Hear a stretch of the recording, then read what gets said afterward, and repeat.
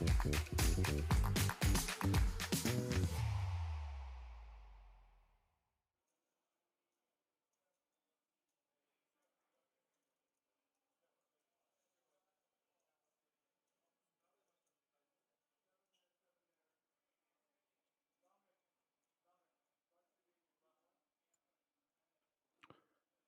afternoon, ladies and gentlemen, and welcome to the World Series of Poker Europe, live from the King's Resort in Rosvedov. It's the No Limit Hold'em opener. It's the final day. I'm super excited to be here once again for the 2024 World Series of Poker Europe. Good afternoon, wherever you are tuning in from, be it YouTube or the Poker Room Kings on Twitch. What an exciting event we have as our opening bracelet event here. My name is Action Man Dan, your Irish pundit and broadcaster for the duration of the first week of the 2024 WSOPE. And I've got my main man, Alan Finn, the giveaway goat, is with me for the week as well. And I think he's just about as excited as I am. Welcome, sir. Appreciate the how can I put it, the welcoming, to say the least, Dan. And you are 100% correct. I am absolutely buzzing for this to get up and running, my man. Last year was such fun. We're doing it remotely this year, but either way, very, very excited to be back in the booth with yourself, mate. Yeah, as much as I am disappointed to not be touching down at Rosvedov at the King's Resort, it is nice to have everything in a routine at home. I've got plenty of steak and eggs for the weekend. Yeah, we'll definitely have to do some prepping for this sort of thing, man. I think whatever streams, there might be some later starts like there were last year, but I actually, if I remember correctly, man, we didn't get two kind of longer streams when we were there last year. We'll see how it unfolds this time, but yeah, either way, man, I'm very, very excited for this. Very, very excited. We'll get to it all, Alan. I could have given you a way bigger introduction than that. We've had quite the year in 12 months since we were last in the booth for the WSOPE when we were live over there. We are live on a 30-minute delay. We're just doing it remotely, as Alan said. We'll get to your progress, Alan, and how well you've been doing, and I'm sure it's going to pay dividends when we're discussing spots, etc. Agreed. As I said, I'm just looking to get this ball rolling here, bro. As I said, just one of those things that, when we got asked to do it, when you mentioned it to me, I was like, okay, no problem, let's do it. No questions asked.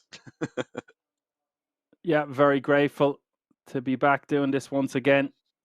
And great to have my right-hand man with me, as I aforementioned. What an opening event we have here, Alan. It's the same one as we commentated on last year. There's over 100 grand for the winner. And I believe when we kick things off, cards are about to be in the air. There will be 20 players remaining. The average stack, somewhere in the region between 20 and 25 big blinds. Now, I'm being told that we won't have the average stack in the corner that we normally have. There's been an error in the graphics, but we will have that resolved, I'm sure, tomorrow. So we won't have the average stack or the field size, but I can assure you, kicking things off, there's 20 players remaining, and there is a name at this table that needs no introduction, quite like yourself, Alan. Maybe not a man of Vladimir Trovanovsky's caliber just yet, but that's a mad player to have left in this field for a €350 buy-in. Mm-hmm. You're gonna have to maybe help me out with some of these guys, bro. As I said, even when I did the last stream where I helped you out because you were gone away one weekend, there's a couple of guys I did recognize on that stream. Even that one off that I did for maybe 2 months ago, something like that. So by all means, if there is guys that you have experience with, doing comments or commentary on before, be sure to let me know. But definitely going to be some big names in this field. Yeah, seems only fair to for be able sure to help you out there. Yeah, we will be doing some homework on the sidelines. Yeah. Welcome whoever's in the chat. Apocalypse is first in the door. Afternoon, lads and lasses. It's finally here. It is. We're really excited. We'll get to how many events we'll be doing and when they're starting and what events they are, etc. Just doing the formalities at the moment. It's about to be lights, camera, action. The graphics looking amazing here, and they said the grind is on. It is indeed. Mm-hmm. Got different graphics on the table as well, Dan. Unless this has been beforehand. As I said, when I did the last one for yourself, it didn't have this cloth on the table itself. So maybe this is new, or just for the WSOPE itself. I wonder. It looks like it's for Leon's online site that he's launching. I think it's launched now. It looks bet. You can play in the Czech Republic, King's Bet. So be sure to check that out. Also, if you're new to the channel, be sure to give us a like, subscribe, and a follow. It's amazing the following we got last year doing the first week of this, and the fans asked for it again, and we have delivered. And here we go. Vamos, me filo. Cards are in the air.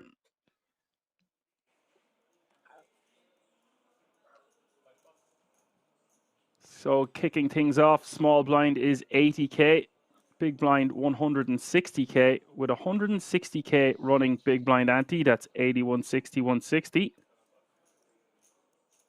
So that man there with the grey hair, Alan, is Vladimir Trovanovsky, and he's won a few million. I'm just going to verify the exact amount here. Not pocket change anyways by the sounds of it, is it? No. He's an absolute stud, really, in the poker world.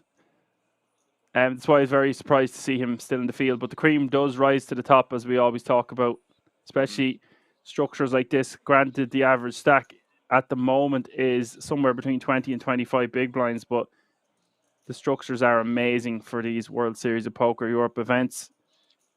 Just the guarantees on top of that as well just makes that little bit extra juicy. Like even Kings, man, in fairness, the guarantees they kind of uphold on a regular basis is just insane for, very, very small buy-ins as well, man. So this is going to be quite similar in that regard. Apocalypse is in the chat there saying he's up 8.3 million. Thank you very much for that, Apocalypse. Thanks for your help. Nice to have you with us. It's quite a bit, no? If I make that in my lifetime, I'd be pretty happy that I could say that I succeeded in poker, no? Yeah, that's what I was saying. I wasn't overly surprised that you hadn't heard of this guy. It's understandable, especially when you come from a cash game background. But this guy's got it all. Does he? Yeah. Yeah. Go ahead. No, I was just going to say, does he play online or just primarily live, or do you know anything about that in general? Well, he was big on the EPT circuit, and I was saying I don't know if it tells the full story because he was definitely involved in some high stakes cash games. Yeah. Is a veteran of the sport and has been around since as long as I can remember. Nice. He's been around so long that he kind of drifted off, so it's great to see him here. So we see blind v blind battle to kick things off. King Jack 7, Queen 7 is the board. Both players with ace high.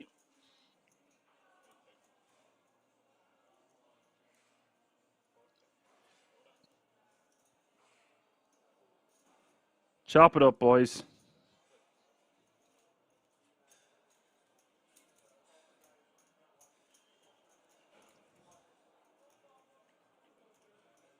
And this whole series sponsored by GG. You've been playing a lot on GG lately, predominantly as a cash player.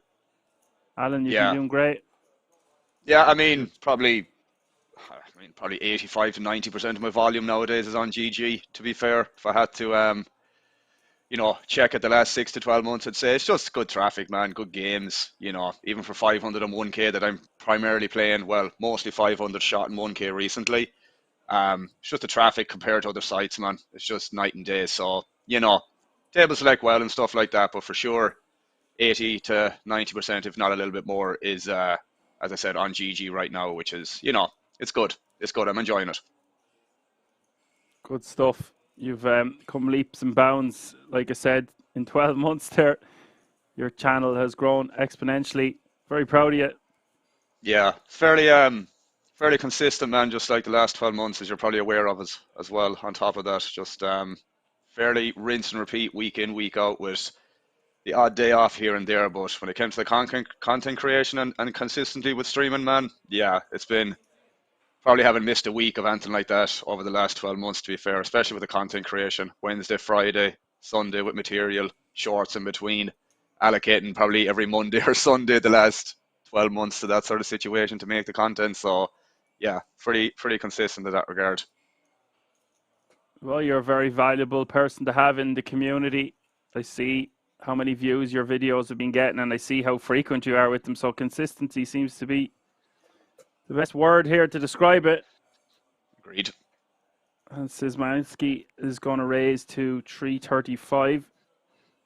Min raise with a little bit of cheese on top, and Di Percio going to be looking for a way to get all of his money in here with Ace King on the button. He's just going to shove, Alan.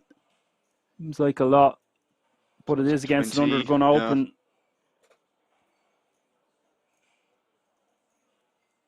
I can see this probably being a thing some of the time, but like, how else do you balance this with like weaker parts of your range, like some low pocket pairs, or what? Or what do you think here? Personally, with a hand as strong as Ace King, I would like to induce, even though we are I against an agree. under the Yeah. gun open. Uh-huh. Uh-huh. This looks very strong, to be fair, doesn't it? Like, as I said, like if you're doing this with Ace King, like what other hands could you do this with that might incentivize Ace Queen to potentially call? Obviously, I don't think he's calling, but I could be wrong. But you get where I'm going with the perception of if he's doing this with this, what worse hands is he doing it with to justify the call with Ace Queen? Maybe nines and tens, to be fair. Tens and jacks. It's always Yeah. jacks or Ace King. It's the easiest way to play it, isn't it? Just stick it in the middle, hope for the best. Stick it in and think of Ireland, Di Yeah. Percio. And sticking it in, thinking of Italy. All in for almost 4.2 million. The problem is you just can't get worse hands to call. That's the thing. Rarely going to, maybe Ace Queen suited might dance if Yeah. they had heaps of chips, but we can see that that's not the case. The Ace Queen just going to have to let it go. And when we just go for a small 3-bet here on the button, we get to keep hands like Ace Queen and Ace Jack suited in there some of the time anyway, and hands like King Queen and mid pairs might decide to call for a smaller size, and we get to keep our bluffs in there so we can have a balanced range. When we do this, we really are capped, in my If you opinion. were It's a if you 10s were to plus. yeah, if you were to three bet here, just out of curiosity, what would you be thinking? Size wise, I mean. Size wise, it would have to be less than 1 million. Yeah. Fair enough. Around 2.5 to 3x, so roughly. Yeah. Yeah, fair enough. As I Yeah, noticed, I had been playing a bit myself lately, and I'd been making my sizings a bit too big. You're just not giving your opponents room to hang themselves. yeah. Like that's the thing with cash games, man. Because primarily, the thing is on GG, there is this situation where some guys might buy in for 40, 50 big blinds effective, or sometimes even shorter, like 20 big blinds. And it's not that I don't have that kind of perception on MTTs or just tournaments in general, but like there is some situations like that where you will come up against these shorter stack players even in cash games, and you know, not saying I'm winging it most of the time, but kind of trying to do my best in terms of like what I think is going to be the correct three bet size and as the in position player, out of position player, and then as I said, trying to piece together some idea of ranges. But obviously in MTTs, when average stack in this example is like 20, 25, you got to be pretty good at three bet sizings and whatever else on top of that. Yeah, you've a lot going on in that brain of yours. Need to have a filter sometimes. Yeah, well, you've got a lot going on there with the cash games. They're very intricate on GG. I do Yeah, believe you've won the bomb pot twice this year as well. That has to give you I have to give you an honourable mention about that. yeah, Now, the bad V Trovanovski, jackpot. we can get to that in a second. Yeah, Trovanovski shoving under the gun here. He's not going to be waiting around. He's going to be a dangerous man if he gets a stack, but he's not going to be shy about his all-ins. I think this is actually a little bit too wide. I prefer if it was suited. It's not the end of the world. It's just going to be I'm not sure how many players he's shoving into here, so we start with 20. It's probably not a full table. It's probably okay. Big blind or two less, I might go with it, but if you put into a chart, I would say it's ace 9 or ace 10. yeah, that does feel something along those lines. And the ladies going to call him, and we could be losing what I would believe the most talented player left in the field. Unless he spikes an ace or something to that effect. Does catch a piece of it on the flop on the 9-8 deuce. 4 outs can save him now.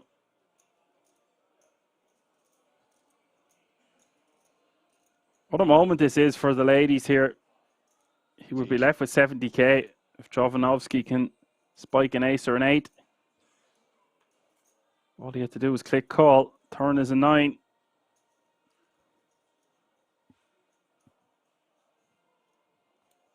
%88 equity as we hit the river.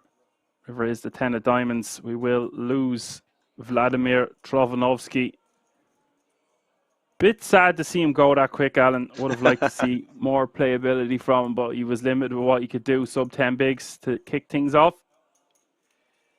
Yeah, it's one of those things, man. And as I said, in this situation, I kind of think the 8 to 10 big blinds is kind of that push or fold kind of situation, isn't it, most of the time? As I said, that ace 8 is probably marginal, yeah, I do agree. As I said, I'm not going to be 100% accurate in my assessment of what's going to be a shove and whatever else, but, you know, it did feel pretty marginal to do that. I think we're 7-handed, we're probably maybe 6 now, I think, potentially.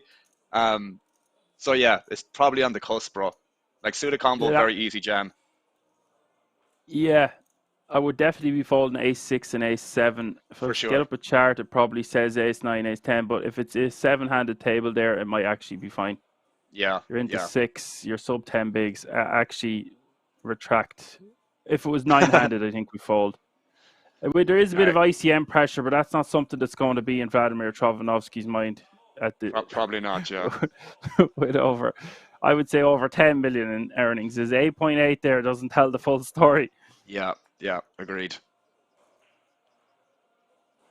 I do have the charts up here. This is the luxury of being at home, but yeah, it's going to be in or around ace 9 offsuit. But I think he's about to post the big blind and the big blind ante, so I can get behind shoving the ace 8. Yeah, All because things considered. he was more or less sub 10, wasn't he? As I said, around the 8 big blinds. So if he manages to take down the blinds and the ante man, gives him a bit of more breathing room for another orbit to wait around. So probably not a mistake, to be fair, but definitely very, very close. He's super dangerous when he gets a stack. There's some I'd say clips so, of yeah. him on EPT reels, etc. Legend of the game. Draw to the ATM says how many players left. We're getting close to a redraw already. We will have a redraw when there's 16 players remaining.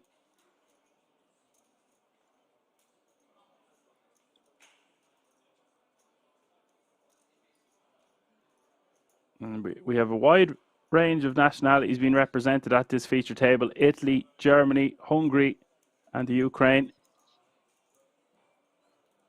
The Germans will be out in force for this series for sure. They're always there or thereabouts. For sure. Never too far away from seeing a Romanian flag either. There's an Irish player on the final table of the stream that I covered for you as well, Dan. I think that was one of the first times that might have happened. I think he ended up in 4th or 5th place or something like that. It's a rare flag to see at Kings, Alan. Throw. But yet you Unless we have were two over Irish there, of commentators. course. Yeah. I was just going to say, and yet you have two Irish commentators somehow. Oh, we love it. And Sirionis is going to shove over the top. He's going to get bad news here.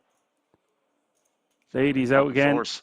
Yeah. 2 red ladies for trunk in the hijack.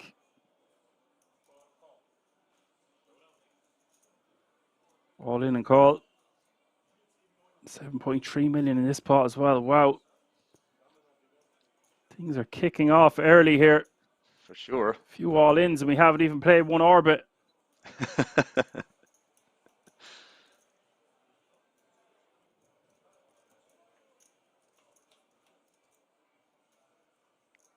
Nine's in big trouble. Jack 8-3, no help. Needs a 9 or runner. Turn is the 4 of hearts. It's looking grim for the pocket nines as we hit the river. River is the 3 of hearts, and Trunk wins sizable pot, propels him well over 10 million, 11 million and change. We lose another player, and I believe we are already after having 4 eliminations in 5 hands. Wow. And that means we're going to do a redraw. And we're going on a break. Just like that. Just like that. Pocklum says, will be 2 Irish flags. Heads up if you guys are playing. Yeah. Someday, buddy. Oh, look at those graphics. That midnight blue in the background. King's production team going above and beyond. Looks beautiful. Very nice. Okay, folks. Don't go anywhere. We'll be right back. Lots and lots more action from the first bracelet event, the No Limit Hold'em opener. It's the final day. See you all in just a few moments.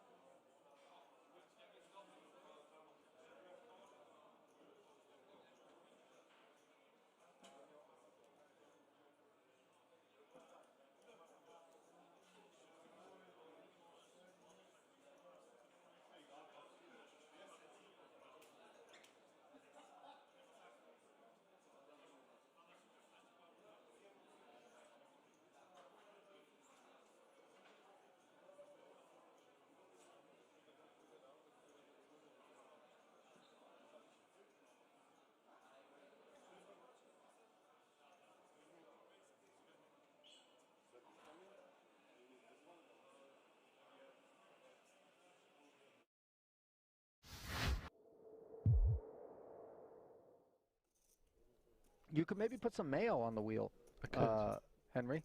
Just, to take the heat off of pizza. Let's just, ease our way into the booth.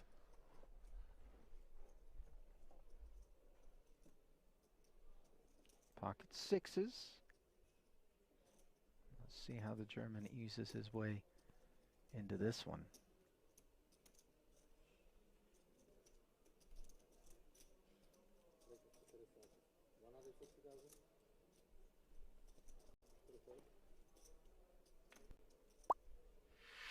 He's 60. Min raise here with the blinds at 40, 80, and 80. Yeah, we do have about 10 minutes left on this level. So we worked our way down the final 2 tables. Vela, Italian, currently 14th in chips. Just going to proceed with caution by the looks of things.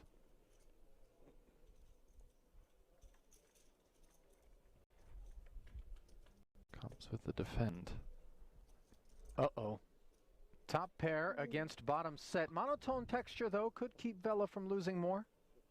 Yeah, the saving grace here is these 3 diamonds on board for Vela. Could have been absolute showers, because it does mean that Poodle's going to continue for a smaller sizing rather than a larger one. Say it was like a Queen Jack 6 two-tone.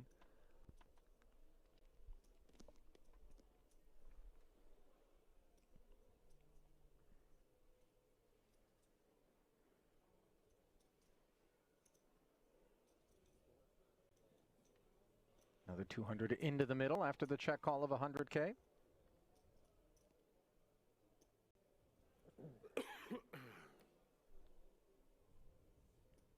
Very dry turn card now. The type that rates to keep ace-queen very involved.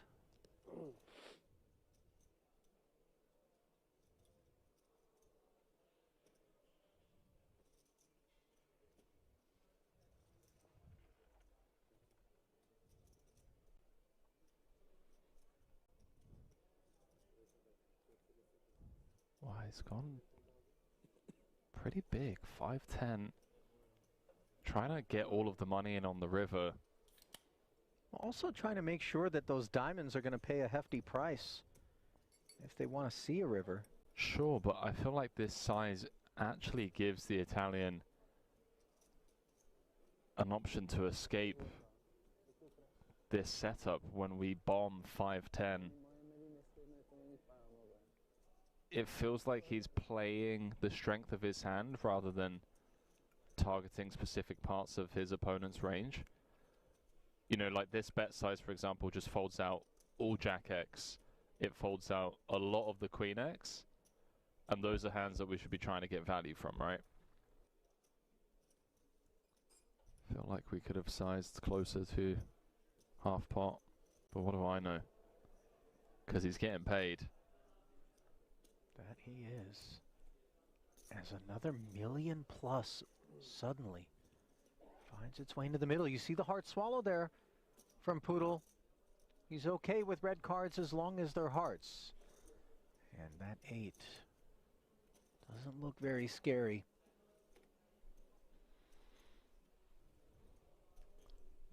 But maybe it's like, okay, now I want to target one pair hands.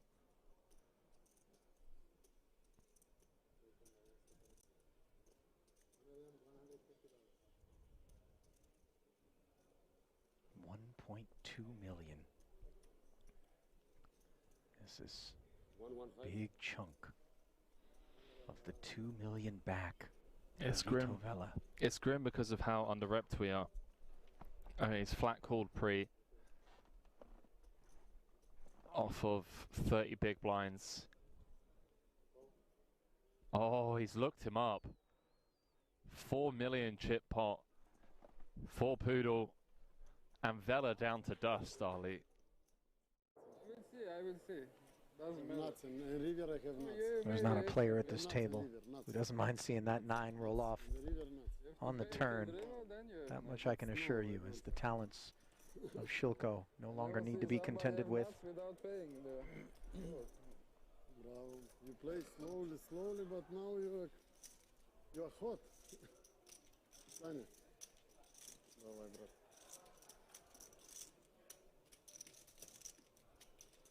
Well, no time for any eulogies. As we march on here, absent Shilko, 45 remaining. King Queen suited from the hijack, not all in, but mostly in.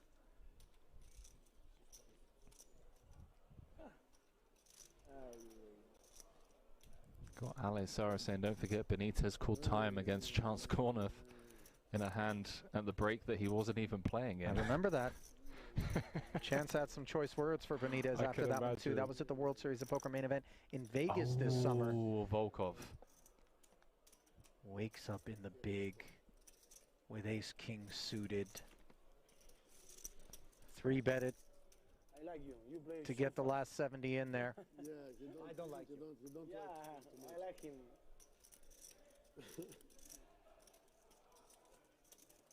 No stress. No, I like him. I play fast too. Ace, ace, 5, and No queen suited. Possible combination. So few outs. Running spades, running 10 jack. I knew that was GG. And that's it. Ace is full for Volkov. Chip leader here No more possible. has 2 casualties in short order here at the feature.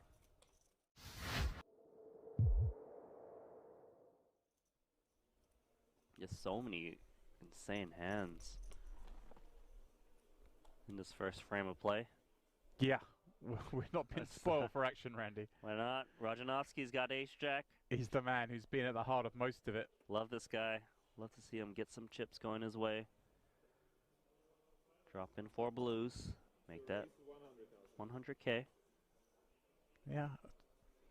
Ace queen. Oh, he's just in trouble. I don't see a world where Rajanowski gets away from this one against Ace Queen of Hearts. Yeah, he's been opening all the hands. Now may meet resistance. And he may just decide Ace Jack suited. It's too much kit. Let's see though. Adamski. He's grabbing those re-raising chips immediately. Does take up to 5 blinds. Which may give Rajanowski the appearance that he could potentially... He might Get a think, fold? oh, I can peel this maybe. And if he peels, which Yeah. he does, there is a chance he can just get away when he misses. He's got no fear of playing these spots, Randy, with SBR of 1 or less than 1. He was taking given a these good flops. price pre, to be fair. Yeah. He's going to need to miss. Unless it's, of course, that Jack or clubs. Well, Club. Followed by 2 here we go. clubs. He's just announcing the stop and go, Randy. Stop and go for pot. Now, Adamski has to ponder this. Like, it's not Ace King, is it? Ace King's jamming pre. So he's thinking, is it a hand like 7s or 5s that... He just pretty want- much has the nut no pair. He does have the backdoor hearts, which is helpful for added equity. If he's up against 2 clubs, he's doing okay, as you can see. Yes, the question is this opponent ever paired at this point? Hard to say. You know, Rajanowski is hard to put on a hand. Right, does it feel like against this player we just kind of have to shrug and call? I would think you'd have to shrug and call. You need to wait how often you're up against like a flush draw or a pair. Even against a pair, you're not doing too bad with Right. 2 overs If it's- and backdoor hearts. If it's 5s, we're actually in pretty good shape. 7s, If you're 9s, up 10s. against, yes, not- counterfeit opportunities against smaller pairs, I think this is pretty much a slam dunk call. Yeah, he does make it. I'm with him. I'd be calling, and he's going to see it's flipping. Of course, there is some chop equity. Let's see, can he find chance to stay in this tournament for Rajanowski, who's been the most active player at this featured table? Yeah, we're not picking favourites in the booth. Nothing against Adamski, but I want Rajanowski to stick around, so maybe a chop's fair.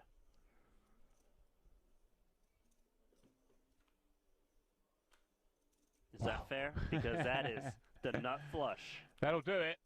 Double up via clubs. He's staring Adamski down, even though he's just doubled up for him. I love it.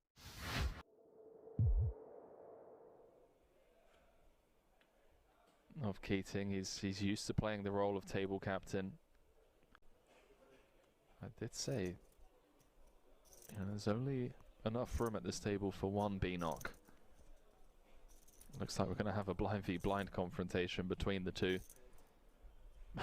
And Volkov. He can open with far less than 2 9s, and yet that is what has been delivered. And let's see Keating's reaction.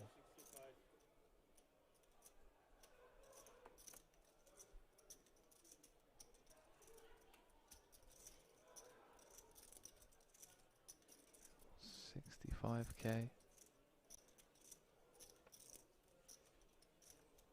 Sprinkle 2x from Volkov, who's been getting the better of everyone at this feature table, not just Keating.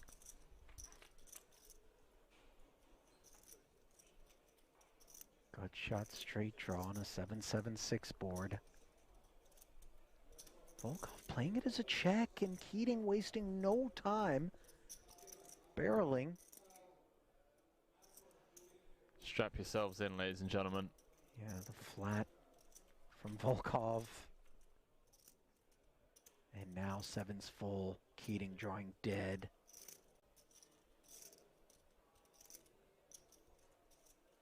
Perhaps a safe turn card for Keating to avoid going broke on. Although probably less inclined to give Volkov these types of holdings. Would have expected pairs to c-bet perhaps. Looks like he's carving out a decent sized shell.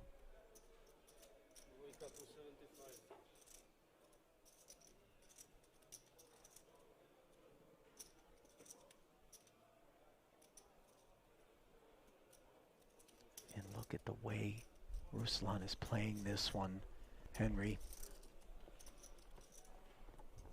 Now a full house on board. 2 check calls. Do we come out and bet with the 9s now, with the sense that Keating won't be able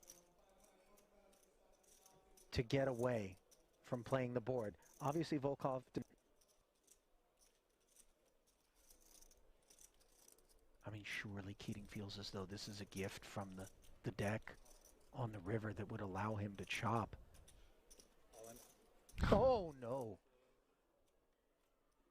You know, only a 7 that Volkov, I think, is truly worried about as played. I mean, we were teasing that this was an entanglement waiting to happen. Yeah. Well, You see the disbelief on Keating's face, who, to his credit, by the way, isn't incredulous about the situation. Obviously, he knows that Volkov will have a hand from time to time.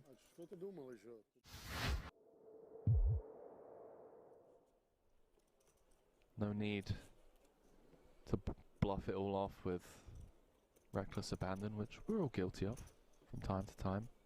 Now's not the time to do it. 73,000 euros locked up. That'll be the payout for the next 2 spots, 13th and 12th.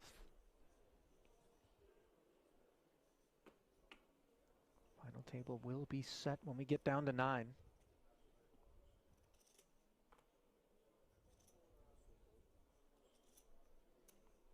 Kings now for Sai. What's going on? They've all had some Haribo fizzy colas on break or something. I mean, rocket fuel.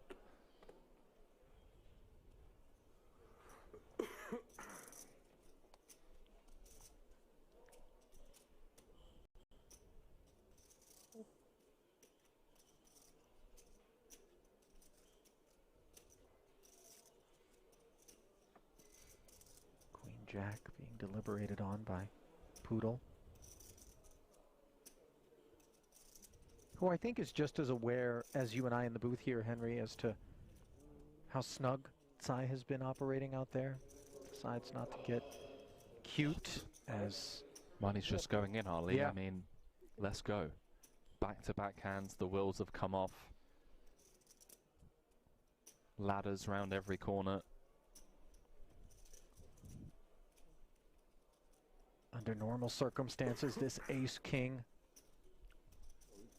would just be so sexy, but in the face of a snap call by 2 black kings, Just gonna be bang bang. yeah. Sayonara, Italy.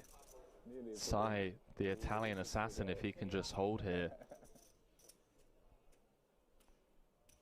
I believe Arrivederci Italy would have been more apropos, but I know, yeah. You know, I'm trying, okay?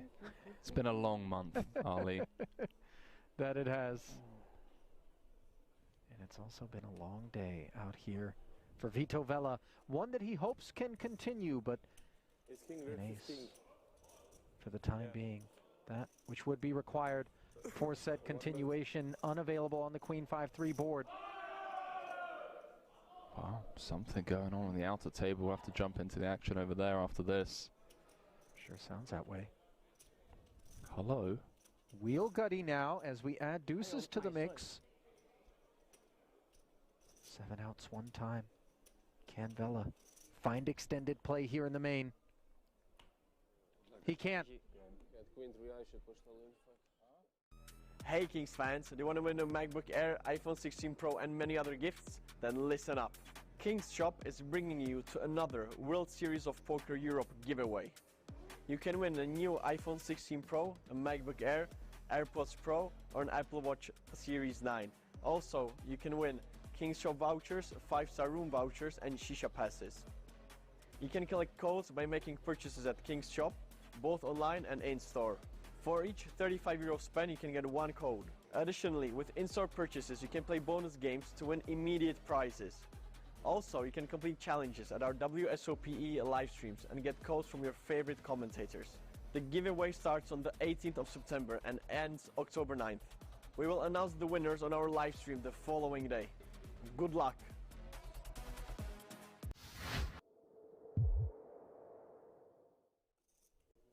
You could maybe put some mayo.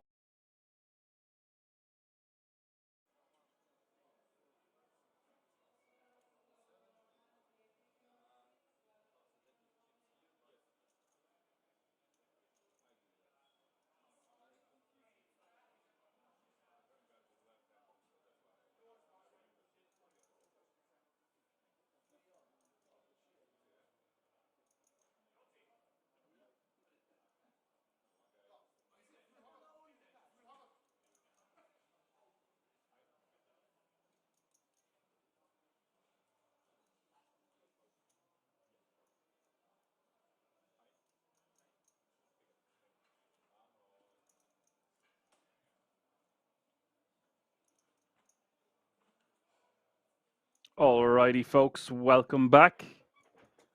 If you're just tuning in, you're watching the 2024 World Series of Poker Europe live from the King's Resort in Rosvedov. It's the No Limit Hold'em opener final day.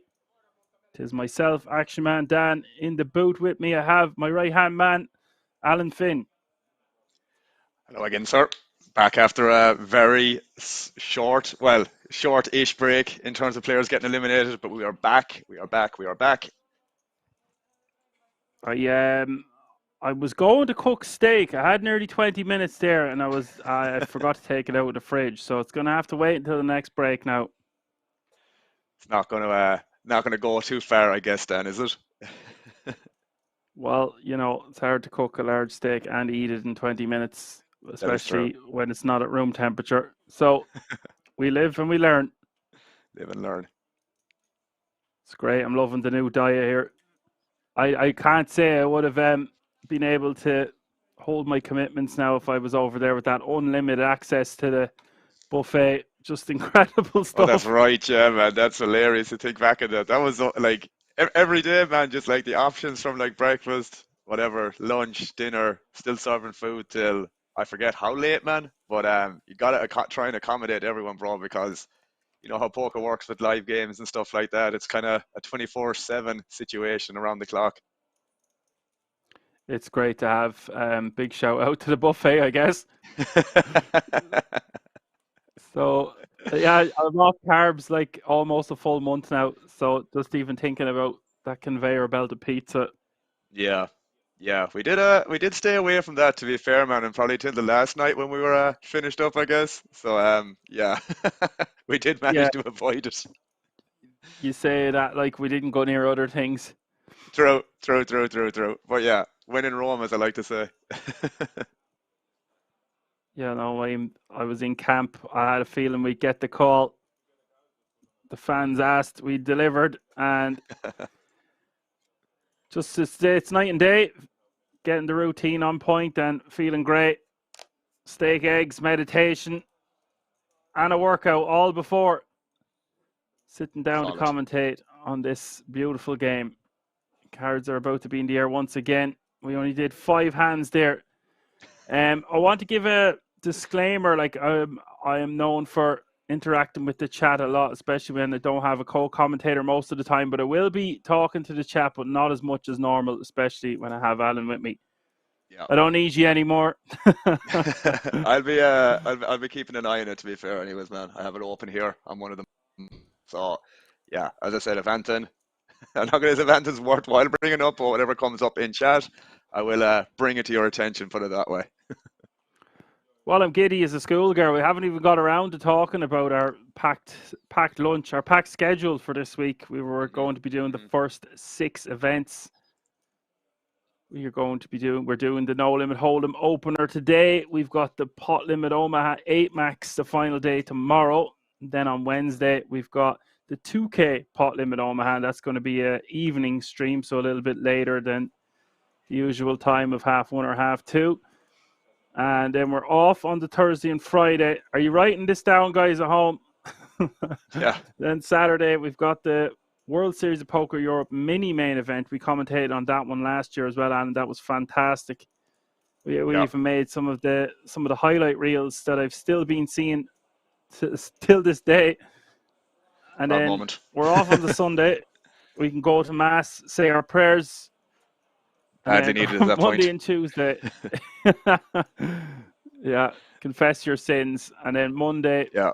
the Colossus of the final day, and then Tuesday we've got a big one, Alan. We've got the World Series of Poker Europe. Nolan Beholdem, it's the GG Millions.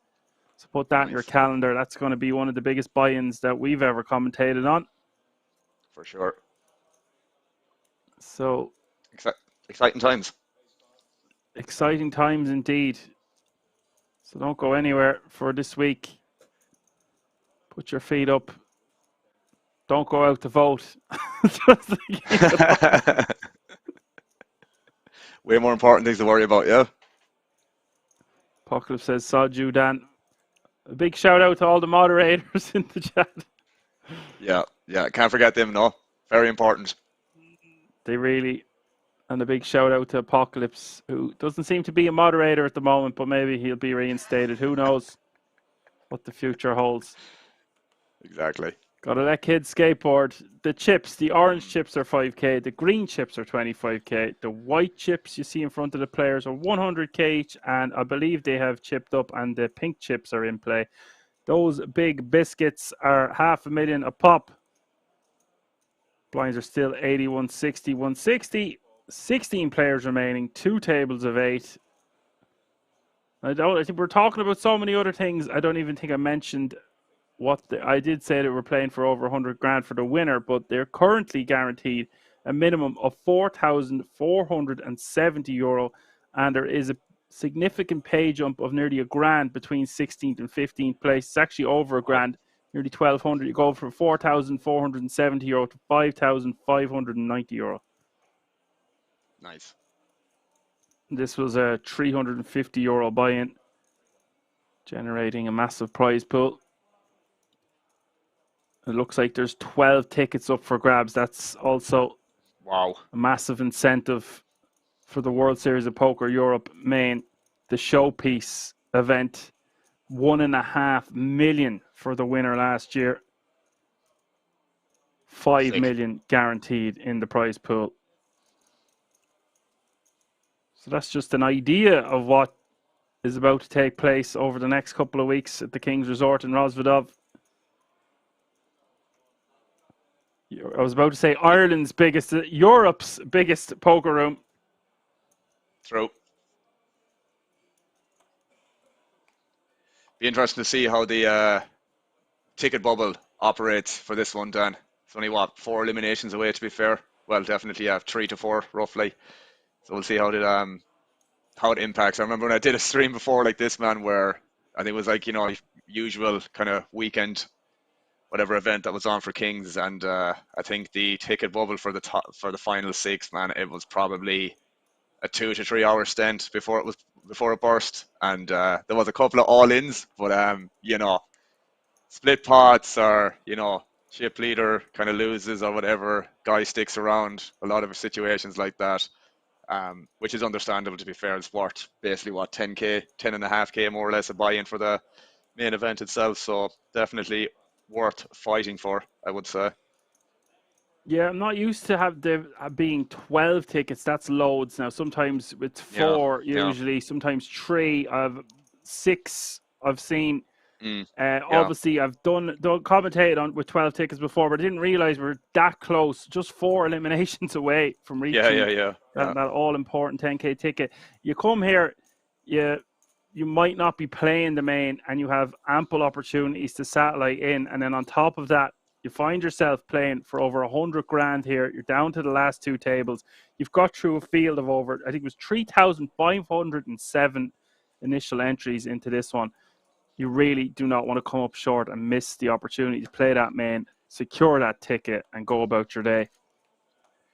Yeah, so it's one of those things, man, when you kind of see these incentives in these tournaments that, like, you kind of just don't have that appeal in a cash game. Maybe in some unique situation it might be a thing, but when you have this tournament buzz, man, down to the last 2 tables, like you said, and fighting for that extra incentive of the ticket, man, it just really adds to the kind of suspense and just the tension.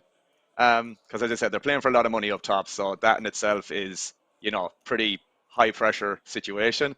But when you add the ticket on top of that, man, it's just again extra, and you know, adds to the entertainment for you guys watching as well. So as I said, looking forward to when it gets down to that situation and how it unravels. It's not too far away from that moment. True. This is going to be a Speaking shove of for that, Dan. Maz. Standard shove on the button. 1.3 million, sub 10 bigs with the ace-5 offsuit. And hammer with KSC hammer, or we could just go shammer.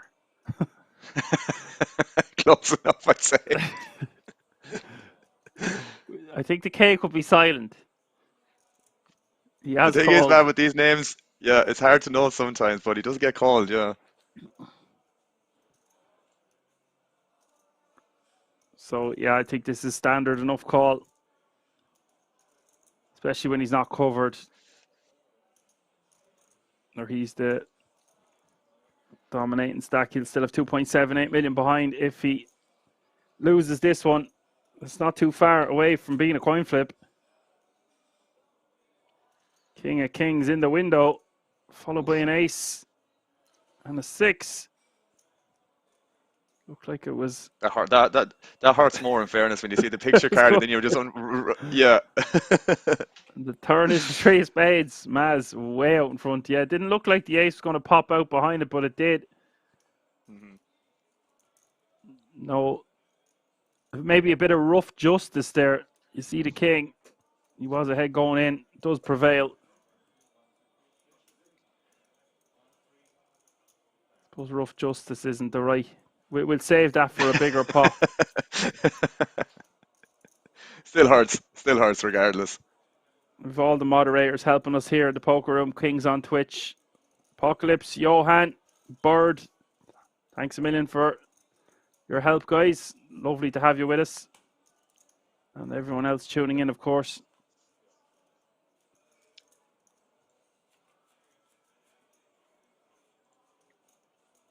I'm just doing a bit of behind the scenes here. Marco Di Persio at this feature table is up over $250,000 in total live earnings. So he's a player to watch out for.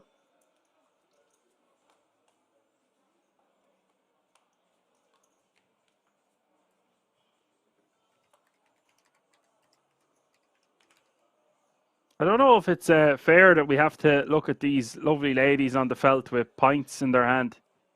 Yeah, for the whole week. I was just going to add to that when I saw it originally, and I decided not to. Well, for sure, that was the first impression that crossed my mind. I was like, well, it looks great, but it's also very tempting at the same time to grab a beer. But I would have to travel 15 minutes to get that. I ain't going to do that right now. No. It's Monday, and it's lunchtime. And I'm off When the was that ever carbs. an issue before? So Was that ever an issue before? Less of that. I have my puppy as well. He's nearly 2 now, and he looks like a pint of Guinness. So every time I look at him, I think of a pint of Guinness. Fair enough. Fair enough. He's getting whiter under the belly by the day. So it's like, it looks like he's got the coat that's a ruby sort of a colour. It's like a pint of Guinness settling. It's supposed to be easier if you could see a picture of the dog. He doesn't really justify it. Can't just put the picture in your head.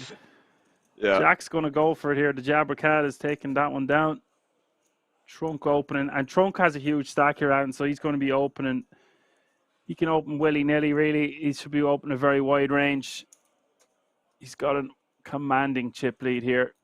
The closest to him, kicking things off.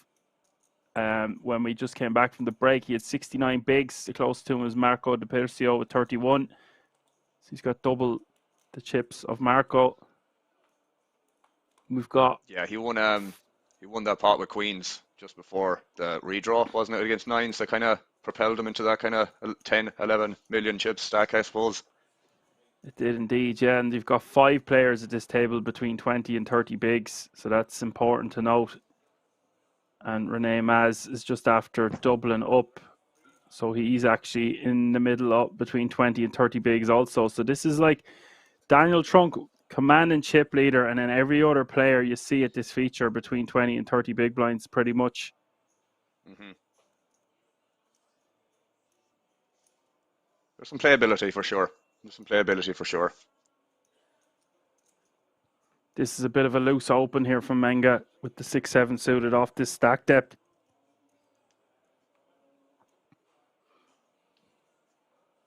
It's going to come around to Dobos with the ace-king off suit. He's got about 26, 27 big blinds here.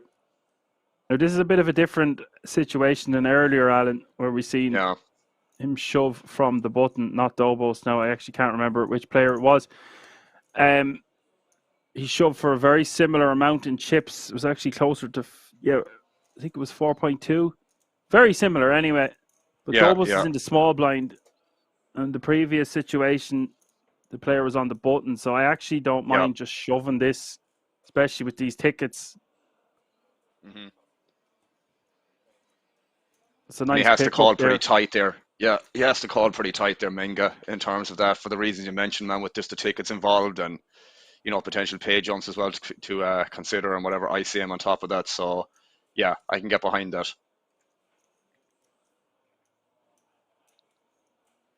Yeah, it's just a nice pickup, uncontested. These blinds and antes, you're posting your blind and your big blind and your big blind ante.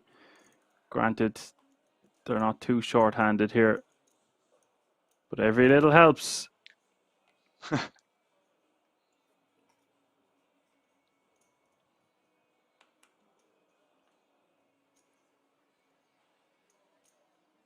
I'd actually be opening that if I was Trunk with all them chips. You can get rid of some of the weaker King X's. I'll be opening a lot of King X suited, and I think King 10 off is just going to be good enough considering how much chips he has. Doesn't have to get too carried away, but it's just every time he can accumulate those blinds and antes.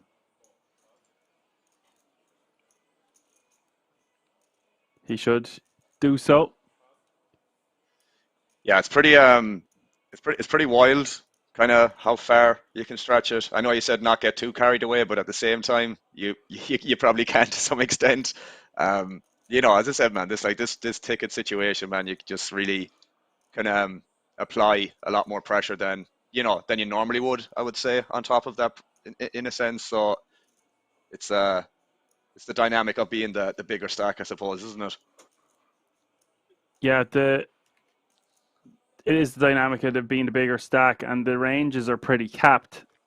Yeah. So therefore, you can really just put maximum amount of pressure on flops, turns, and rivers. When you're raised under the gun, you're going to have a lot of hands that your opponent can't have.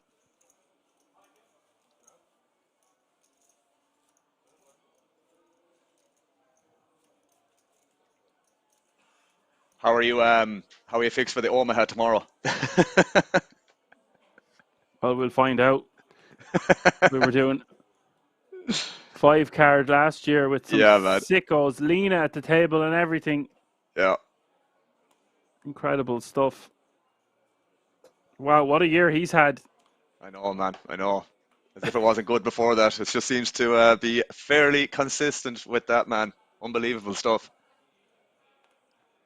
Could be the greatest online poker player ever. And never mind live there, he just wins nearly 3 million. The World Series of Poker main event. I think it was 2.8, something around that area. He dabbles in online cash as well, man. I've seen him on some of the higher stakes games on GG in the high stakes tables. Sometimes you see his username sitting down. Whatever games that are running, he'd probably buy in for a little bit of a shorter stack because, he's going to have that edge against anyone else for the 20, 30 big blind threshold. So yeah, I've seen some screenshots, and as I said, I've saw him in the lobbies. Infrequently, but they're nonetheless dabbling in that high stakes environment for cash. But he was playing the 5-card PLO last year anyways for cash game as well, and had no issue in that situation on top of it, so just an unbelievable player, bro, all around, I should say. Yeah, I have a funny feeling we'll see him. Oh, he's probably not here for this event. He's playing online. He won 2 Coops inside of an hour the other day. Yeah. Third in the World Series of Poker main event over in Vegas. This is the last week of the W Coupe, I believe, or correct me if I'm wrong. Other series after series, you've got everything going on GG. Yeah. They have another bracelet series starting the end of September, running all the way into the start of November or the middle of November. I don't know the exact dates. Yeah. It's carnage over there. So you're on there most days yourself. Yeah. But I have the flexibility, I would say, in that regard, that I'm not. That's again kind of primarily what always kept me in the cash game environment. Usually, man, when I play, it's like a 2-hour session in the morning and then a 4-hour session in the afternoon. So I'm not one of these guys that kind of goes for a leaderboard grind on rushing cash or, even on reg tables. I just don't have it in me, man, to do a 12-hour session, man. Like even anything more than 6, bro, it's just like, I just stop enjoying it. And I suppose efficiency and focus and all that stuff starts decreasing. I mean, it starts decreasing after 3 or 4 hours, probably on average. So some guys can do these 12, 24, even 36-hour grinds, man. And I'm just like, nah, I'd rather be the guy that just, does 4 to 6 hours, 5, 6 days a week consistently over 6 to 12 months. I think, my bottom line is going to be more better for that reason, I think. But yeah, these guys that do, there's 1 or 2 guys that jump in on the Twitch channel, man. And, sometimes I would stream Russian Cash on a Friday, and there's a guy in the pool that, I don't know, man, he's able to do like a 24, 36-hour grind, maybe take a day or 2 off and then do another one in a row after that. It's just like madness to do it. If it's not broke, don't fix it. You seem to be doing so much other stuff. You're doing coaching, keeping your routine in check. You're a goalkeeper for a local team. Exactly, yeah. You're doing all your content creation. You're playing on GG every day. You're, trying to better yourself. You're dealing with upswings, downswings, bomb putts. So you seem to have it nailed to a certain degree. These other guys that can play for that length. I remember when I first started playing poker, there was no synchronized breaks. And yeah, that's mad. I definitely put in streams. Well, I don't even think they were called streams back then. Just sessions. Just sessions for up to 20 hours sometimes on a Sunday.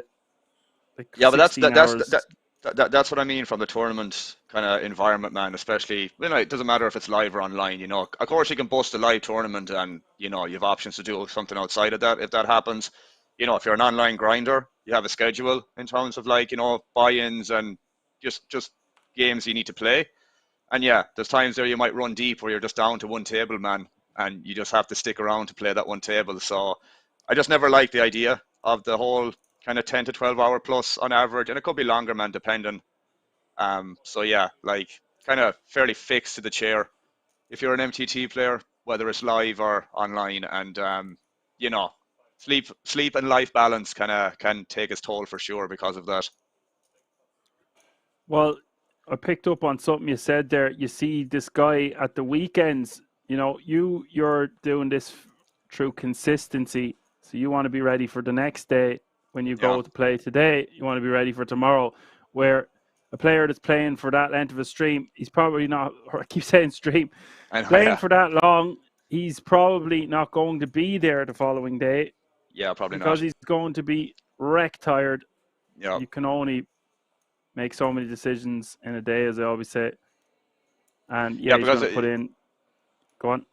No, I was just going to say, even if I get a bad night's sleep, man, usually try and aim for 6.5 to 7 hours of actual sleep, and you're going to be awake for some portions as well. So yeah, if I get less than that, man, and this is not taking into account that if I did X amount the day before, it's just if I sleep less than that, man, I just notice, mood wise, not in great form, a little bit unmotivated, might procrastinate about playing, and just not really a mindset you want to be kind of having. And that's the thing, man. If you are kind of fixed to a situation where it's a 10 to 12 hour grind on average, playing the next day, man, it's just not easy. And if you do, you're kind of running on fumes, which can be, detrimental over a long period of time as well. You will just burn out, is what I mean. And as I said, I'd rather be that guy that does it regularly, that doesn't burn out, and can do it over a longer period of time, than like, go, and then just go MIA in terms of like, taking 2 or 3 days off to recover. It just makes more sense in my mind. And as I said, if I have the freedom to do that from a cash game perspective, it's definitely a smarter option in my opinion. Again, that's just my opinion, but I'm sure some people can relate as well. Yeah, well said, Alan. You've got to think about it as over the course of a year for you, especially where these other guys might have something to do next week or to do tomorrow. So they're playing their 24 hours and then they disappear. You're not one for disappearing. You're always going to be in those games. And you hit a lull. I remember you messaging me about it a few months ago, and you were on a bit, I wouldn't even say a bit of a downswing. You're on a mental downswing, and certainly your bankroll took a massive hit. And look how well you've rebounded from that, and you won some bomb pots. So pat yourself on the back for that. And if you're new to this channel and you haven't heard from Alan before, check out his channel, Alan F Poker. We're going to get very stuck into what's happening at the table here, but there's a lot to be learned from this man. Go give him a like and a follow. He's always playing on GG, and I recommend. There's so much knowledge to be extracted from his channel, his podcast, the interviews he's done with people, the coaching. There's some great humor in there as well. I know I'm going to be biased because I'm one of your best friends, but yeah, I always get a giggle out of stuff like that. CN League is saying that you need 8 coffees a day. Alan loves his monsters. I don't want to be giving away all of his secrets now. Yeah. No, the monsters for this gig last year, man, was comical. Just being right across the road for vapes and cans of Vapes and monsters. I'm the coffee guy. Yeah. I can't say no to a can of Monster, man. It's just tastes a little bit too nice on my taste buds. Put it that way. Yeah, I've noticed I've cut down on my coffee considerably since I've done no carbs for September. Giving up chocolate was massive. It's always just like what you were on about. If you say go back to what you were saying about your sleep schedule, you're going to have more compound mistakes at the table, and then one day leads into the other, and then suddenly you hit that lull that I just aforementioned. For me, it was like if I don't get rid of the chocolate, and then I'll have the chocolate and I'll want some other form of carbohydrates or sugars. So I just teetotaled it and went cold turkey for a few days. Takes about 72 hours, and it's not great. And you find out who you really are as a man, as an individual. Yeah. But once you're over the hump, then you can do it. I like to just do it for 8 to 10 weeks at a time, 6 weeks sometimes. And then I just want to go explore, have a social life or do whatever. You can't be doing it all the time.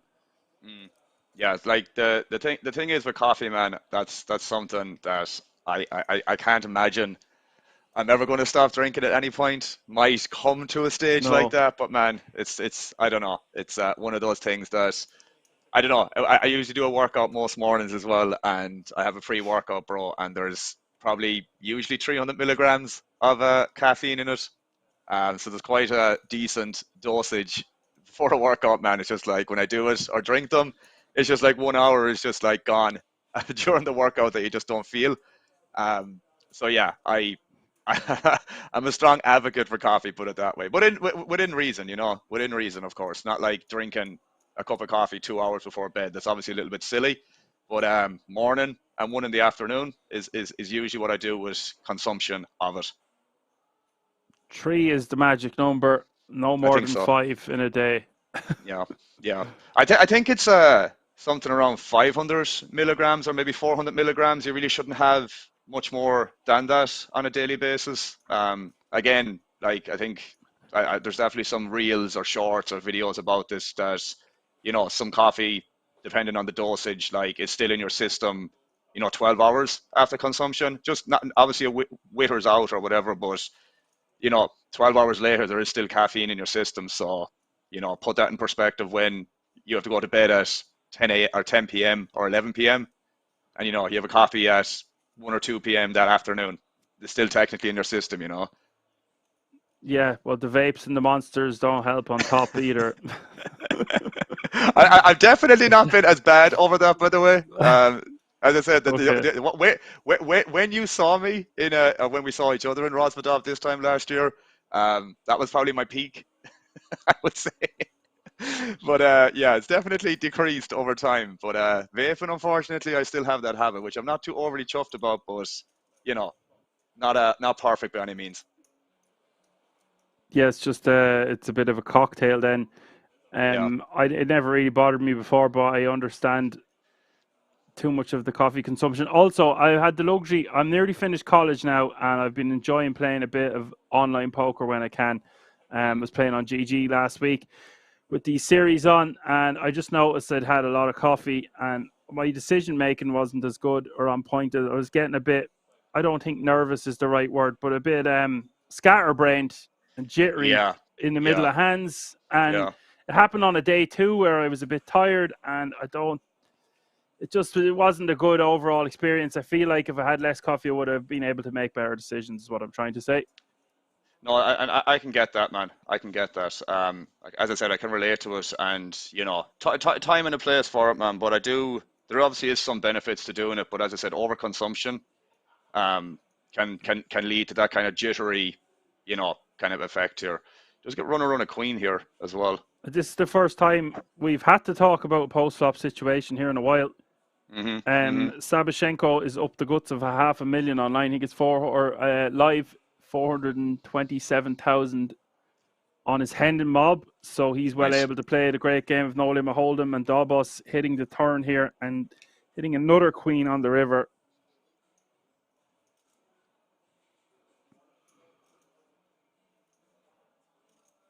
Gonna bet 600k. It's gonna be hard for Sabashenko to let this one go. He's only got 15 bigs. This pot got a bit bloated here. Flush complete in river as well, which is kind of possible for Davos to have here as well. It went check on the turn, I believe, so not impossible for him to have that. Yeah, so it went bet on the flop, check turn, and now he's betting the river. Maybe he just has the wrong kind of a hand. It just seems like for 3 bigs into this pot, he's getting a good price. His opponent could have hands like Jack 10, etc. Maybe it's just some other random bluffs because of what's at stake here, Alan. That's what I'm saying. Sabashenko might feel compelled, like he has to call for that price because he's getting 4-1 on his money. Yeah. Or nearly 4-1 on his money. It's interesting because I can't say for sure, obviously, but given that the sizing that he used on the turn, like you said, yeah, he doesn't have to be right that often for it to be at least break even and possibly profitable against some other guys. But it's just one of those things if someone is going to pick a bluff for that sizing, which again could be very, very possible, but there's only one way to find out, I guess, isn't it? Yeah, Sabashenko just probably feels compelled for that price he has to call, but when you break down the ranges, and it's a kind of an under bluffed line there. Bets flop, checks turn, bets river. Yeah, that's the thing. That's the thing. It's just going to be one of those spots where you're probably going to be wrong more times than you're going to be right. So I mean, that's bluff catching 101 anyways, isn't it? You're going to be wrong more times than you're going to be right. But against certain sizings, again, I'm not all about you have to defend at this amount of frequency, but there is thresholds that you kind of just have to call. But as I said, unfortunately, with bluff catching, man, you are going to be wrong more times than right. So kind of have to bite that bullet, I guess. It just sucks that 3 big blinds represented 20% of his remaining chips. So it actually is a big enough call in terms of what's at stake here, how close we are to the final table, and never mind that, the tickets. But that also makes it more likely that your opponent's going to try bluff you, knowing what's at stake also. It's a double-edged sword, isn't it? Damned if you do and damned if you don't. True. 2 sides to the same coin. Couple of people talking in the chat there. CN League saying, shit, sleeping, lots of coffee, to be honest, is a ticking time bomb. Just decent. Yeah, we're talking about coffee, and then never mind what alcohol does to your body. I don't Yeah. want to sound like a hypocrite. We are from Ireland after all. Yeah. Well, Apocalypse says, Dan, you're Irish. Monday lunchtime is not an excuse. I don't Yeah. need any excuses. Sometimes it's best to let sleeping dogs lie. If I'm on here talking about how healthy I've been, it's probably a good sign that you're going to get the best content out of me for your viewing and audio pleasure. Yeah.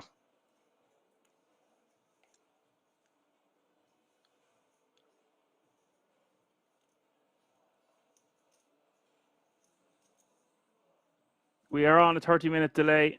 The overlay is not working. We do not have how many players are remaining or what the average stack is. If that's what you're referring to, you're getting shout outs, Alan. People Shout loving outs indeed. what you've got to say. It's all because of you, Dan. They're sick of listening to me, don't worry. I have garnered quite the following now over the last 2 to 3 years. True. So I always say every day is a learning day. Class is in session. Welcome if you're just tuning in. You're watching the €350 buy-in. It's the World Series of Poker Europe opening bracelet event live from the King's Resort in Rozvadov as Sabashenko steals one from the button. Blinds are 100k for the small blind, 200k for the big blind with a 200k running big blind ante. They went up a few hands ago. That's 100, 200, 200. Yeah, still a lot of maneuverability here, as you said, with some of the stack sizes.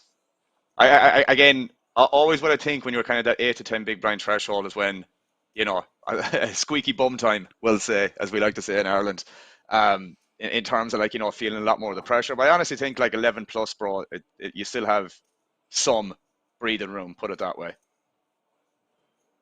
Underpants stuff. Underpants stuff indeed. It is though. You really do not want to come 13th. You're going to miss out on a huge pay jump and a 10k ticket. Yeah, it's a lot. It is, especially when it's a €350 buy-in. It's just so many buy-ins on top. Mm-hmm. And then I'm not saying that you might, if you're making this trip, there's a good chance you're going to be playing the main event. But how much sweeter is it if you were planning on playing? It is a 10k buy-in after all. Mm-hmm. You get that ticket, just a min cash. It's such a prestigious event. You're going to net nearly 20 grand, which is a sizable score in a lot of tournaments, online and live. Got a big some one action here, bro. Yeah. It's action time. Dobos raising the min. Sabashenko shoving over the top. Maz picking up a monster. This is going to be a huge flip. Mm-hmm. Big moment here for both players involved. Maz with the ace-king suited. Sabashenko with the pocket nines. Sabashenko has Maz covered, but only by about 2.5 big blinds or so. Here we go. Jack 3-3. Pretty clean for the nines so far.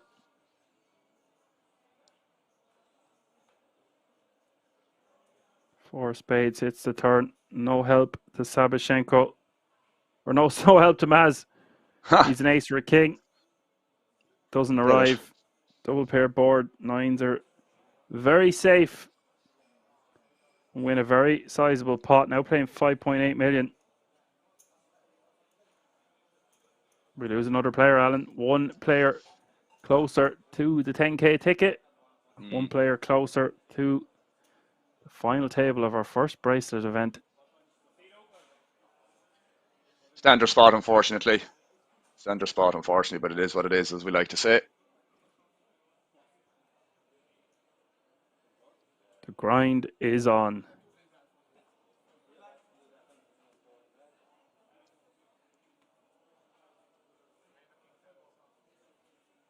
So we are down to 13, so if that's the case, the next player gone is the Bubble, I believe.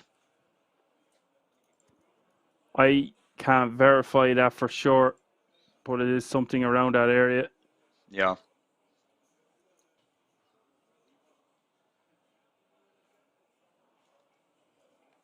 We'll find out.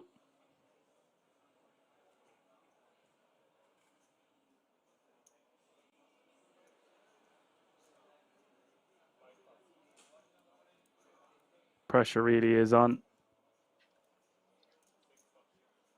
I still haven't got me hands on one of them poker face hoodies with the mask sewn into them. I was planning on buying one if I had gone over to King's. They have got some amazing merchandise if you want to check it out, or any other information about the resort itself, head over to the website www.kingsresort.com. That's www.kingsresort.com. Menga is going to essentially jam here from the button.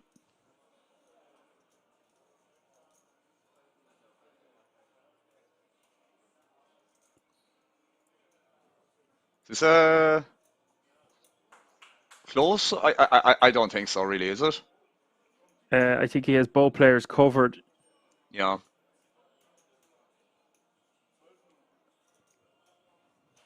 But yeah, I can't imagine calling this off in this exact situation with the ticket bubble very close to it. I can't imagine it. I mean, you can think about it, but one would assume that it's just not going to be a call because of that. But I could be wrong. Oh, Wouldn't be the the first time H3, I've been wrong. no, it's not going to Yeah. be strong enough. Yeah. Not in this sort of a situation. Although in saying that, there's been so many times, man, and I'm sure you can relate, that you're like, oh yeah, this is the more obvious decision here, and then the opposite happens in in the game itself. I don't know. I'm sure you've had that moment as well, yeah? Absolutely. Yeah. We see it time and time again on these ticket bubbles before. Famously, we've seen Kings being folded pre. So Well, it but can go it is either a thing. way. It is a thing, to be fair, yeah? I was talking to Darrow Carney about this before, specifically about these dynamics at Kings, and he said people overjust on both sides. They get a bit out of line when they have the chips, and they fold too tight when they don't. Yeah. They should be making certain calls and they'll fold. And there's spots where people need to jam and they don't. So just a testament to what you keep saying about the magnitude of this bubble moment.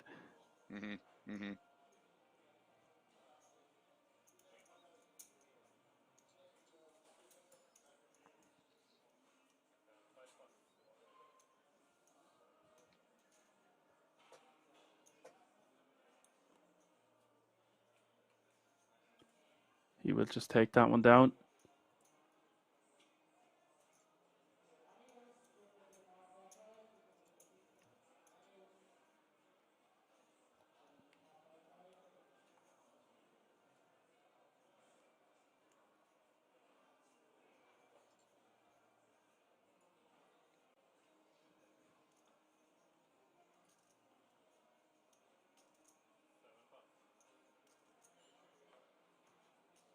Trunk should be opening this in the hijack.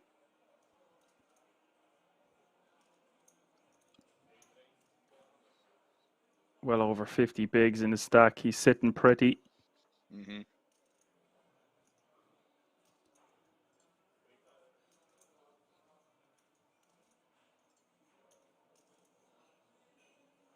Dobos with a decision here with the ace-10 offsuit. I think he just wants to call the majority of the time, especially when Trunk has him covered. Probably probably not the worst hand to call against what Trunk is probably opening here as well, I guess, but that looks like a 3-bet. 3 bets to 1.1 million. I'm seeing this. Was playing online a decent amount the last week or so, and I've seen these even good players doing these small, less than 3x 3 bets from out of position, and they're targeting players who have like that 20 to 25 big blinds. This is not a good example of that. Obviously, Trunk has us covered, but it is something I want to keep an eye on throughout the week. I would assume it's just trying to attack the stone bottom of Trunk's range here. Again, Trunk being in position, I assume he obviously has to peel with his hand. But you know, if he's opening like, I don't know, King 3 suited, Queen 6 suited, or anything like that, I don't think they can call versus the 3-bet here. So it kind of, again, I'm just basing this on what I assume is what this is trying to target, you know, in terms of like, you know, 3-bet size and whatnot. And it's probably just targeting the bottom of Trunk's range here is what I think makes the most sense. I'll talk about it there in a second. Traditionally, what you would see out of position players want to be making it 3x, 3.5x, 4x, Yeah. not 3x or lower. But if the stacks were reversed there, I'm seeing it more and more online that even good players, especially when they're deep, are doing it in these spots where if we've got 20 to 25 big blinds, they're just leveraging your entire stack because they don't think you're going to be calling much pre, even if you are in position. Now, I'm just talking about if these hands were reversed. Yeah. It's not the right exact time to talk about it. No, but I get what you're saying. Yeah, I get what you're saying. I'm trying to say, the A6, these are the kind of hands that I'm seeing players show up with. And then, like I had a situation the other day where I was put in a spot where I was 3-betting, it was less than 3x. I was in the hijack and the small blind 3-bet, so basically the exact same you see there. And I was nearly going to, I had sub 20 bigs to start the hand, I was going to fold 9s because it looked so strong. But then I went with it, and he happened to have queens. Yeah, cool story, bro. But what I'm trying to say is I've seen ace 9 offs do that, king 10 offs, hands that they don't want to commit to my stack, especially in PKOs, but they want to give the impression that they are either of a nuts or air type of a holding, and I want to see how much I see this transfer to the live realm. I did go with the 9s, but I was like, this looks super strong, and I don't have a read to suggest that he's going to have a hand like ace 9 or an ace 6 suited, but I had seen it multiple times that week from good players, so I went with my hand. It's standard enough stuff. But before, you just wouldn't see that being a thing, these less than 3x 3-bets from out of position. If you see someone don't do this 5 years ago, you'd be calling them a donkey, etc. Yeah. That's the thing, man. That's the thing. It's just like I'm a bit confused. I don't really know if it's supposed to do that, but I just think it's so many of these schedules online now are PKOs that they don't want to commit themselves to the bounty, so they're making these smaller sizes. So perhaps it is only occurring in bounty tournaments and not so much in the normal vanilla no limit hold'em. But I'm interested to see what sort of things we can pick up throughout the week about adjustments players have made in the last 12 months. Yeah, and this is the thing, man. Like it's the game is like always evolving in some way or form, and sometimes it can be a big detail, and sometimes it can just be the latter, you know. And that's why it's very, very important to keep up with these trends, man. Because you know, if you're not doing that or being put in these situations, like there's one thing about poker, man, in my opinion, that it's always very important to put people in a situation that they're not comfortable with or they don't have awareness on, and because when that happens, man, they're going to make mistakes. Because you're bound to make mistakes in a situation that you don't have solid awareness over, and that's what I really enjoy with poker mostly. You know, battling against good competition, even when they put you in a situation, it's a great opportunity to learn something new. Yeah, I'm actually glad I brought that to your attention because it's something that I've been wondering about. It's keeping me up at night. Just these spots. And Sabashenko going to bet 300k here. I like picking your brain, Alan. So it's great that you've got the cash game background. I've got the tournament background. Obviously, a little bit rusty in terms of playing online. Not so much commentating on it. No, but it's still good to, because man, like you know yourself that like live and online, yeah, they're gonna share some similarities, but like they're both kind of unique experiences in their own way. You know, maybe live games you're gonna have a lot more, let's say, recreationals and stuff like that, where you know deviating against them in the right way is very important. And just like adapting. Like there's one thing that I always say to guys I coach and stuff like that, man, is like nothing is static. You need flexibility and strategy and being situationally aware in every, you know, like in every single moment. So important, man. As I said, flexibility and strategy and not playing static defaults X, Y, Z, for sure, very, very important, man. And that doesn't matter what format you're playing. It's like having solid awareness on any node against any player, massively important in the long run, bro, and how you deviate based on that. Yeah. Obviously, the cash game is very intricate, especially how deep you are all the time. So you're not going to see too much of that, but it's still applicable in hands. This is a tough spot here for. He looked a bit shaky there. Little bit. So he bet calls on the turn, goes for a very small sizing, 300k, gets raised considerably to 1.25 million. Sabashenko's hands is going to be a little bit too good to fold just yet. Trunk is just going to have a lot of hands that beats him. But perhaps he's got some semi-bluffing hands or thinks he can get his opponent to fold a hand like a 7 or a weak 9. Oof. Obviously just wants to get more value on the turn. There's a lot of bad rivers. Case in point, the 8 of diamonds. Shabashenko needs to donk this river. He has to. Like, it's absolutely mandatory. Again, like, it doesn't matter that he has the straight here. It's just like, even if he had the, I don't know, some naked 9x here, I think just going for like a 10% bet here or something like that is very, very good. But, you know, he has this here, so it doesn't matter too much. But, like, it's not like Trunk won't have some 10x here. But I do think it's going to be more favorable for Shabashenko, and he does end up donking. I was going to say I want to see him bet around 1 million, and he goes for 1 million. Yeah, literally. Nice. Well, I didn't say it before he bet it, but that's Well, I yeah, was about to ask. When as soon as you'd finished talking, how much do you want him to bet? I said he wants to bet about a quarter of his stack here, and he goes for pretty about a quarter of his stack. quite an annoying spot here now for Trunk. The thing is, like, for sure he can have some bluff raises on the turn here. Obviously it's not the case in this example, but really, really annoying spot for Trunk. It's just a matter of what his perception is on Shabashenko here. Does he think he's ever bluffing here, or, you know, going for that sort of range that I said with like maybe some King 9 that might do this to slow down the action? But yeah, I mean, not a great spot for 2-pair here. It's not impossible as well for Shabashenko to maybe lead some 9-8 here as well in this situation, but you know, I don't think Trunk really beats too much here in this situation. This is a really tough spot for Trunk because Sabashenko is not really going to have any natural bluffs on this river. So Yeah, it is, yeah. like you're saying, a strong 9x. He did raise chunky amount, nearly 1 million extra on the turn to get his information, to get external value. It's such a horrible river for him in a sizable pot. Every chip mattering so much, and this one, 23 big blinds in this pot and counting.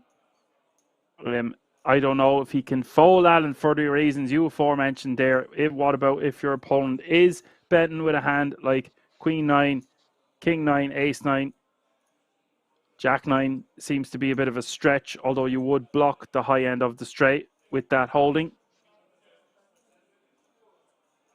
I think with the potential, you know, 1-pair hands here like 9x, I don't know would Shabashenko even lead potentially, and if he does, man, I think he should go for a smaller one.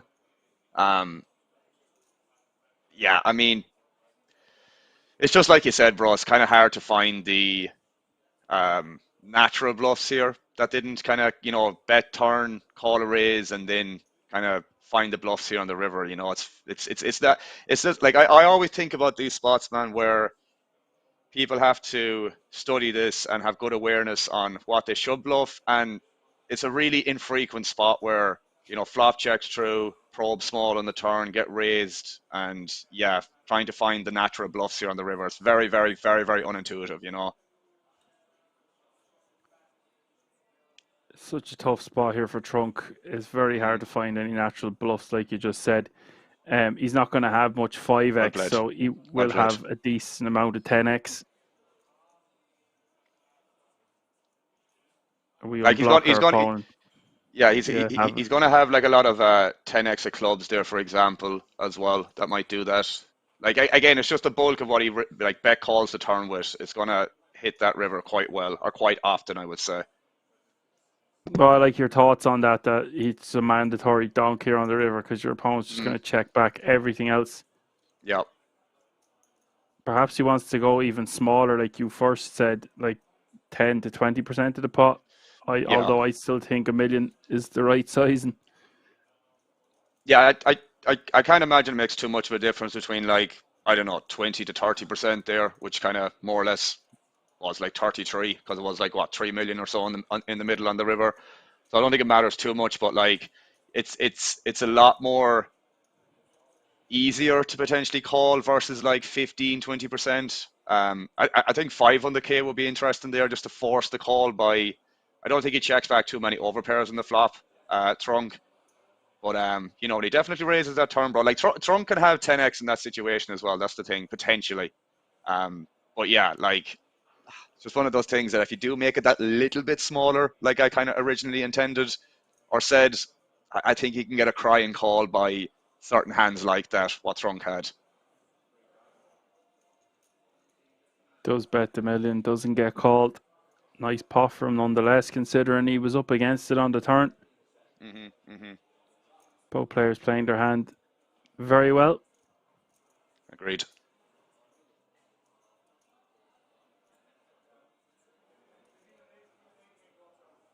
Don't have much information on Trunk. Trunk's not popping up on my Hendon mob here, Alan. Could be one of those incognito usernames. You wouldn't know. They do tend to have some pretty unique names on some of these feature tables, man. You know, as I said, some of them are for sure incognito for whatever reasons. You know, maybe Trunk is in that regard, but I think if it's the WSOPE, man, I assume it's going to be more or less official names versus some of the names you have definitely saw over your time commentating on this stream. Oh, well, yeah. If you win the bracelet, I presume the jig is up. Yeah, for sure. Players have the right to have anonymity. Until they don't. Sabashenko betting 400k here. Top is the pairs, weakest the kickers.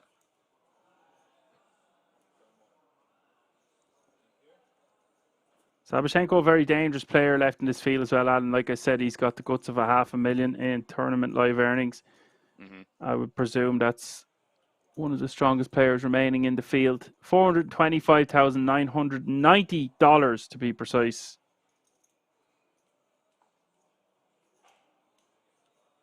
Do have a wide range of nationalities being represented at this feature as well.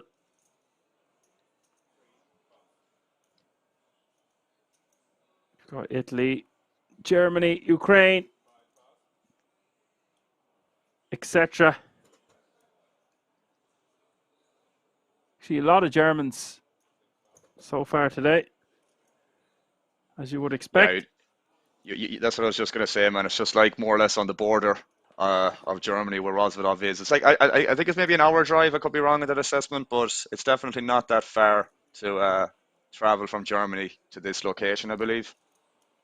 Oh yeah, I think it's even less than an hour. But yeah, not here to gripe or argue. It's on the border anyway. Because when I first went there in 2017, I was struggling to get a load of cash out I had to play a load of spin and goes, and the hotel I was staying in, which was less than 20 minutes away from King's Resort, was actually in a different country. It was Germany. So, yeah, I was in a different country, so they had different rules on cash outs, etc. So I was like, where am I? Apparently, if I walked like 100 meters, I was on between Czech Republic and Germany. So where I was staying was Germany, but where I was playing was the Czech Republic. Yeah. Where my brother is, I have a brother living in Italy, and they're maybe about a 3 hour drive from Milan Bergamo airport, and where they're on the border of like multiple, like 2 or 3 different countries, man, where they're located. Croatia is very close, driving distance. I think Switzerland and Austria is quite close as well. Or Swiss and Austria, because they actually speak more German where my brother is living. Like they know Italian and German, but they actually speak more German in the small town where my brother is living versus Italian primarily, which is interesting. That is interesting. Yeah. I have, like I was telling you last year on stream, that I am 12.5% Italian, and I have still never visited Italy. And I found out the heritage and the lineage recently. So that was interesting. I'll have to go visit. I think it's near the Basilicata. I'm probably pronouncing that horrifically. Don't ask me to verify that, anyways. No, Potenza.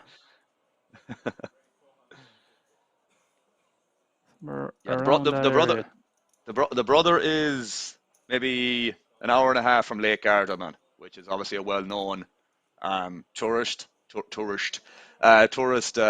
location for holidays and stuff like that. Yeah. So my parents are banging on about going there actually next year. So yeah. No, it's really. I haven't been there myself, man, but I have another brother who was there for a week with his missus, or his wife now technically. And yeah, like it's just like when we're driving to the airport, you can get an overview of the lake, man. And yeah, it's really like just beautiful to look at, man. And I imagine staying there would be kind of enjoyable as well, you know. I'll tell you what else is enjoyable, Alan. If you look at the top right-hand corner of your screen, we have our field graphic back and the average stack. And the field graphic would indicate that the ticket bubble has been burst. Indeed it has. So that will change our analysis and the dynamic of this whole event. 3 eliminations away from the final table. Average stack close to 30 bigs. 10k tickets secured. And it is all to play for. Nice. Although the pressure is off, the new pressure is on. €5,590 is your current payout. And the jumps are just going to get way more significant from here on out. Even the difference between 12th and 11th is from €5,590 to €7,075, all chasing the first prize of €105,000 cash monies, and of course that all-important gold bracelet. Nice. Ralphie says, I think a lot of players fold too much against small 3 bets and don't think about the pot odds they are giving. Yeah, I was specifically saying that it was out of position. These small 3 bets, say it's cut off against the hijack or whatever the case may be, you're in position so you can go a lot smaller. But traditionally, out of position, especially small blind, facing a button open or the hijack or the cutoff, you want to be going about 4x is the given. But lately, I've been seeing even good players going 3x or less, targeting, obviously depending on how deep they are, but targeting these 15 to 20, 25 big blinds max stacks.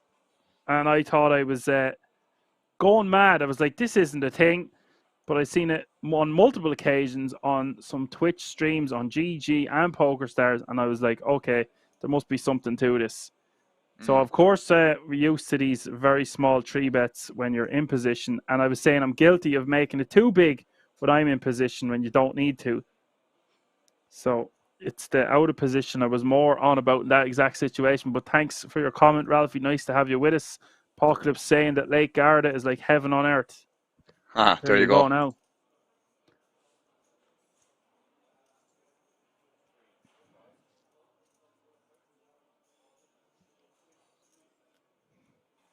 De Percio with the ladies. 4:20 to go.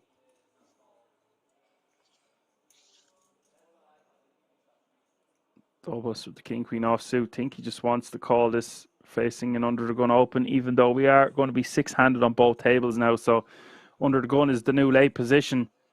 Mm-hmm. This is my bread and butter. All right, I'll get my coat. Cash See you games, later, and cash lads. games. 6 max cash games, not not MTTs. You got to stay here. I ain't going anywhere. To pry this brand new headset from my dead cold fingers, or my head even. King No, as I said, 6-5. you sound a lot better. Not that you didn't sound bad before that or anything like that, but just like consistency of the volume, man, is a lot better for sure. I'm loving it. Just like McDonald's, I'm loving it. King 6-5-3 is the board. Flop going check. Dobos wants to start getting some value. I'll be making it like 600k here. 650, something around that area. 650 is the bet. Sucks to be Di Percio, but not going anywhere just yet. Yeah, have to defend for one here. See what happens on the river. Obviously, can reevaluate then. He's got nearly 13 big blinds behind. Stack to pot ratio very close to 1-1, Alan, as we hit the river. Mm-hmm. It's a Dewey.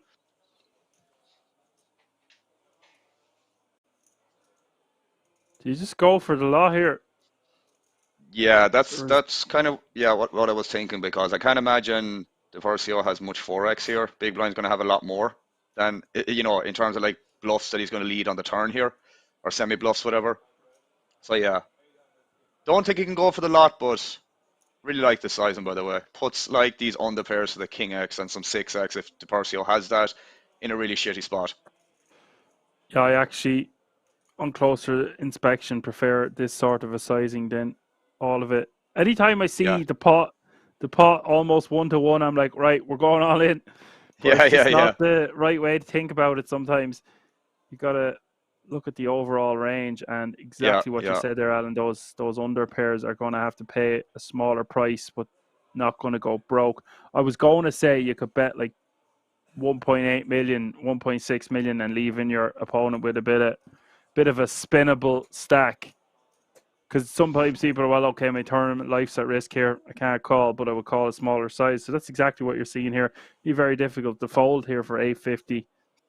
But just to add to that as well, bro, like kind of this is going to be, again, I always say player dependent, because I think it's very important to, have that perception on who you think is capable of doing X, Y, and Z. And it's not obviously impossible for doubles to have bluffs here, but, is he going to pick the sizing with a bluff is the question. And, it's debatable for sure. This is the thing. Well, he beats hands like 7-8, 8-9. There's not too much other natural bluffs. Maybe a hand like ace. I'm trying to think of what ace X hands he could have that's bluffing here. There's not many. Well, the thing is here, I would assume he's not value betting worse than queens here. This is the thing. So, as silly as it sounds, it's kind of is the case in this situation that queens is, for the most part, a bluff catcher. So it's pretty marginal. It's pretty marginal here. So as I said, if De Percio believes that Dobos is not going to pick this sizing with a bluff, then he's just going to lose the vast majority of the time, and his call here is just probably not going to be that profitable against this in this specific situation. I mean, yeah, Does pay him off because of the odds. Yeah, I don't I don't blame him for calling, by the way. It's just a frustrating spot where, pot odds there and, possibility of him bluffing. Probably fine to call, but I suppose when you do think about it, then he's not value betting worse, and is he going to do that with the 7-8 for that sizing? Debatably, but it's a tough spot for the Queens, man. As I said, I don't fault the call, but again, if you really think about it, I might be able to get away from that potentially. I prefer not to check back the flop with the Queens. Yeah, that's another thing as well.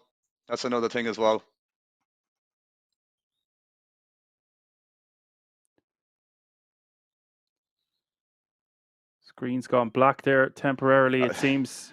I was just going to say We're that, back, yeah. I was like, hold lads. on a second. I was like, hold on, are you seeing what I'm seeing? Just in time to see the black aces of Exactly. Sabashenko. He was waiting in the shadows there. He was about to raise in the dark. See the blinds are going up as well, I think, by the looks of it. Blinds have just gone up, yeah. 125, 250, 250. 125 is the small blind. 250 is the big blind with a 250k running big blind ante. I was going to say I like betting one big there on that king high board on the flop, just to keep those hands like ace king in our range, etc. And then we can easily check turn, reevaluate the river, or bet flop, bet turn to check the river, depending. Yeah, there's definitely some possibility of, I don't know, even going for a double barrel there, like you said, for like two small sizes, man, to get value from like worse hands than a king, which is possible. But I do agree, like, I think if I'm playing that hand, then I think c-betting the flop is just like mandatory in that example, or in that situation, I should say. Yeah, it sucks to get check raised, but how often are we getting check raised on that flop? Probably not as often as we should, in solver land, or whatever way you want to phrase it. Yeah, I think Giraffe Ganger has single-handedly reignited these tiny raises, these clickbacks, these one big blind bets, all this funky stuff. I'm seeing everyone do it. Now, maybe it's because, like I said, I'm in college. I'm nearly finished. I have like 2 or 3 months left. So I have been away from the online streets, and I haven't been playing any live poker, very little. I plan on playing more next year, both live and online. But these tiny little bets, that's the third time I've mentioned these small 3 bets out of position, even from good players, etc. It seems like people have gone back to these really small ball. Okay, you made a bet of one big blind, I'm going to raise you to 2.5 or 2.2, and it's created this whole new dynamic, and I don't really know what to make of it. Maybe I need to get back in the lab, but I don't think people that are in the labs are studying this stuff as much. It seems like it's just having the crack at the table almost. It's really interesting stuff nonetheless, and very entertaining to see on stream. So shout out to Giraffe Ganger there. Got an interesting check raise here from Doubles. Doubles going to raise to 1.2 million. Wasn't expecting to see this. Yeah. I don't know if I like it. I mean, probably not on this board, I would say. The thing is, man, Sabashenko is still probably going to be c-betting high frequency here, but on this board texture, I think there is many better hands that you might have here that cold calls from the small blind, but I think with fives, man, I think we can both agree that we're mostly just check folding here, if only ever check folding, with all due respect. Yeah, Queen X is just one of the worst flops you're going to see here with the 9 and the 7, and there's even like backdoor clubs that can continue. The straight draws will continue. Our opponent's going to have more Queen X than we do. He is raised under the gun, even if we are 6-handed. The thing is, Dobos will have hands that might want to just call from the small that contains a queen, like king queen suited, king queen offsuit, maybe even ace queen would just call there, 3 eliminations away from the final table. So he does have some Queen X in his range, but I feel overall there's better hands for us to check raise on this flop than the pocket fives. I agree. I agree.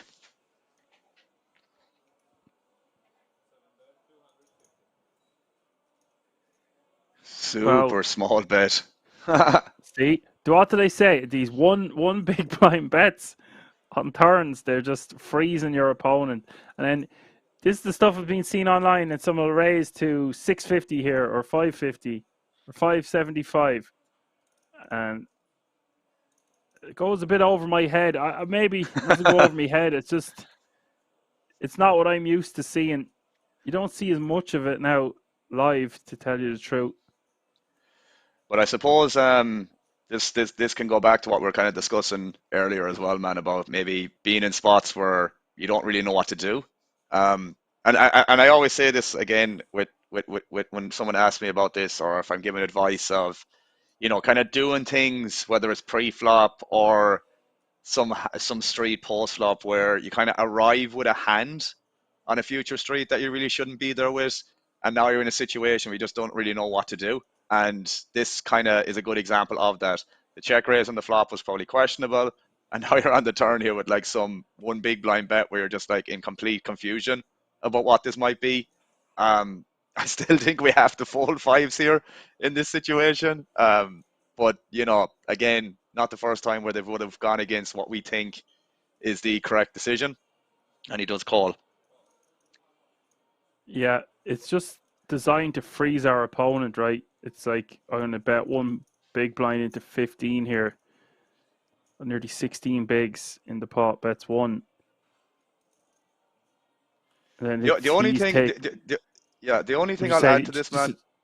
just saying Go he ahead. takes control of the hand there. That's all. Yeah, but like the thing is, on the turn when Davos now just check calls like he did, how capped his range is going to be. Because if he had value, obviously, or some traps on the flop, maybe sevens or nines, is he really going to check call down on the turn?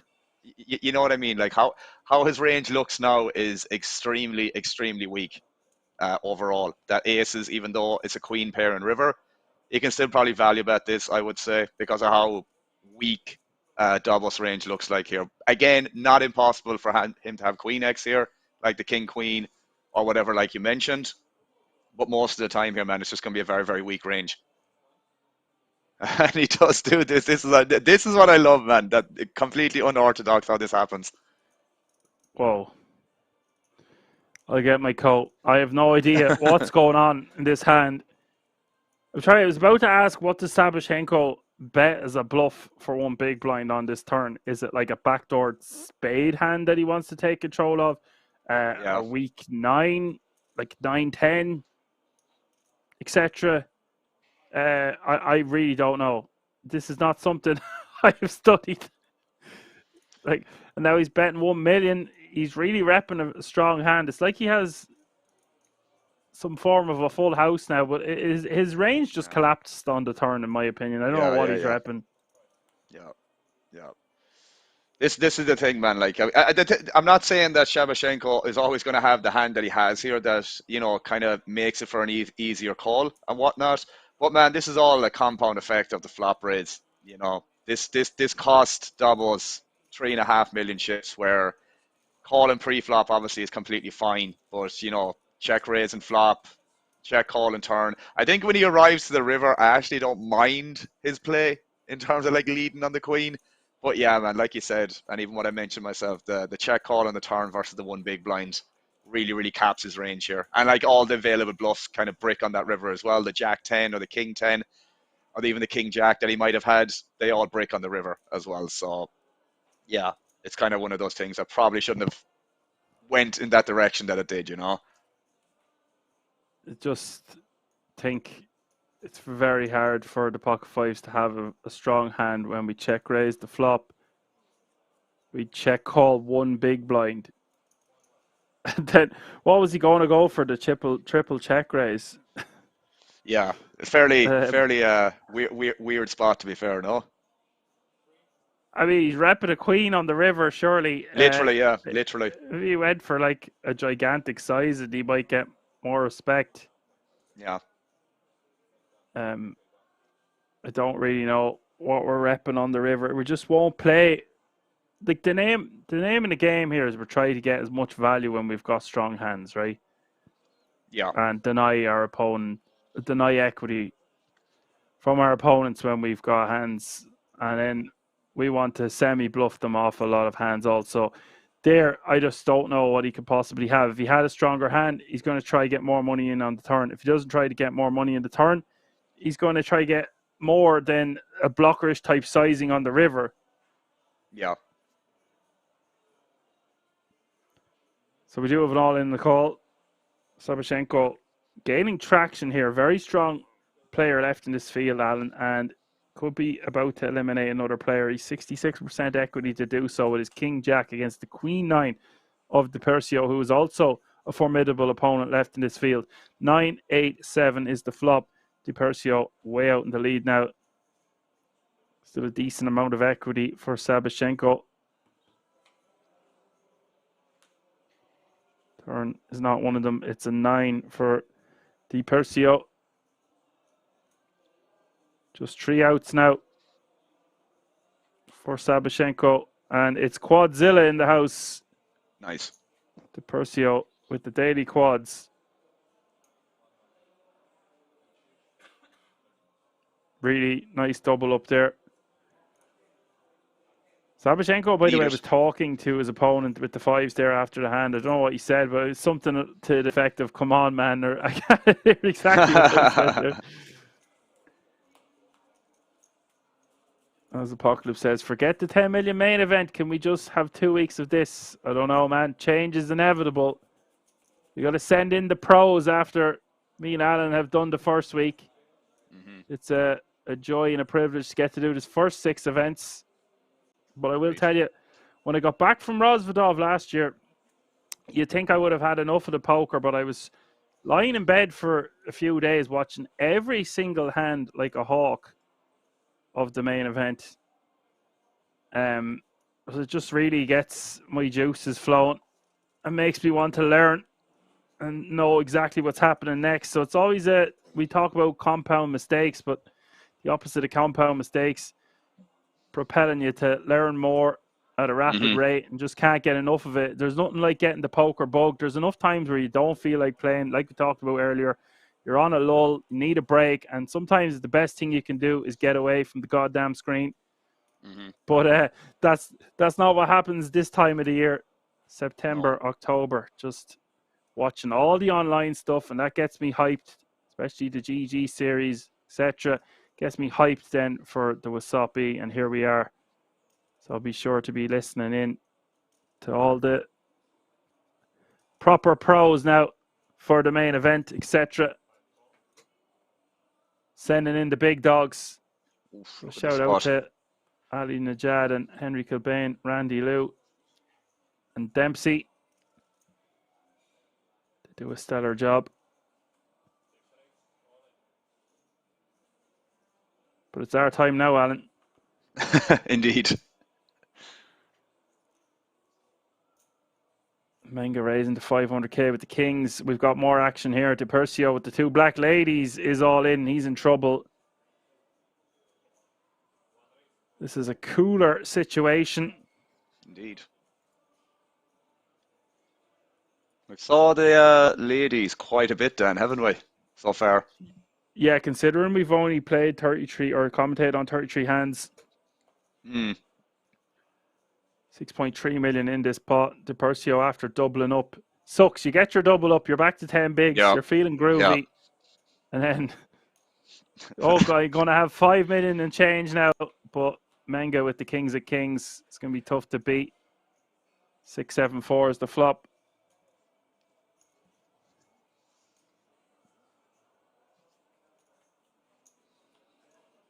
Turn is the 9 of diamonds.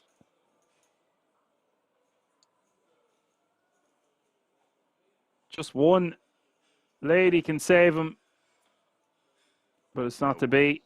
Jack of diamonds.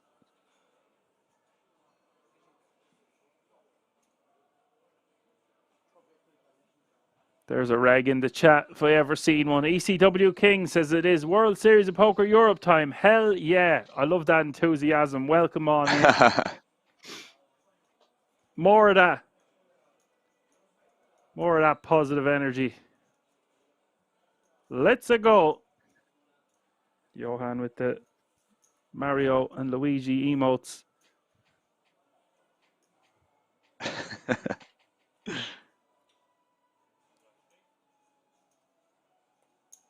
Just Mario and Luigi, two Italian plumbers out there trying to make a name for themselves. They didn't do too bad in the end. No, sir. Built quite a franchise. Indeed. So we've had another beauty school dropout on the outer table. 11 players remaining now. All guaranteed a minimum of €7,075.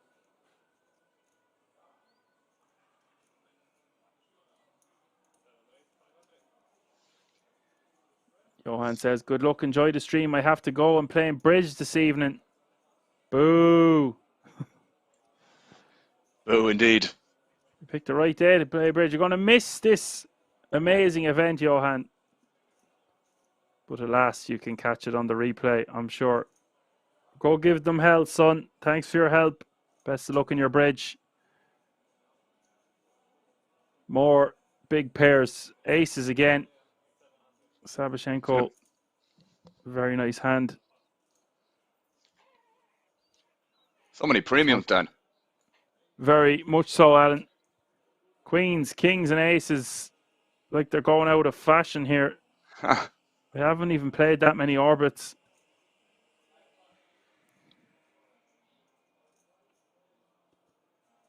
Trunk going for 3-bet to 1.7 million.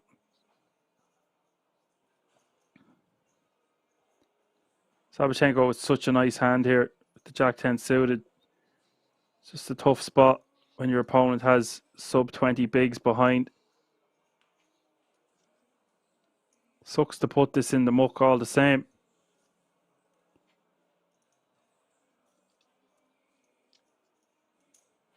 I was going to say he's going to be tempted to peel. I think I'd be tempted to peel myself, man, to be honest with you, in this situation. Small blind, big blind, or small blind button dynamic. Yeah, it's just that trunk isn't that deep behind, and it is a significant portion of our stack. But for just 1.2 million more, it is less than 5 bigs. Could go either way. You would prefer if your opponent in the small blind had more chips. That would make it more advantageous to call, in my opinion. Yeah, agreed. Now, if you made it any bigger, you could just let it go. Like if it was 2 million or 2.2. Again, trunk has 4.4. So it's just an ideal spot. He goes for a sneaky check. And that should induce about a bet of $1 million from Sabashenko because he's got backdoors working for him. He could get his opponent to fold some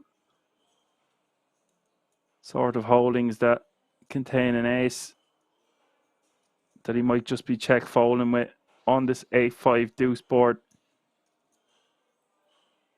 You'd be inclined to bet here yourself, Alan. Yeah, exactly for the reasons you mentioned. The thing is, I would like a check call, and he does check call, man. I was hoping he wasn't going to check raise. It's like, there isn't many bad turn cards. I mean, that one's still pretty irrelevant for the most part. But like his check call range, man, just looks like king, queen, ace, jack, ace, queen, etc. So Sabashenko might go for another bet here again on the turn potentially. But I really like the flat and the flop for sure with the aces.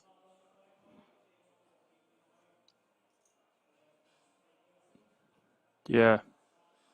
Now, what's Trunk's range looking like, though? It's got to be pretty strong to 3-bet pre and check call the flop.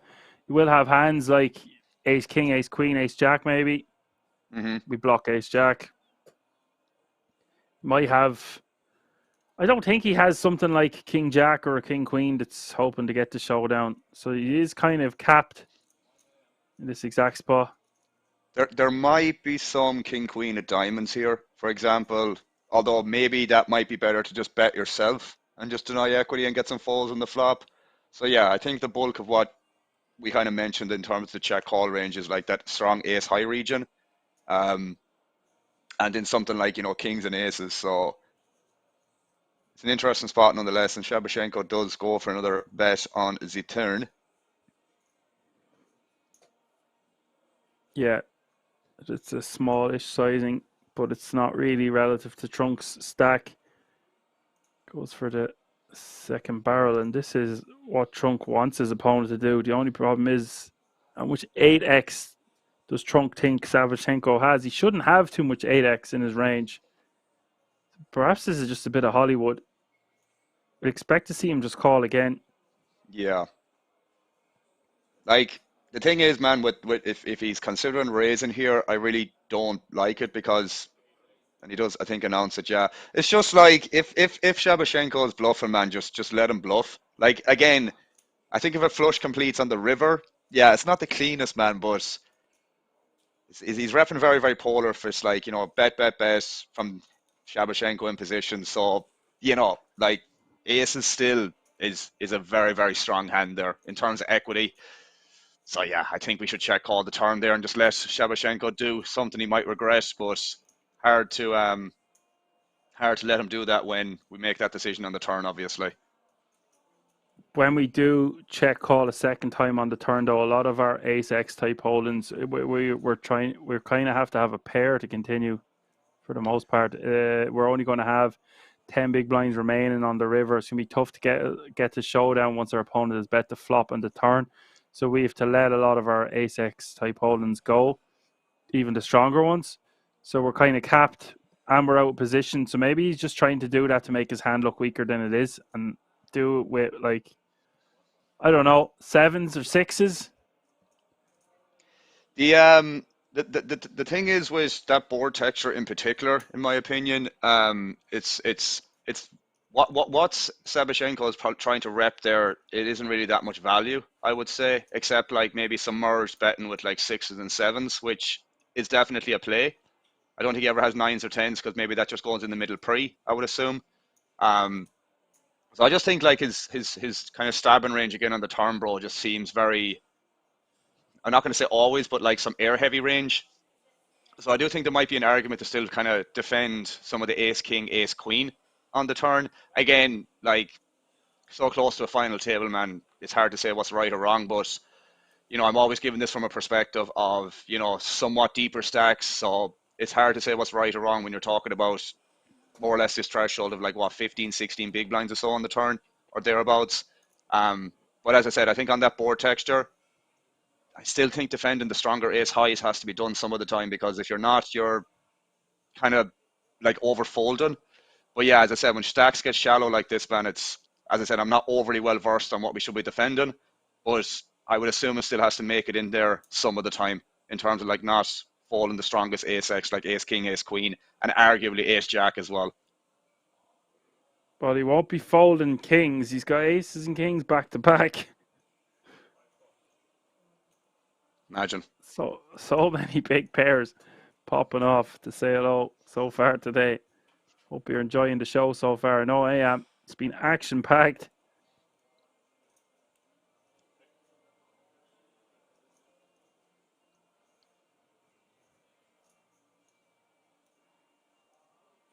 Yeah, I suppose he might have to continue with some of his, well said, Alan, with his ace king and ace queens because it's a paired board, and his opponent shouldn't have an 8, shouldn't have a 5, shouldn't have a 3. Basically, never have a 5 or a 3.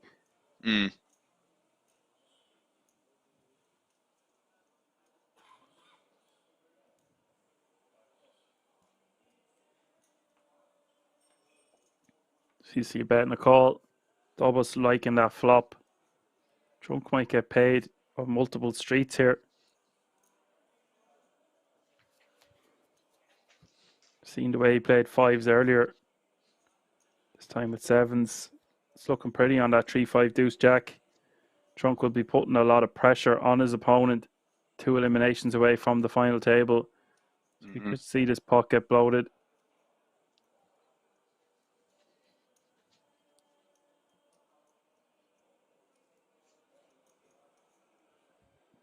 I think around half pot here might be good, or something around 800k maybe.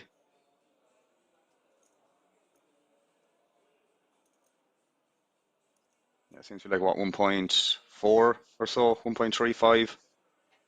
Now, again, I would be trying to pick a sizing that sets up a perceived river jam. Yeah. that we're going to jam anyway. But that's just the way my mind works. I'm trying to get stacks in all the time when we're sub 30 bigs or 25 around this kind of size to start the hand. This stack size to start the hand. This sizing probably accomplishes that in terms of what you're thinking here. 3.5 million or 1.3 here. It's going to be like 4.5 million on the turn or on the river, and yeah, Davos would have had like 1-to-1 SPR there in that Pretty good exact fold, situation. all things considered. Yeah, yeah.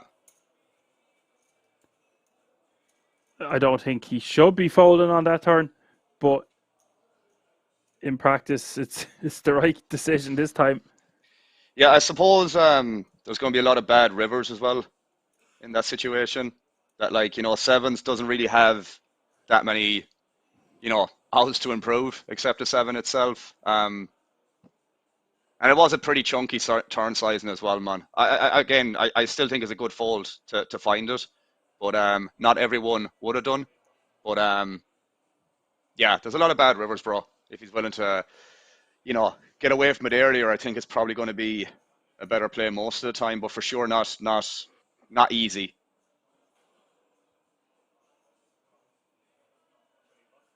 Yeah. The problem with calling the turn is if we get a good river, what are we calling the turn to not call the river then?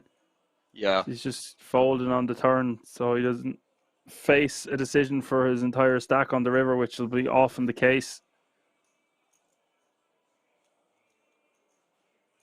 Couple of comments coming in there. Apocalypse was saying, best hand in poker, Jack 10 suit and in position doesn't get much better. Yeah, I don't think we should be folding. I just say it's a bit wary because your opponent doesn't have that much behind. You prefer if he was deeper. Yeah, that's the thing. And I guess he thought the river would just go check, which is also a very valid point on the 8-5-3-8 board. If he just calls the turn, oftentimes your opponent's just going to give up, where he might call on the turn with a draw or... See, yeah, it's hard to know. But I actually think that's a good valid point. You've only got like 10 big blinds behind. So if you call, you run the risk of certain hands going check on the river. But with aces, it's just specifically aces. I think we just want to call on the turn. Anyway, back to this hand. Menga raising to 525. Sabashenko shoving from the big. And nines is going to be a call here pretty much all of the time. Does want to think about it. A lot of ICM considerations. It's not just a slam dunk. But it's going to be hard to find better spots to not call with the nines.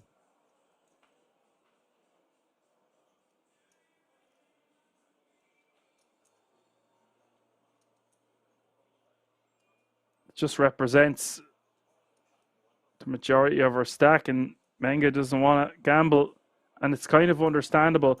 You fold sixes, sevens, maybe even eights can go in the muck, but nines and tens be very difficult to fold. Maybe you put that in the calculator and it tells you to fold with the ICM. I don't think I would be going to Rosvidov to fold nines in that spot.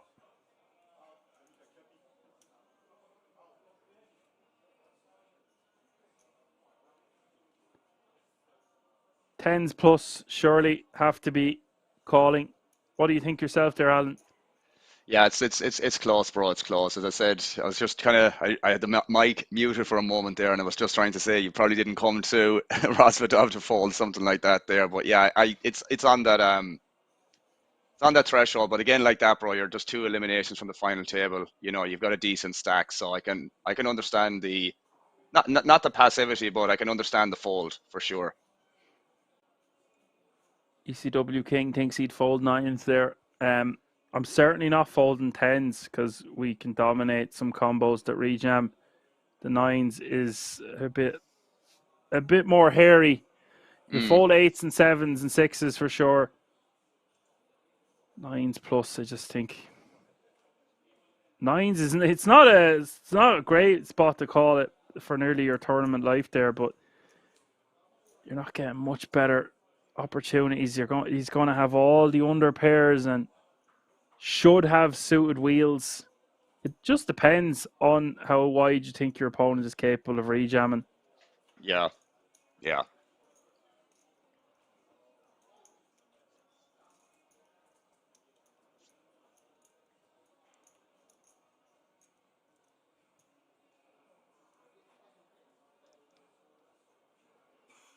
Like I always say, a lot of players won't have been in a spot like this before in their career. And even if they have, you don't know what's going on in someone's personal life or how well they've had of a year or a decade of poker. It's still a golden opportunity to win over 100 grand and a bracelet, underpants stuff, squeaky bum time, whatever you want to call it. It does things to your brain. By no means do I think that that's an absurd fold with the nines. I just think we've got to draw the line somewhere. Nines and tens seem to be a good place. Agreed. You are going to be flipping a lot of the time, and we don't really want to flip in that spot. We can't just run over to the outer table and see what way the chips are looking. Speaking of outer tables, looks like we've had another elimination over there, and that means we are on the final table bubble, folks. 10 players remaining now.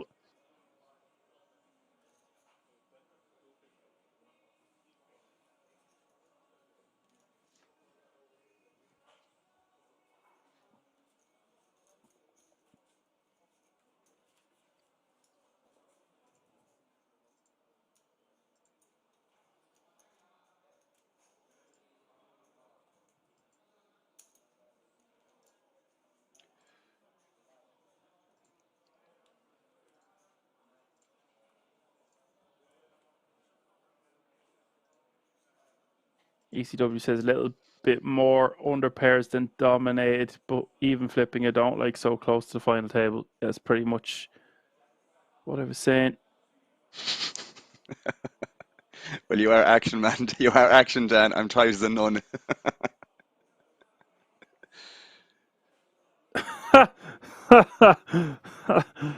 Oh, God. Explicit stuff, that. ECW knows the crack. As long as you're not saying I'm tight as a nun anyway. Yeah. No, I have noticed that over my career here, commentating, if you want to call it that, for Kings, that sometimes I lean towards wanting people to call just to give more action, which is understandable when sometimes I could be streaming for up to 15 hours.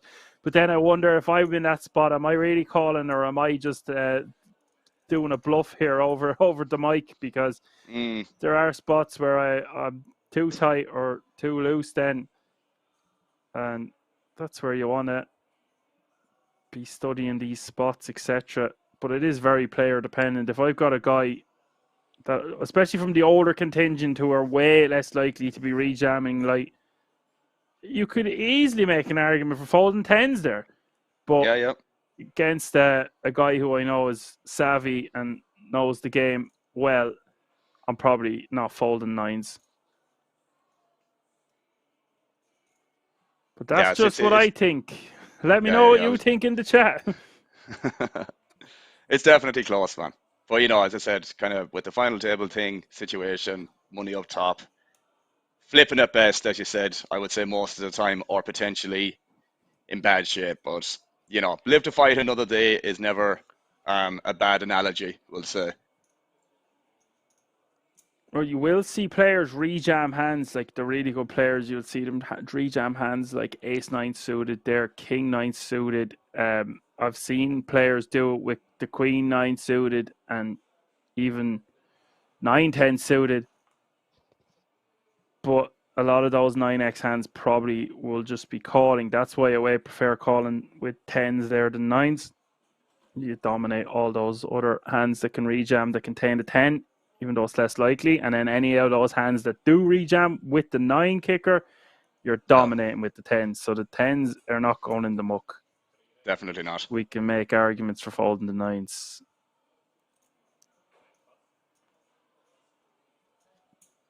Interesting hand nonetheless.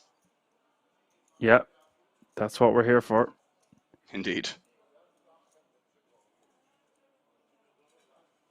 Scammer.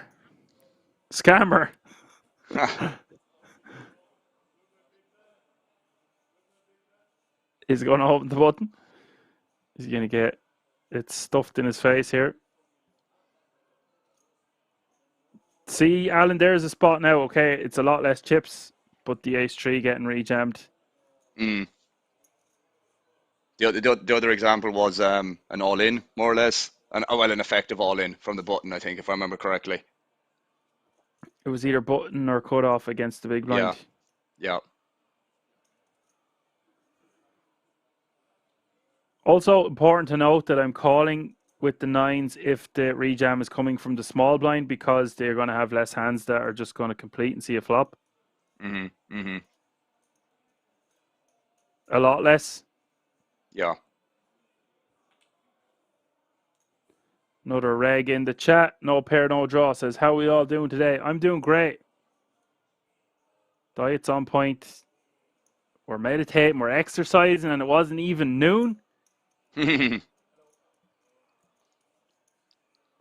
I've got 10 kilos of sirloin steak in the freezer for the next 10 days.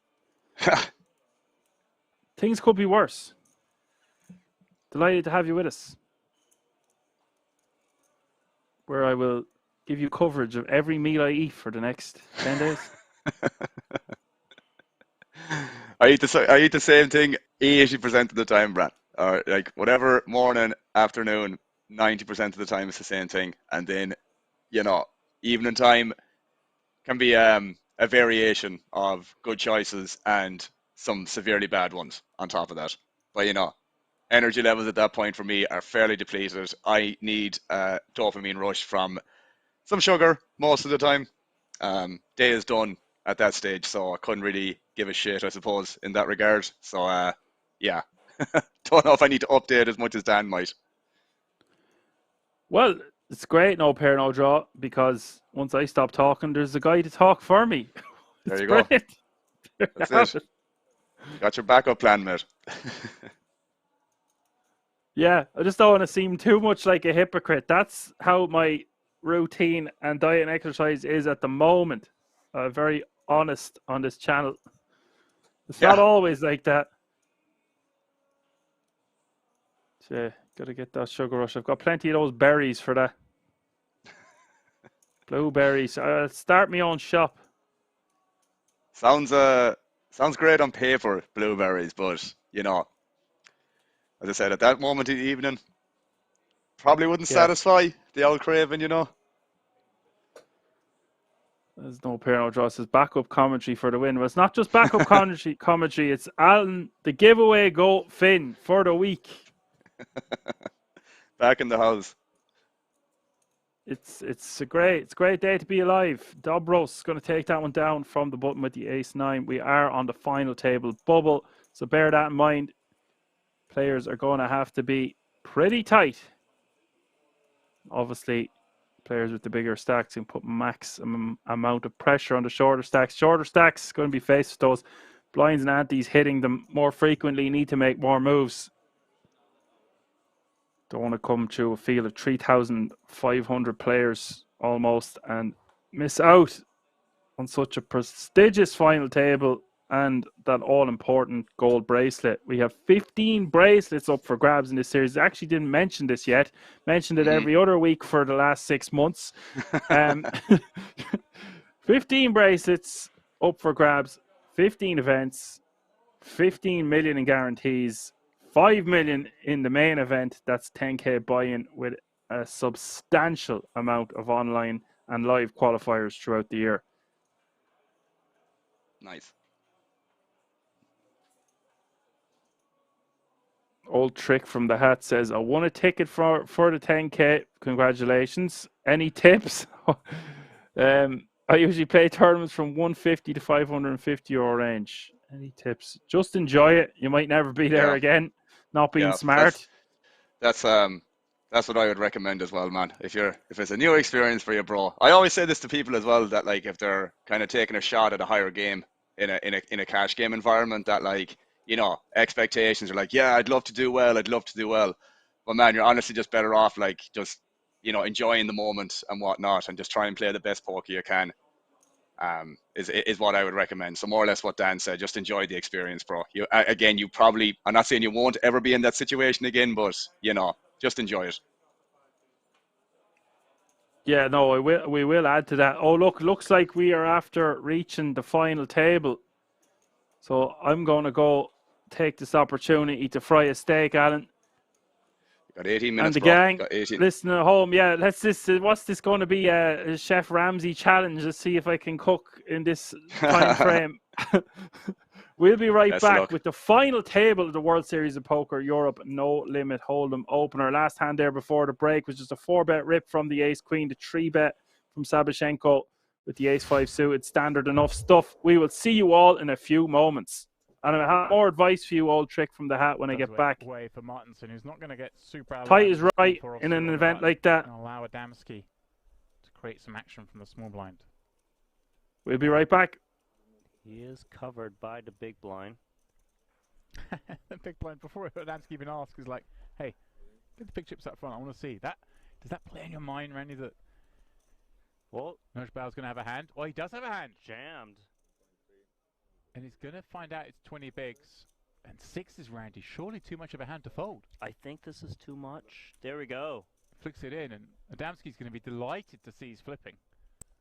So many of the snap calls were dominating him. Huge flip out of nowhere, 2.7 million chips. Adamski just ripping 20 bigs, getting action. Yeah, this escalated quickly once he asked how many big chips you got, even though action wasn't to him yet. But here we go, 2 flop. Safe for the 6s. 9-9-4. Adamski needing to find some paint. Or running straight.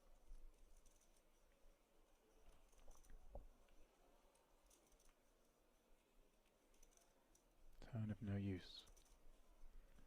1 card from elimination. Use that queen or jack for Adamski to stay in here.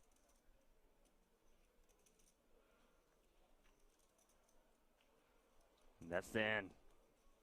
It is GG's for Adamski.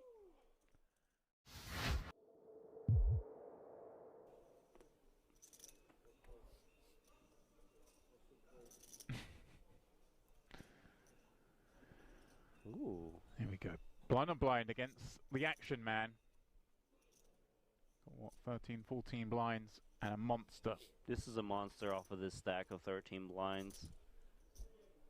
Guess we could raise it up. I like a raise, but not all in, you know, say make it like 3 blinds or so. You want to charge the big blind to see free flops. He's actually pretty unlucky from Tochi's point of view that no one's open before him, because this would be a lovely spot to get a jam in. Over and open, but as it is, he plays the hand he's dealt. Oh, and he's gone for the... There is a chance that Rajanovsky says, well, I've got an ace, it's blind versus blind, let me just rip it in. He Which has gone all in. Trouble. Rajanovsky's jam running into the 2 10s of Tochi. Of course, he is live with the over, as is often the case when you rip in an ace-x hand. One of those cards going to be live, Randy. Button the blazer. Yeah. Glasses on or not for the all-ins, do we think? Well, we do think that the 10s are good on this board. 5, 6, 7.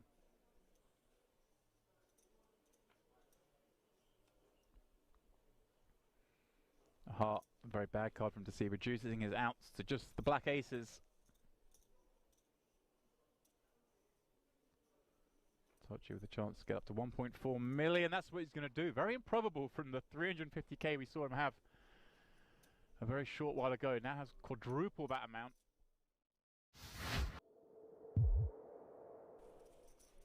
Did you catch a glimpse of Shilko's glass, by the way? I don't think that's on offer here at King's. That may be a personal receptacle there. That copper. Well, he's not working a Moscow Mule. No. Venti. Is he, or a mint julep? It's the entire fit. He's got the Rolex Yacht Club polo shirt on. He's got the Breitling aquamarine super ocean timepiece on his left wrist. You know, he's got the Triton scarf, copper flask. I dig it. He's trying to go for the old dad's hedge fund is funding my poker career look. Don't believe me when I go all in kind of vibe. Oh, we know differently. His talents are funding his poker career. 10-7 suited is funding the Hijack Open from Tabakaru. Oh, remember, 3-bet from the small, showed the ace-king, obviously looking to buy some table image. Ace-9 suited. We pause upon Kuru. I don't know if you've sensed the shift in the pace of play as well as we head into the final 90 minutes or so. We've been at 46 for a while. They were dropping like flies when we came back in as Shilko in the small Home TV, stream. with the decision for 10 bigs.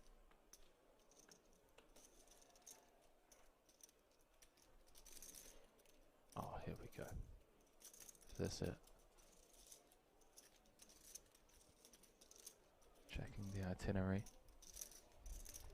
245 already delivered, so this will be a spin. There's no world in which Kuru's going to release. But Shilko trying to put him on a range here. Hijack open, button 3-bet.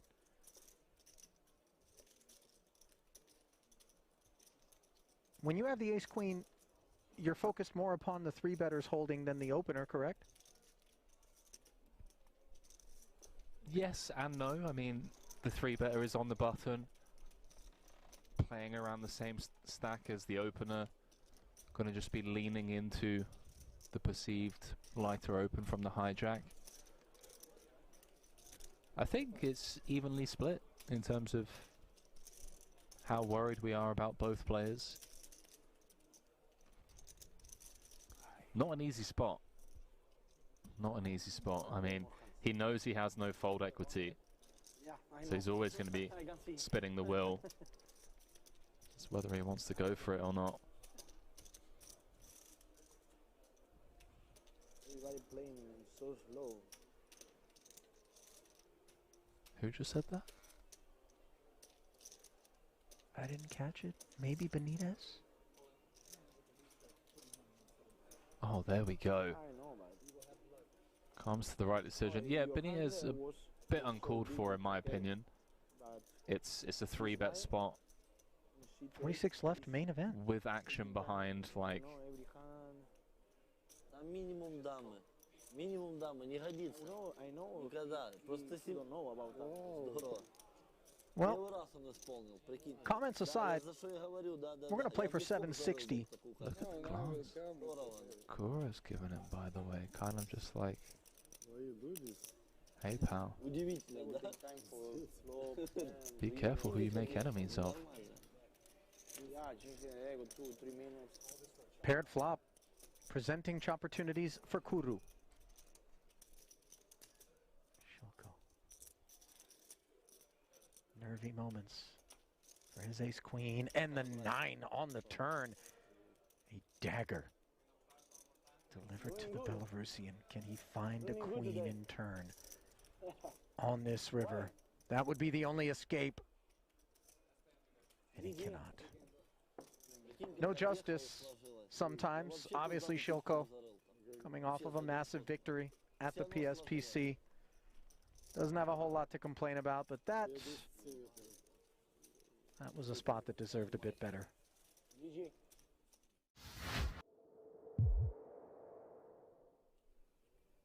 You're in trouble now, pal.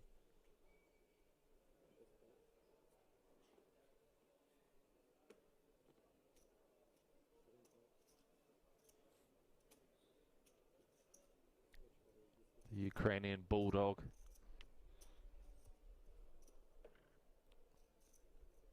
Who really has been kind of quiet, dormant, let's call it, for the most part.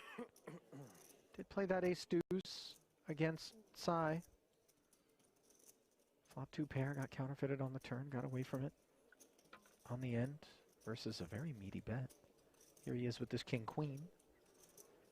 And he's got Deset's queen 9 in a bad way. First involvement we're seeing from Andre. And this is going to be a troublesome flop when we've got 1.4 million back. Top pair, 550 in the middle, 200K bet. Yeah, this SPR against this opponent as well. I mean, this feels like an inevitable end of the road, perhaps, for Andrzej, unless he can find a safe turn or... No, he's check raising. Check raise for a third of his stack. Queen 7-3, 2 spades, only 1-9 left in the deck. Volkov would hate to lose a customer here if he were to put the rest on request now. I think the flat here and allow Deset maybe to put the rest in there would be a safer path to ensuring that you're going to get the spin for all of it. I like where your head's at. In theory, that makes a lot of sense. I think if we're a bit deeper, with Deset putting in 500 of his 1.4, I wouldn't fault Volkov for thinking, okay, let's just run it. This guy is never folding. Queen 9 may actually still hit the muck here if he goes all in, but he's going to side with you, Ali, and just give Deset as much rope as possible, perhaps with like a 6-4 or 5-4 type holding. I think Volkov has already decided that he's ready to play for the rest, regardless of how the board develops. So the flat here isn't really of any consequence in terms of, you know, texture changing in some way undesirably for the king-queen. Let's have a look. 1.6 outlet. Everything all right? On a 10K ladder. Yeah, it's like a hiccup mid-sentence. You might be experiencing indigestion of the type that Deset soon rates to be experiencing himself if those two little words cross his lips. I think given that we're on a 10K ladder, he's going to leave a chip behind. If he does, kind of go for all of it. Wow.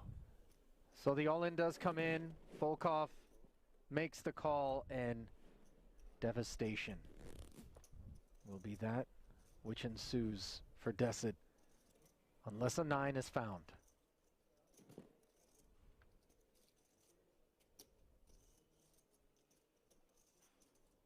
Case 9 needed.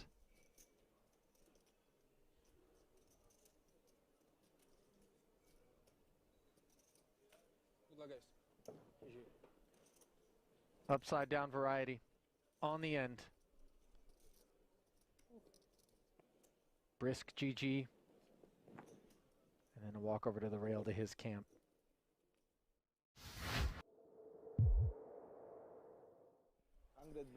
Daniel Dvoris comes to mind as someone that's just always involved in dogfights. Even for the smaller pots, you know, the single raise pots, button v big blind. Let's see someone really earn this 1.5 million. I've been bouncing in and out.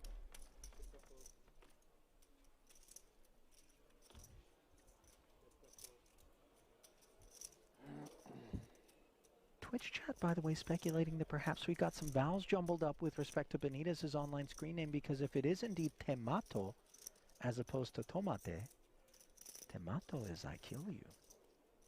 And that would seem to be a little bit more. Yeah, I don't think it's... If it isn't, you know, but I could see Temato, you know what I mean? If you're a boss out there, kind of an aggressive warning to those brave souls that would seek to take him on. Shilko showing bravery, this time with King 10 offsuit in the cutoff.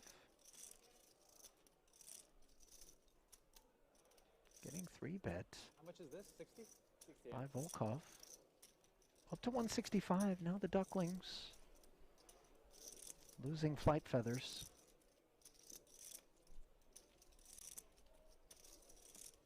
Surely Keating isn't. considering.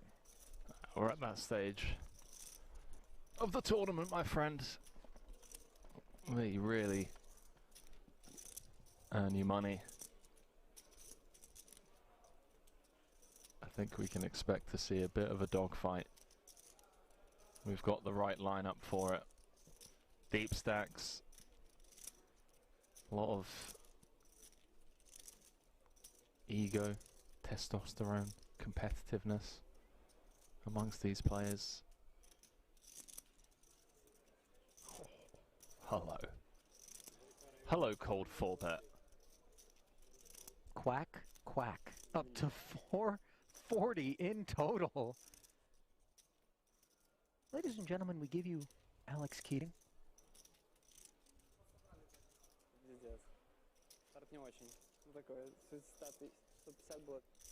This is like when you pay a visit to the salsa bar at your local Mexican restaurant and... What?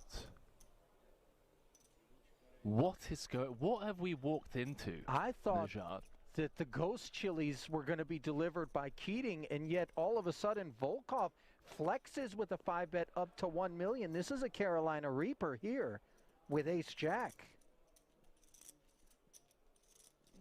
I was somewhat joking when I mentioned egos and testosterone with this lineup, but these guys really flexing on each other, taking it to the streets. A 5-bet pot in 2023,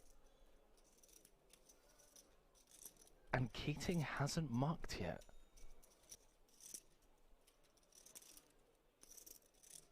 This has nothing to do with the deuces at this point and everything to do with whether or not Volkov's out of line. Ultimately, the fold does come in. Bit of an exhale, of course, from Volkov, who has to believe the ace-jack is always beat in that spot, but perhaps not as marginally as it was.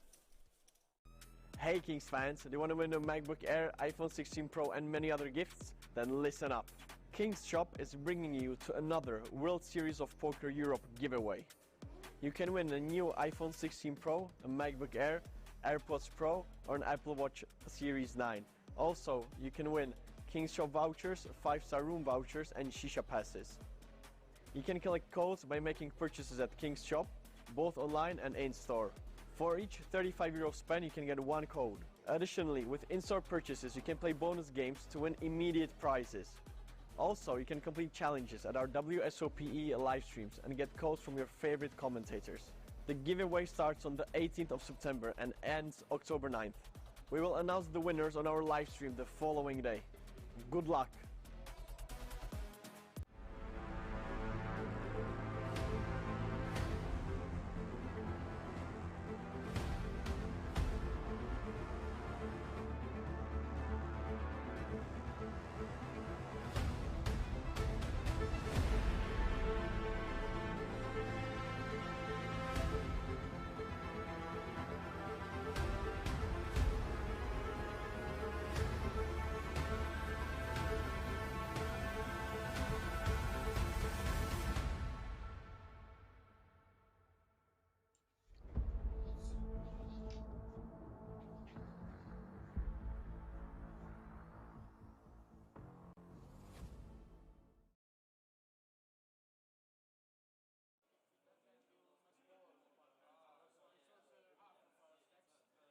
And welcome back, my good people. Welcome back to your WSOPE coverage of our first event here, the 350 opener event, I should say. Dan is currently still having an extended break, so I'm covering the intro as of right now. But here we have the chip counts on screen. We're still 10-handed, lads. Obviously, when we are down to 9 players remaining, we will be moved over to the final table. So here we have this chip stacks in front of us. I don't think the big blind graphics is accurate. I believe the big blind is 250k and 125 small blind with a 250k big blind ante. So as I said, we are still 10-handed here. We are nearly 3 hours into this coverage. Started with 20 players and got 4 quick eliminations for a table redraw. We've lost 6 players since that happened. So now we have the corrected graphics here for the big blind. So we have Daniel and Josef First and second on this 5-handed table, Shabashenko and Antonio in 4th and 5th, and Daniel in 5th place. Well, 5th position in chips, I should say. So as I said, we are still 10-handed between this table, feature table, and the outer table as well. So yeah, hopefully we will be down to the final 9 soon enough. And that's when the action really does start happening with huge pay jumps and hopefully some interesting spots to talk about. But yeah, 350 buy-in for this one, lads. Huge money up top. Top 12 players were guaranteed a WSOPE main event ticket as well, which is a huge incentive for the guys that managed to finish in the top 12 for a 350 buy-in. Obviously, the ticket is worth 10.3, well, we'll just say 10.5k. And you get an opportunity to play for a lot of money in that tournament, but an unbelievable experience to play in it regardless. You should be grateful for that, in my opinion. As you can see, we are still 5-handed here. Cards have been shuffled. Hopefully we can get this ball rolling sooner rather than later. Seen a lot of premiums dealt today. A lot of aces, a lot of kings, a bunch of queens. Not many of the other ones. Seen a lot of all-in situations with them combos of hands as well. So I have doubles here under the gun. Just going to be getting out of the way. So all players guaranteed about 7k right now on top of the ticket that I just mentioned. If you manage to make the final 9, you are guaranteed 9k. And then obviously pay jumps escalate after that. That felt so ugly. Yeah. Feedback has been indifferent, we'll say, with the Fable felt. Can hardly barely see the cards. Yeah, there might be some adjustments made in future about that old trick. We'll have to stick it out for this stream for today. So yeah, just 105k up top, lads. Not any amount of small pocket change by any means. We have Menga limping in here on the small blind.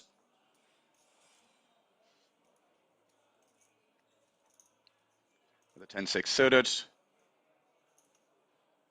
We got Daniel here now in the big blind with 9-4 off. One would assume he's probably going to check this back. He does elect to do so.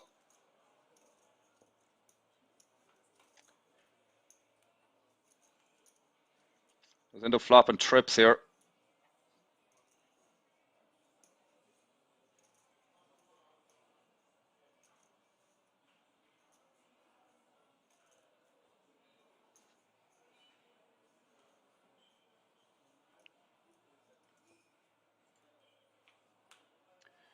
Does go check. Menga does pick up a flush draw here and might start betting on this ace turn. Just surprised to not see that. Menga's going to have some possible limps with ace X in his range. He does have equity here with a gut shot and a flush draw, so surprised to not see him at least take a stab here on this turn card. Daniel, on the other hand, coming out for a bet. It's under half pot, around, well, more or less half pot, you could argue. And Menga does elect to check call. Very interesting river. Gives Daniel the full house and Menga the flush. He does check.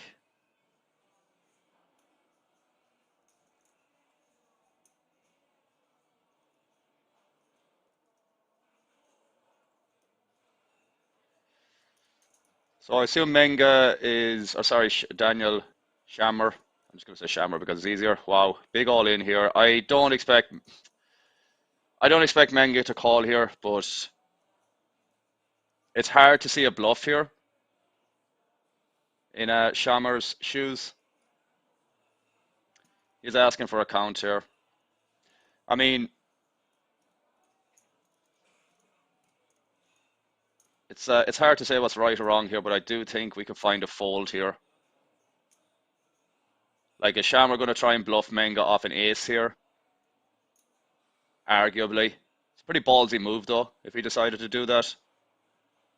Just a horrible river for Menga because he does improve to the flush, but you really got to piece together what Shammer is going to try and bluff this river here in this situation, you know.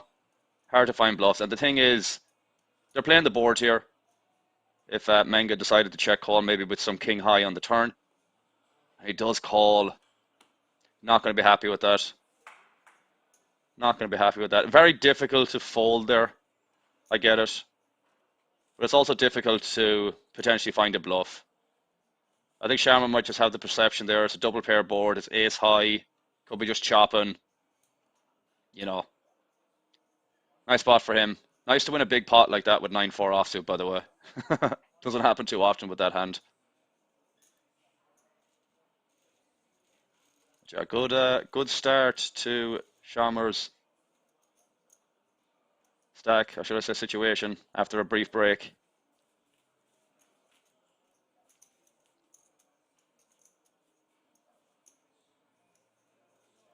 As he stacks the chips.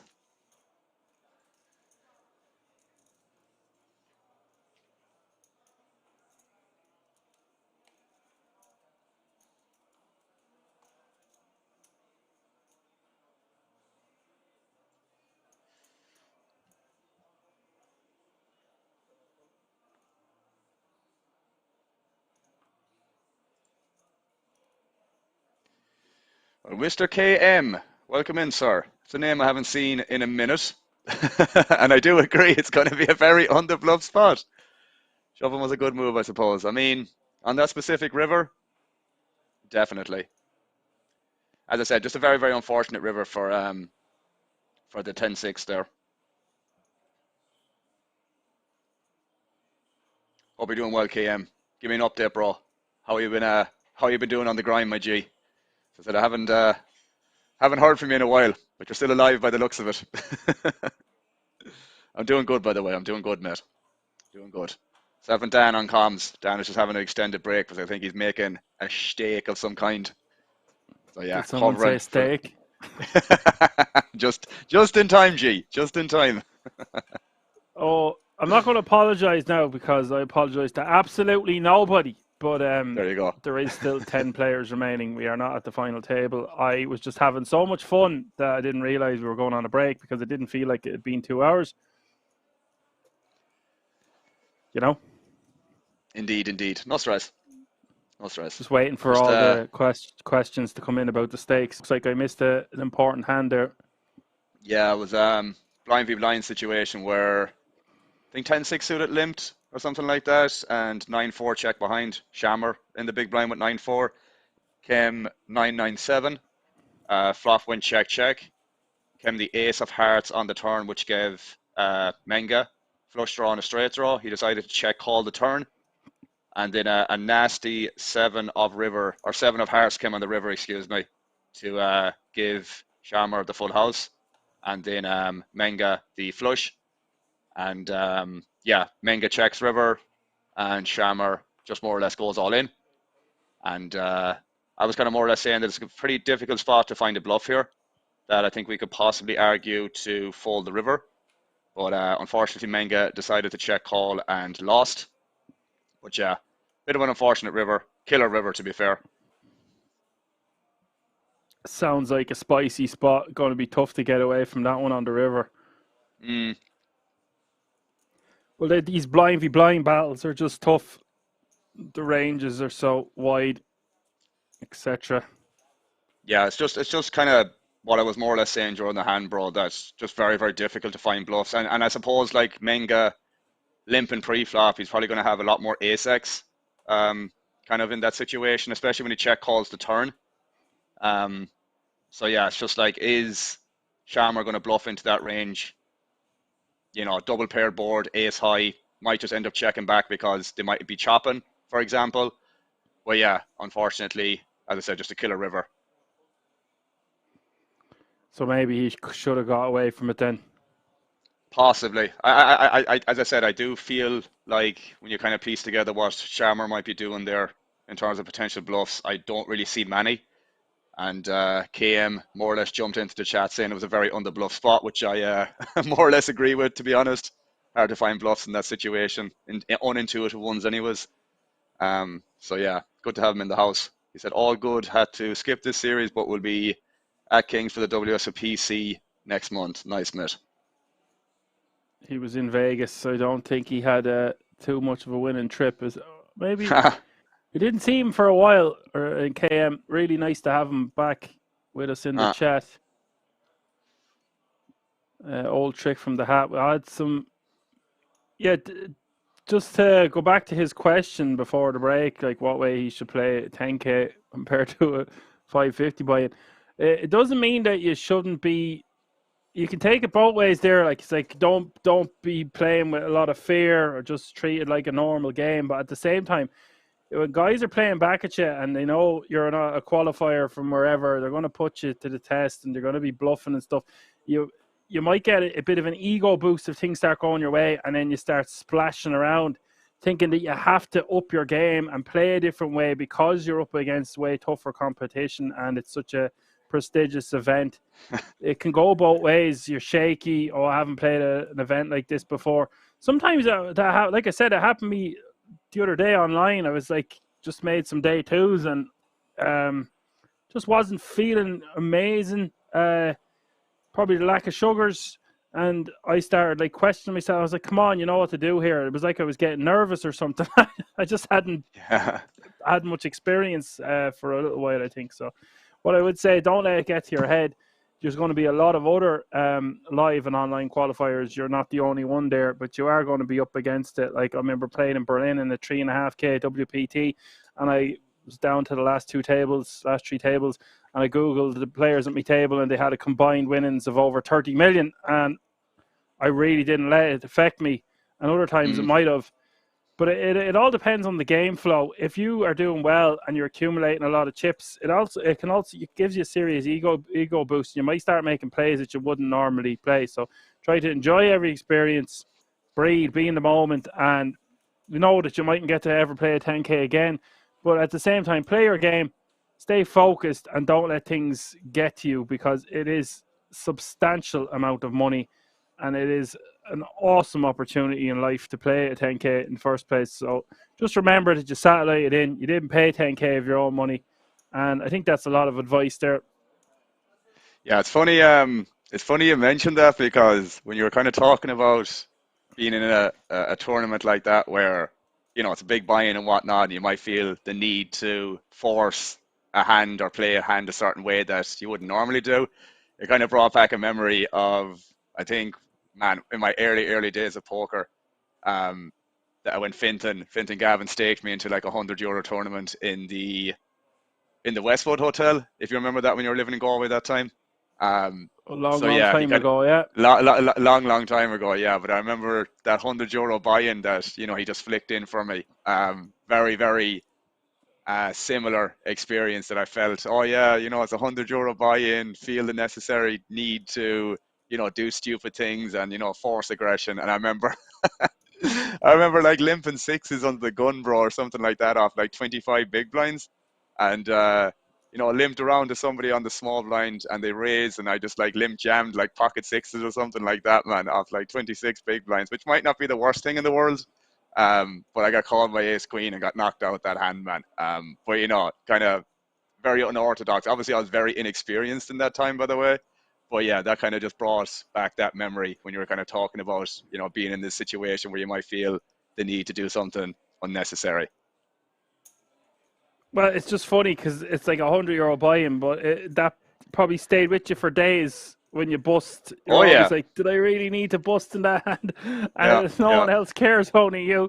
And it's like you're telling the bad beat story to yourself. But yeah, just at that time. What you mean, just though. At that time, yeah. Yeah, you want to just put on a clinic, and I think it's our competitive nature as poker players in general that we strive for greatness, want to do everything correctly, but sometimes being a bit carefree at the table and just trying to be as relaxed and calm as possible and not letting the results affect you is the key to greatness and the key to winning.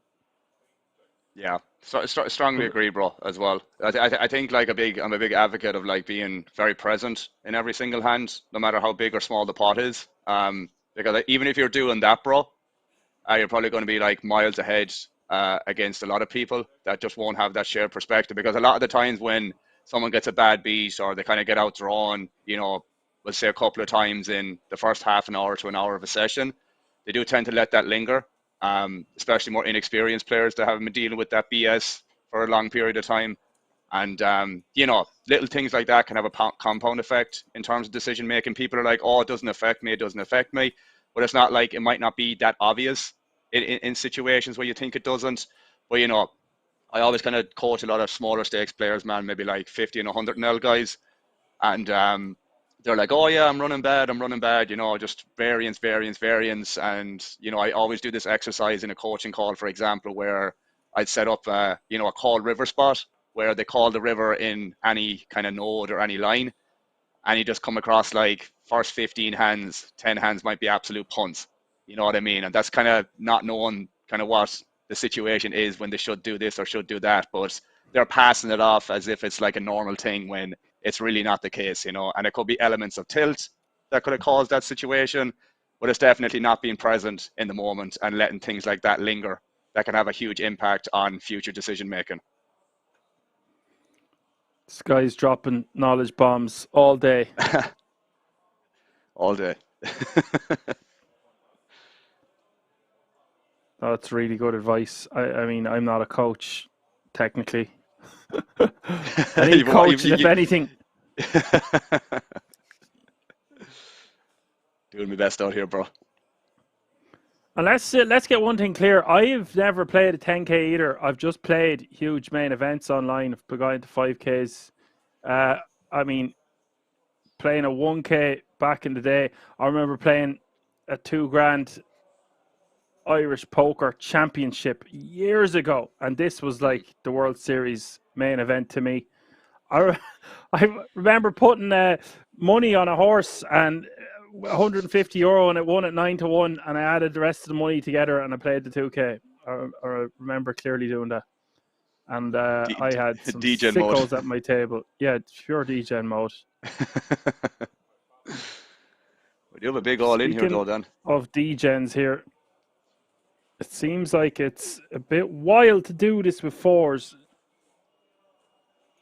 On the FT bubble, it has ran into it. Pocket tens for the scammer.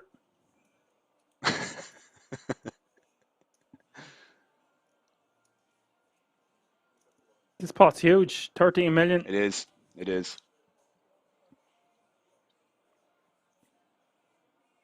Ace Jack 5 is the flop. All diamonds. Oh, whoa, no. Always a sweat, man. Trunk has been running good as well. Turn is the ace of clubs. Oh, it just feels like there's a diamond out there. Not loving life. Oh, damn. No, it's a 9 of diamonds. Oh, Felt that coming for some reason. Poker is so cruel. Wrong. Now, that was the opposite of rough justice. The pocket fours beating the pocket tens. So sick. Got a feel for him there with the 2 10s. What can he do? We seen Trunk winning pots with kings and aces. Getting it in with the fours against the tens. That guy's a dangerous adversary as we go to the final table. I was just going to say, my money's on Trunk for the final table, by the way. Just saying. Right, okay. Predictions have been made. Daniel Trunk will be going to the final table with 56 big blinds. Sabashenko is the closest to him at this side of the feature tables with 26 bigs. And God knows what other surprises are around the corner. It's all kicking off here for the No Limit Hold'em opener. We're going on another break. Now we're coming back for the final table. From this event. Don't go anywhere. We'll be right back. Lots and lots more action to come. See you all in a few moments. Later during this series, the Italian came in with a 3-1 lead over Saka. He's been doing a good job holding his own.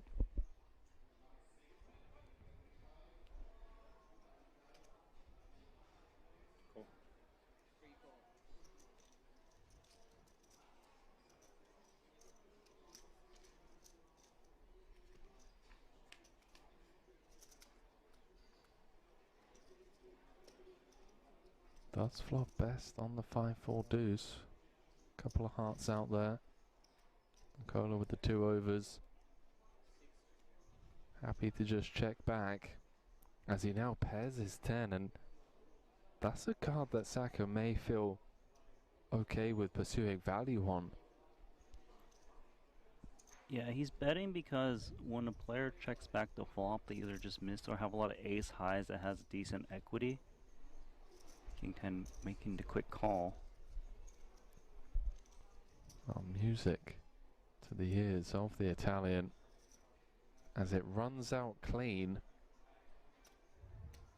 11 million in the middle, and Saka is reaching for blocking chips. Another bet of 2.5 million.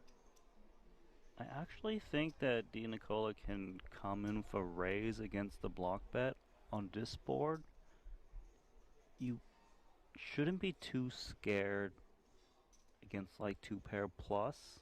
They might size up a bit, and clearly you've got a really strong kicker of your 10, and even ace 10 probably just gets aggressive pre. I love this. Wow, he does just go for all of it. Oh, I do apologise, he said 10 million.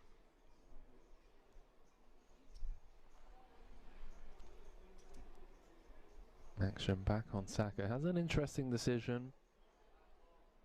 Flop went check check. He probed turn for 2.5 million. Di Nicola called. Blocked river for the same price. Now getting raised.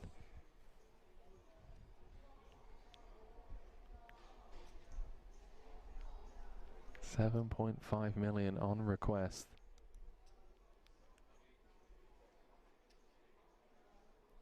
Based on how fast these guys have been playing, this is the longest tank we've seen, and an understandable one at that. What hands would play this way? He knows that when he raised small, it induces raises a decent bit, and when he just leads that tiny 2.5 into that big pot, he does block the nuts a bit, 6-7, although I wouldn't think that his opponent would need just the nuts to raise the river.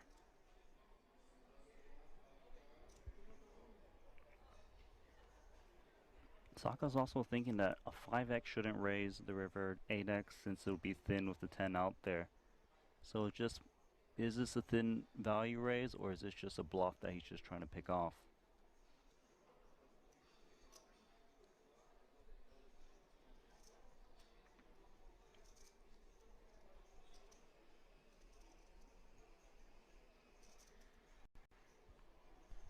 Given the moment. Oh, he's paid him off.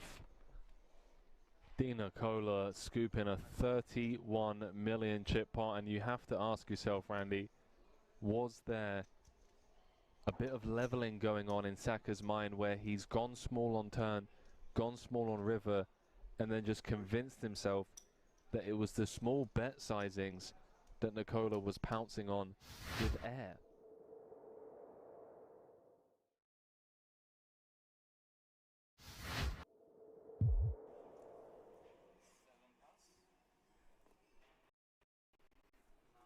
Yeah, and it's important when we do have eliminations, we are trying to get the players to have as many interviews after their bust out as possible. So bear that in mind. If you see one of your favorite players getting eliminated or whatever the case may be, chances are it's going to cut to an interview from time to time. It's nice to be aware of that before it happens. Cito going to raise to 175 with the ace 9-9-6 from the cutoff. 4 + 6 nines against ace queen 8-6. And look, Pliashko is all in by default here, Alan, with the ace queen 8-6. Again, you might need 2 questions. Yeah, that's fine. We'll keep in mind as long as you're writing down that stuff, bro. I got you covered.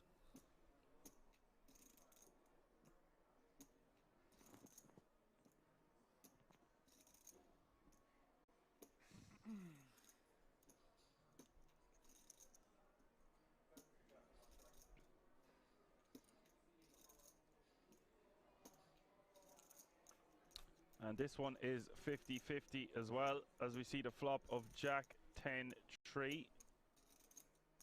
Pliashko, the favourite to remain in this tournament, as we see the turn. Of course, Wow, nice. Whoa! It's for you, royal flush, bro.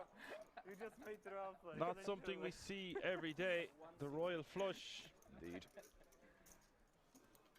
Sit back down, Pliashko. He's probably raged that he only has 200k there after getting such a massive hand. Indeed. Better than being knocked out. Oh.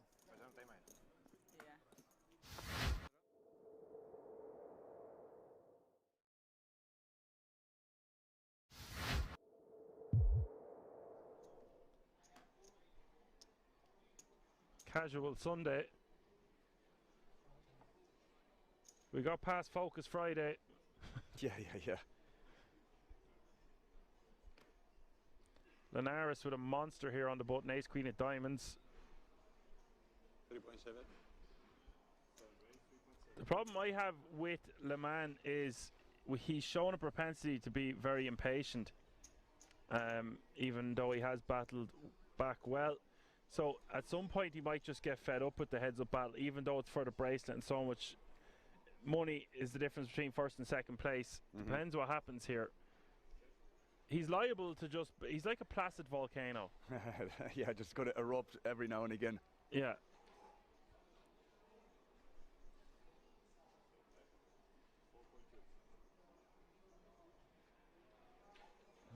Donkey says, Le Mans looks like a DJ and Blues Brothers. Actually, I see what you're saying. It's pretty funny. Okay, bet a 4.2 million in a call. Turn is Gin for Linares. Now, if Le Mans checks, I'm checking this back, hoping that Le Mans is going to become that volcano on the river. This is just crazy what he's doing here, Dan. Yes. You can call me Action Man Dan because we predict these things. 7 million is the bet from Le Mans. Now, if I was to see Linares raise here, I would not be happy at all. No, just smooth calling in position here, man. It's going to be the only play. You're never ever going to be folding here, so just give the guy some rope. No, it's just when we seen him do that with the aces earlier, want to give him the rope. 3 of spades. What's this? What the hell? What did he say? All in. Oh. He said all in. Oh my God. What just happened, guys? He shoved for 65 million. What just happened, guys? What a crazy hand to commentate on. What? I just called it. The placid volcano has erupted. Le Mans has finished in second place. What just happened, guys? I don't care. He says he doesn't care. Linares has prevailed as your World Series of Poker Europe mini main event champion. Well, when your head's up, it's hard to have something, right? So when the board pairs up and I know he doesn't have a house, I just apply maximum pressure. Unfortunately, he have the nut flush, so I just ran into a bad hand and I did a strong move in the wrong spot. So you make it straight? No, I would do it again. It's very unlikely to have the nut flush when your head's up, but he have it, so I guess GG to him.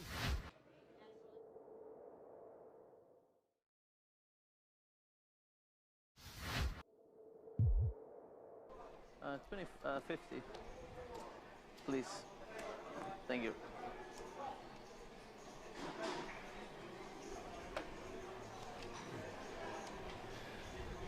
See Duarte there, Dan, topping up another 50k. He's probably in for about 150 at this stage, if not more. But again, it's probably the bare minimum he's in for at this stage. He is not afraid to play some deep stack PLO 5 cards. In for a penny, in for a pounding. Wow, I mean, pounding is definitely the accurate term to be used there. This game is going to get bigger, Dan, and unfortunately it's going to happen off stream, but don't forget, guys, we will have some more cash game action tomorrow. Something very similar. Looks like it's going to be 5 card again around the exact same time again. Yeah, I think just 2. Who won last hand? Who won last hand?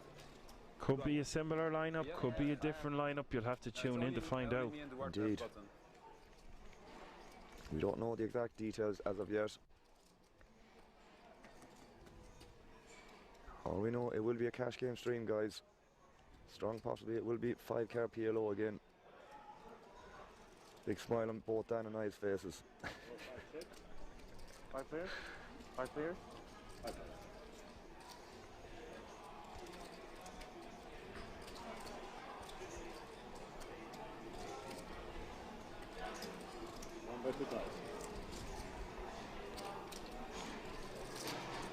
Thank you. Philip betting 2k.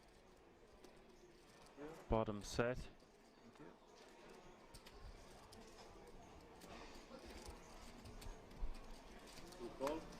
Bottom set just seeming so inferior when there's 4 other people to act behind you with 5 cards each.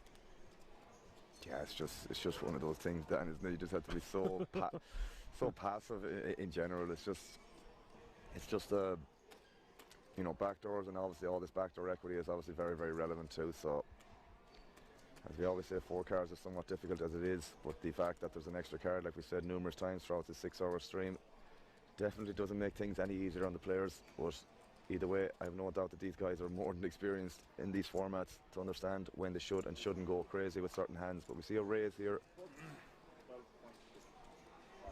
from Dario with the middle set. And the gut shot to go along with that, and also the flush draw. What a hand here for Dario. A lot going on for sure, bro. Set. Granted, it's only middle set, but it's better bottom set. Straight draw and a flush draw. I know his flush draw now isn't the greatest. Oh, which one was the hand? Ace, king, 10, 2 hearts. But wow. Turn, 2 of hearts, river, deuce. The tough spot for Philip, but at the same time again, doesn't have the flush draw to go along with the bottom set, so he needs to be careful here. Might be a spot he can get away from this, because he still has to worry about, well, maybe not so much about Ferry, but still reasonable hand to, I think he just has to put this in the muck, yeah. I think so too, yeah, I think so too. I think it's one of those spots without the redraw to the flush, at least. Just going to have to get out of the way, I guess. Ferry, on the other hand, is going to be in the same boat, I guess. Yeah, as well. yeah. Dario's hand just looking very strong here. Check raising. Multi-way like that. Multi-way. Few people to act behind him. And already a bet and a call in front of him. Indeed. Don't tell us. Can still go. Can still go. You're up. How can I explain it? You're lucky so far. So maybe you can still go a nice holiday. 1800? 18,000. 18,000. See Ferry still debating whether he wants to flick in a call here, but when you see bottom set being folded, everybody's a winner. Everything. Oh wow, he's really going to be running this, guys. This is going to be a big one, guys. This is going to be our first 100k pot, I think. And it is just 116k. What's his reasoning behind this? I'm not really sure, Dan. I think this is a little bit kind of maybe getting a little bit impatient, maybe a slight bit of tilt. I'm not quite sure, because I don't think other players will be getting this hand in. I think they will just be mucking this on the flop, but we are going to be running this down, and I'm assuming they're going to run it twice. And this is by far the biggest pot of the night. Indeed, 116k in the middle, guys, and they are running it twice, according to what Ferry said, or mentioned, or signalled, I should say, with his fingers. Dario in a very, very good shape here. Is he drawn dead here with the tick beside it, in terms of outs? Because he does block a lot of Ferry's outs here with the 3. It's like Ferry has a wrap, but it's not the greatest of wraps. That's a different chop than we know in Holland. That's a... It's really called a Colombian chop on the 5. This is gonna... Okay. I think he has less. The Ferry can't win. This is the problem. He's literally getting this in dead. It's really, really bad shape here. He's dead. So sick.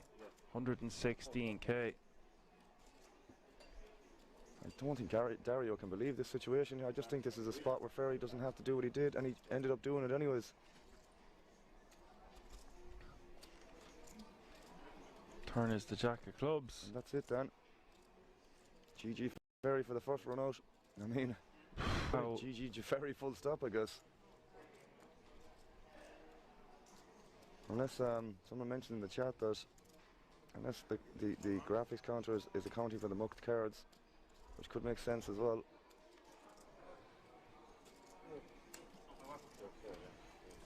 Sickness for Ferry there, although I feel like he could have got away from that one. I do think so too, mate. Dario going to be playing 122k, which is more than he would have if had he won the title as last night. I mean, he got 50 anyway, but I'm saying this is more than first. This pot is more than first prize for winning a 2k pot limit Omaha bracelet event that we commentated on last night. And this is why I play cash games then.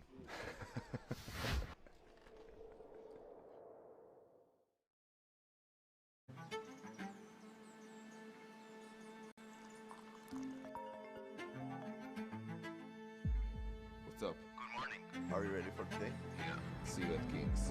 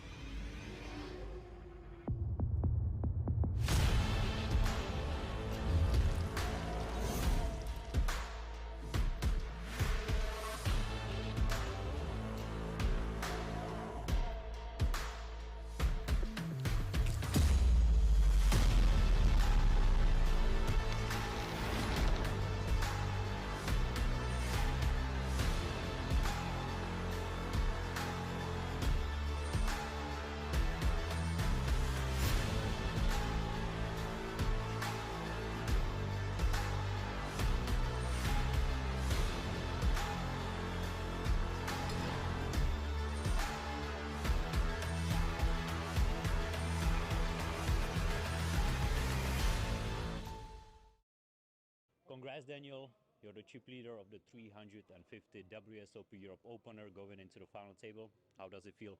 I didn't realize yet. It was a long journey to the final table, especially in day one. I started with 2 times down to 8 big blinds and triple up, and from there I run like God. So it's amazing, yeah. Mm-hmm. When you wake up this morning, was this a scenario in your mind? Yeah, for sure. I always believe in it. Put hard work for years now, and maybe today it will pay off. Hopefully. Yeah. What's going to be your strategy for this final table? I mean, you've played with most of the field, I guess, so you have some specific strategy. Are you going to be loose, tight?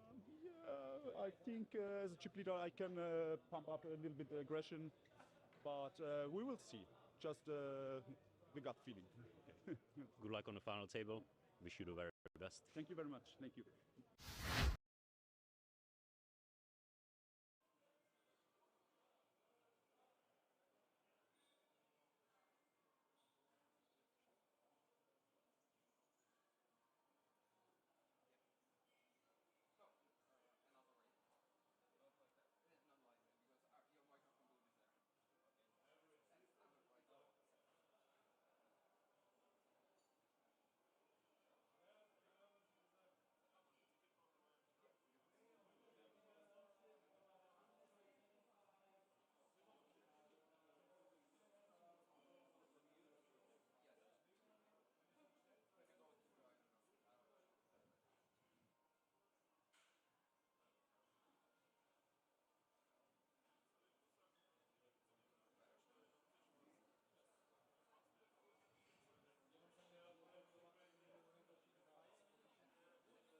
Alrighty, folks, welcome back. If you're just tuning in, it's the No Limit Hold'em opener. We have reached the final table after that huge pot with the pocket fours against the tens. Before the break, Daniel Trunk is your commanding chip leader at this final table. Viorel Gavrila, who is a bit of a beast, is in second place with 39 bigs. Nice to see him there. Always very entertaining to watch how he plays. And George Strebel with 26 bigs. Sabachenko with 26. Dmitry Fadeev with 22. Josef Dobos with 21. Premslav Szymanski with 20 bigs. Alberto Spiranzoni with 12. And Antonio Menga with 11. That's how they're looking. You see on the right-hand side, that's what they're playing for. All players have guaranteed a minimum of €9,057. And of course, that all-important 10K ticket to the World Series of Poker Europe main event. All secure for the 9 remaining players. The small matter of €105,000 up top. And of course, the all-important gold bracelet. This is event number 1. These guys are just going to take a photo. Cards are about to be in the air. There'll be lights, camera, action. Couple of comments coming in there in the chat. Stratos in the house. What's up, Stratos? I missed you there before the break. Did see your name in the chat. Lovely to have you with us. An avid supporter of this channel. KML in there as well. I was already talking to him. ECW King saying, are you ready for a week of World Series of Poker Europe, Bird? ECW King, it's 2 weeks. At least. Myself and Alan in the house as your Irish pundits and commentators for the first 6 events. Exciting times. Hello. Hello. I had the mic muted there a little bit, kind of giggling at the pronunciations of some of the names, man. They were not easy on paper, to say the least. Yeah, I was waiting for somebody to say something all right. The Premslav Szymanski that was getting me. Yeah, that was the one. Tried to that was the one. get the pronunciation there on pronounceit.com or whatever you want to call it. And it wasn't really playing ball. It was something around that area. Yeah. I had just stuffed a kilo of sirloin down my face. I had a golden opportunity there having a second break to eat the second half of the steak. A monstrous amount of sirloin. No harm. Fit for a king. No pun intended. There you go. I lied. Pun was intended. And what a great opportunity it is for these remaining players. Be some kickstart to your series, winning the first bracelet. Oh, there's a buzz and excitement in the air. When I seen them taking photos there, just when they were zooming in, Alan, really reminded me of being there last year. Yeah. Again, like I know we spoke about this at the start, man, in terms of the experience, but like, you know, it's one thing to see how this feature table looks like in terms of like elegance when you look at it. But when you're really there, bro, in the environment itself, it does stand out as you know, a thing of beauty, I would say. And I'm not going to say that the camera angles and all that don't do it justice, because it does. But when we actually see it in person, man, it's you know, it's really, really, just as I said, a really beautiful thing to see, man, in person, you know. Yeah, it's gorgeous. Like I said, I love that midnight blue. Granted, green should be my favourite colour being from Ireland, but I'm a sucker for that midnight blue in the background there. Yeah, King's production team go above and beyond. When you're over there, you really see it in the flesh, especially if you're working as part of the team. Just 24/7, especially for events like this. Like I keep mentioning, 15 bracelets, 15 million in guarantees. 5 million guaranteed in the main event. Where else would you get it? One of the biggest series in the world, especially in Europe, obviously.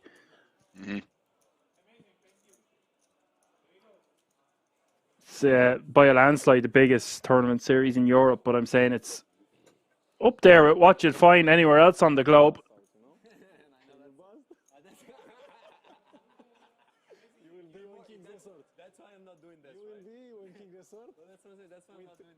I'm interested in C2 here, Alan. Viorel Gavrila. I don't know. We haven't been in the booth together in quite some time. He's been making some traction, making some runs. I do know his online handle. He's won loads of things on Poker Stars. There was people talking about him in the chat. He's from Romania. Enough said. He is the one to watch for me in this remaining field. Sabashenko, of course, with the guts of $500,000 in tournament live earnings, is another one to watch out for. I am not too familiar with a lot of the other remaining players. And you have to remember this is a €350 buy-in. So a lot of these players remaining, playing for one of the biggest cashes of their life, I would assume. And even if it's not, it's all about that bracelet as well. Such a prestigious thing to add to your resume. So they're going for gold.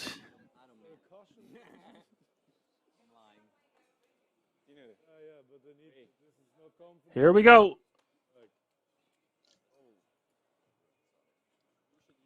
Don't leave it in the hands of the judges, lads. Touch gloves if you want to do. So, touch them now. Back to your corners. Are you ready? Are you ready? Bring it on. Come on.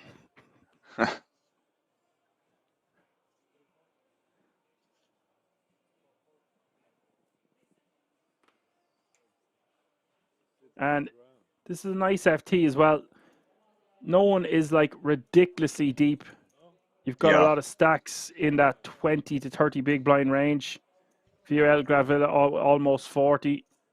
So he's just 17 bigs behind the chip leader, Daniel Trunk, who we've seen, of course, bank against the 10s there to get us to the very FT. Unfortunate. Yeah.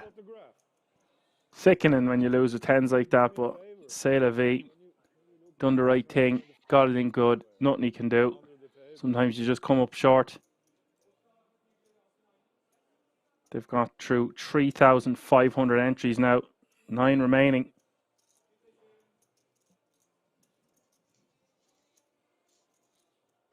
No pair, no draw. Says Pavel 23 here. Not sure what you mean. Is there a player called Pavel? Anyways, back to the action, Szymanski. We're just going to call him Szymanski because that's a hell of a lot easier than pronouncing his first name. Facts. The average stack, 7.7 million blinds have gone up. 150k is the small blind. 300k is the big blind with a 300k running big blind ante. That's 150, 300, 300. Trump going for it here again. And jeez, Caramba. Yeah, I was like, I don't think that should happen. The only thing is, Dan, to be fair, there's a lot of shorter stacks. There is a lot of shorter So stacks. There's somebody here with, yeah. You see these things. 20. He's got a 12 big blind stack and an 11 big blind stack. Yeah, yeah. We've got 20 bigs. And, you know, he's only a couple of bigs behind 4 players, 26, 22, 21, 26. Yeah. Again. ECW said, Dan already forgot Pavel 23. Would someone like You've been to solve called out the here puzzle? now. Yeah. Someone like to solve the puzzle there for me, please. It's going to be a long week if you start messing around with me like this, lads. I was going to say that might be a spot where you have to also go with 9s plus. Against Trunk, I don't think I'm folding 8s. Yeah. He's going to be pretty annoyed if he ever watches this replay and sees that. Yeah, I presume he will. Well, of course, he's not just going to be against 7s all the time, but of course, just because of what we've seen him do with the 4s. I play a lot of online. Now I make a transition, you know. I believe that's Gavrila saying, I make the transition, plays a lot online. It's great to see them when they move over from online to live. Like what Lena was saying, I don't know why you think live poker is stressful. Try playing for 40 days in a row during the W Coop or the Scoops. Or the playing GG series and 5 different sites, whatever the case may be, just loads and loads of tables. So they really rise to the top when they only have one hand to concentrate on at a time. Yeah.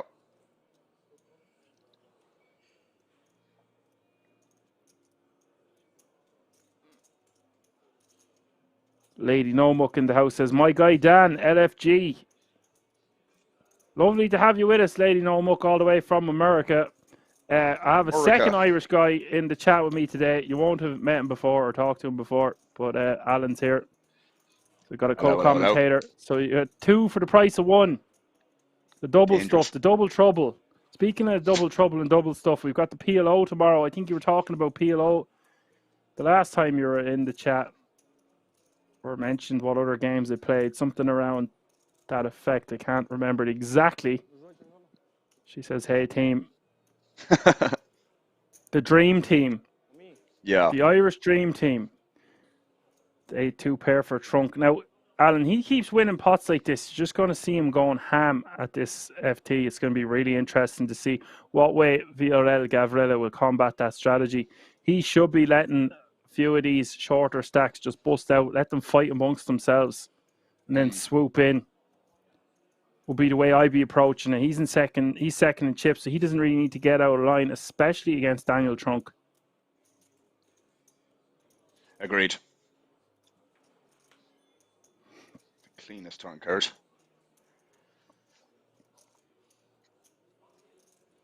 Szymanski does pick up the flush draw. This pot getting close to stack pot ratio of 1-1. You're hating life here with the jacks, even if you did pick up a flush draw here. Yeah, I'd assume it's just a check here on the turn. I mean, even check calling here doesn't feel great, to be honest, but he seems to be reaching for chips.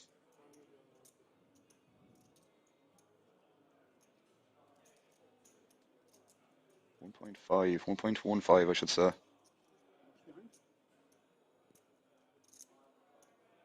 I believe we just call again.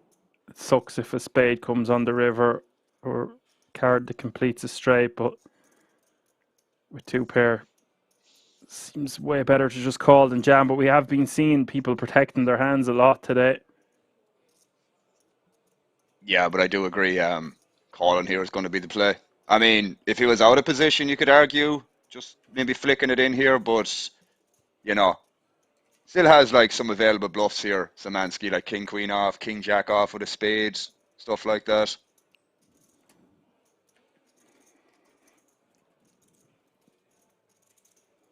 Just doing a bit of behind the scenes here. So Daniel Trunk's total live earnings is $10,400. So he's already surpassed that, including his ticket here. Yeah. Nearly a He'll end up 10K jamming cash. Yeah, I was thinking he's probably just going to protect against a bad river. I don't mind it. I think it's fine. You know, I think when they're this shallow, probably just doing this makes more sense. But if they were deeper, probably less inclined to do it for obvious reasons. So yeah, I think it's well played by Trunk. Well, Trunk now with over 70 big blinds.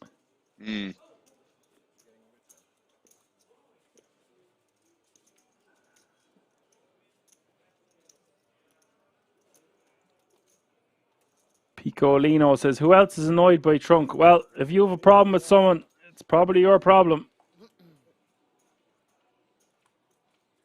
Perno Draw says, I feel like that 9 of spades turn is a card that we check call with and then reassess on the river. That's exactly what Alan said. Yeah. Great minds think alike and all that jazz.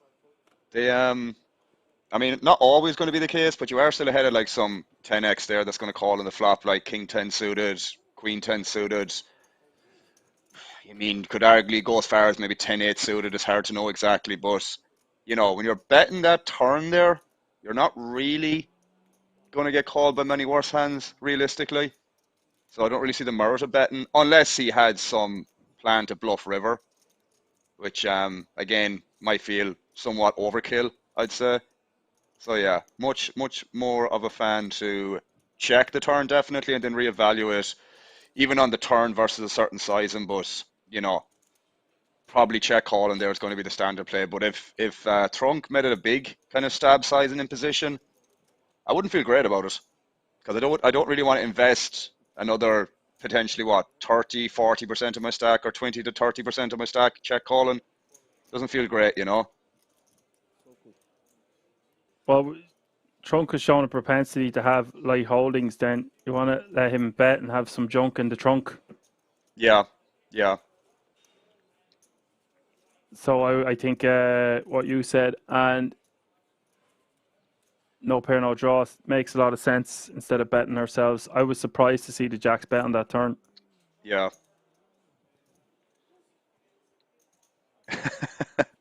We got a comment here from ECW King. I don't know if you can see it. Can we call the ladies on the felt Danielle and Alana? Or Lania? Well, Wait, we're going to have to name them something. They Can't can call me can't what they want. Just don't call me in the morning. Yeah, they can. It's hard to, when you get the bird's eye view of the table, to look at the two. Well, it's obviously the same lady, but I'd be okay with that. I'd be okay with the old Danielle and Alana, or Lania, for now, anyways. I'd be okay with Szymanski click and call here, facing a shove from Menga. We've got action. Indeed. 11 big blind jam. Just shy of 10 big blinds call. Roll in. Gico. Roll in call. Shorts in 3. Trunk seems a bit of a wiry character. He's jumping up over the seat. See, when you've that much chips and everything's going your way, every pot you're winning with 4s against 10s, you're catching aces, you're catching kings, you've never been in a spot like this before, can really, really give you the jitterbugs. You can't sit still. And it's understandable, don't get me wrong, but you want to stay composed here. Yolanda, be cool. Can we not name one of the ladies Yolanda? I love naming things, actually. Can't really call her Danielle, considering my name's Dan, but I don't know. Not going to nitpick over that now, to be fair. Yeah. Just don't be assuming their genders, is all I'm saying. Yeah. It's all in the call. 6.6 million in the pot. Szymanski set to pretty much eliminate Menga unless Menga catches a snowman. Or a snow woman. His king 5 is the flop. 2 clubs.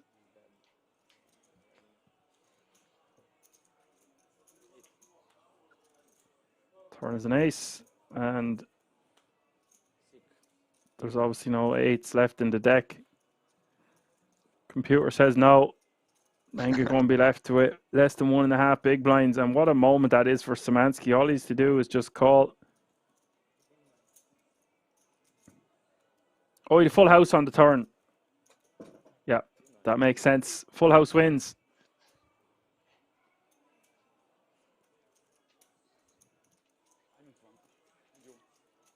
No draw says, yeah, I think you only get called there if you are already beat or the opponent has a lot of equity.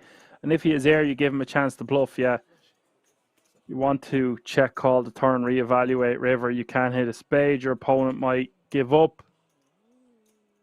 No draw says trunk call with the baby pair to go for the double KO. No, this is not a cash game or kiddie game down the street there.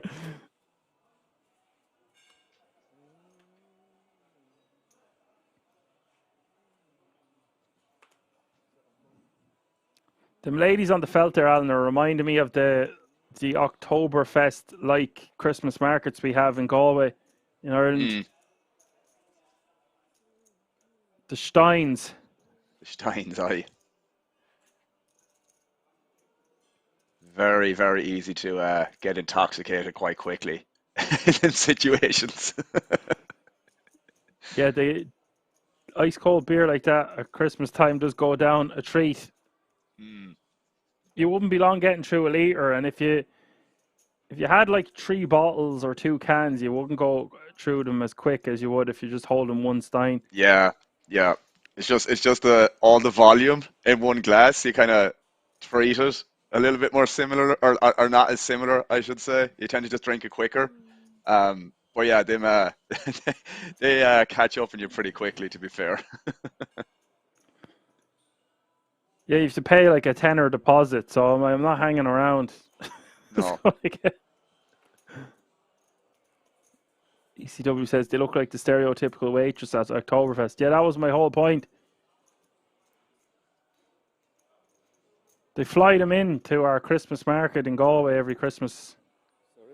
But clearly it's Christmas if it's a Christmas market. But yeah. And there's nothing wrong with that, he said. There's nothing wrong with it. I'm all for it. Indeed. Gavrila is going to make a mandatory enough defend standard stuff so far by both players.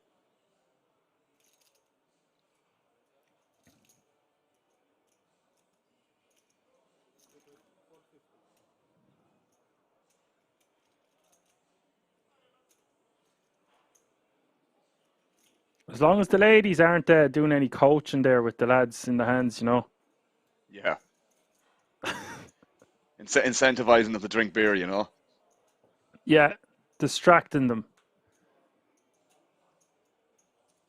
Turn is the king of clubs. Philip be hoping to catch a club or just get the showdown.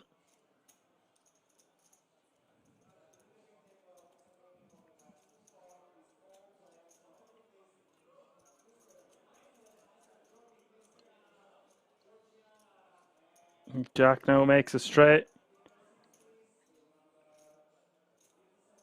It's not looking great for the 10-9 here. No. Looks like he's going to turn his hand into a bluff. Which I like, by the way. Yeah. It's very polarizing here. Like the thing is, like, what do you really beat here if you check this river? You know, maybe some underpairs like 9s through 6s here, even though that should bluff the river if it's checked too in this line. So, you know, never has a flush here, doubles. You can definitely have some Jack X, that's the downside, but more polarizing here from Gavrila. So yeah, it's like what, like an 80% bet here or something like that, maybe 70, 80% here. I just don't think like 10-9 has that much showdown value here. That's the reason for this, I assume. I guess the fold, bro. This is what I'm talking about. That's not a bet I would have found. I just feel like too many hands beat us, but I like what you said there. It's going to be very difficult to be winning the showdowns. Does turn his hand into a bluff. Does have a flush blocker as well, which is kind of important. Although it is very unlikely your opponent has a flush. Yeah, yeah. As I said, worst case scenario there, he might have some King Jack, Ace Jack that, you know, rivers 4 to a straight there. But even then, it's not like a snap call by any means when he picks that sizing on the river. I mean, I don't think you can fold a Jack there, but he has a lot of Ace X there. You know, maybe King X, as I said, maybe some Queen X, whatever the case may be. So, main thing, in my opinion, is just his hand doesn't really have that much showdown value that you're probably just going to be incentivized. I honestly think a good kind of thing to do on the river when you have 4th or 5th pair in that kind of bet check line is just probably bluff most of the time, and it's going to be profitable with them sort of holdings. And that's kind of what 10x was there, 4th pair, more or less. Yeah, it's also not too likely your opponent's going to have an ace there. The turn might check. You can still have some like Ace 5 and Ace 4, to be fair, if he has that some of the time, which will definitely take a passive line on the turn, like which is what happened in this hand. So it's just like, you know, in position there on the turn is not checking back many nuts or any strong hands really, like flushes, for example. So like when they check back that turn, man, as I said, best case scenario or worst case scenario, although we have a hand here, I'll talk about that in a moment. Oh, holy God.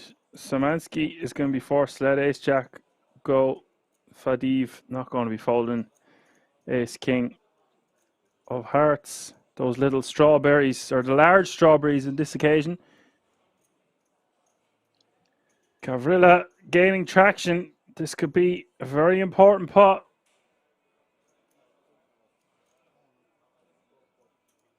It is going to be a very important pot. 15 million in this one. That's 50 biggins up for grabs. Huge flip for both players involved.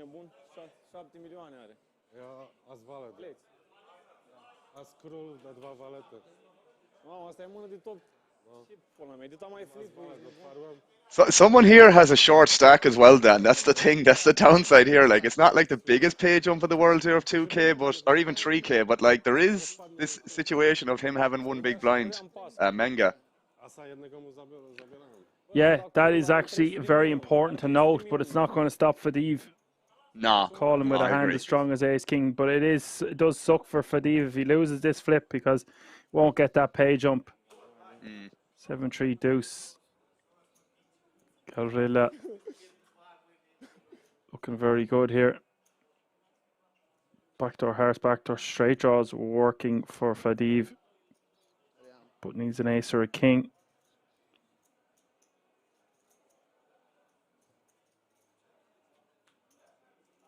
Turn is the 8 of diamonds. Looks like he's just got 2 outs as we hit the river.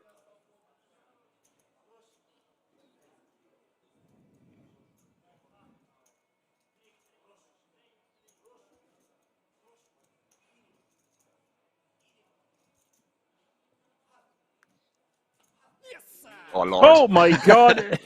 Always a surprise around the corner of Kings. The ace of diamonds knocks it out of the park, and you see how much that meant to Fadiv. And that is music to the rest of the table's ears because such a strong opponent has lost such a sizable pot. But Gavrila hating that one. You got to feel for him. Looked like he was home and dry. Never easy, man. No. And it's even an insult to injury because I believe there was a couple of kings and aces already in the muck. No, there was one jack as well, but yikes. Yeah, I mean, like it's just one of those things, man. I'm not going to say just do it on the flop, but I'm sure we can all agree here, both between you and I and whoever's in the chat, it hurts 1,000 times more on the goddamn river. 1,000 times more. Yeah. I remember when we were at Kings last year, we were talking about doing maybe a few prop bets for the crack, but I wouldn't have thought it'd be. You're at an unfair advantage because I know a lot of the players are like, for example, Gavrila. I've seen him a few times over the last 6 weeks. Even he's had a few runs.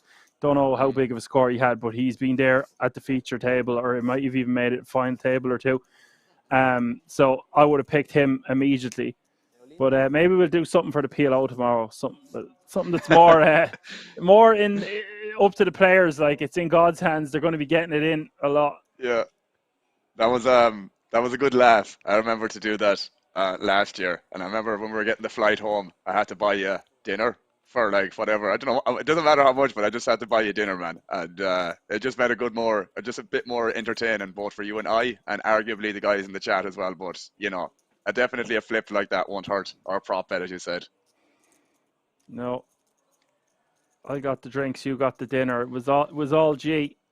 We made great use of that buffet. Didn't have to buy dinner for the week.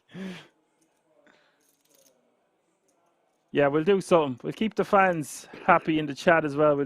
Ask them questions. I don't know. Play some games. There's enough action going on that we have to commentate on. Kind of hard to do it all. We're settling in nicely. So no eliminations. The ace-king getting there. And now Menga all in by default. Finds a very nice hand to be all in for. Considering he's only got a big blind or so.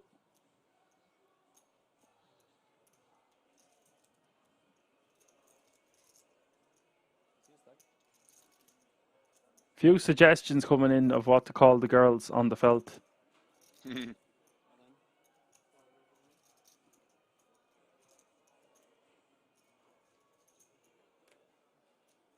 Stratos says he wants to hire a dancer just to dance behind me to distract all the others when I am in a hand. It's a an private interesting spot dancer. here, no? Oh, he does run There's it. there's a lot going on here.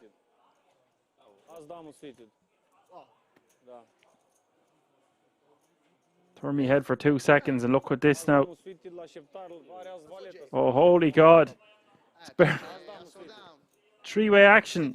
I don't know if Spiranzoni should be getting involved here with the sevens, Alan. It doesn't seem too great. You need to get a No, so pay jump what here the majority of the time.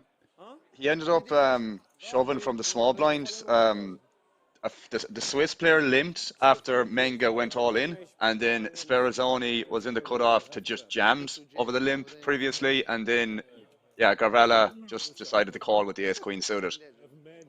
Yeah, sevens maybe I'm griping a little bit. It's just the majority of the time he's going to get a pay jump, but there's a lot of dead money out there, and for the sake of the pay jump, if you want to try to win this tournament or put yourself in a position to finish top 3, seven's going to be fairly strong, and you're attacking again, the limping range. Yeah. That's what I was just going to say. Just like, again, you're not always going to wake up, or someone behind's not always going to wake up with a hand, but kind of if that does happen, man, you're obviously not going to be in great shape. I mean, they're flipping, obviously, at the end of the day. So second flip in a row here for Gavrila, and he's not looking good again because there's an ace already gone. So Gavrila, 3 outs as it says on the screen. 6-9-5, 2 clubs is the flop.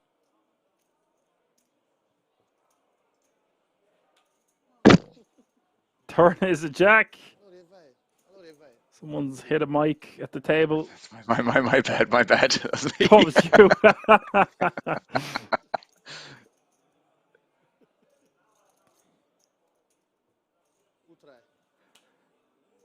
River is the 9 of diamonds. Gavrila losing another chunk of change.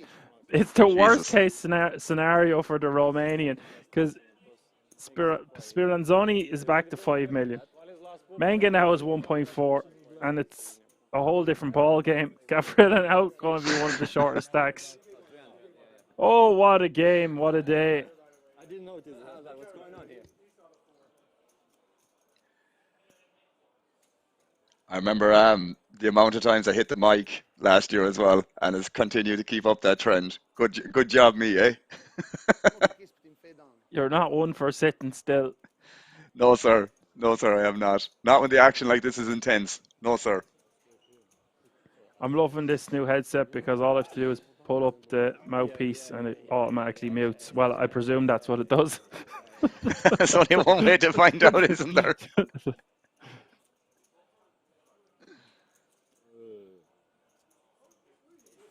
Sure, they'll tell us in the chat.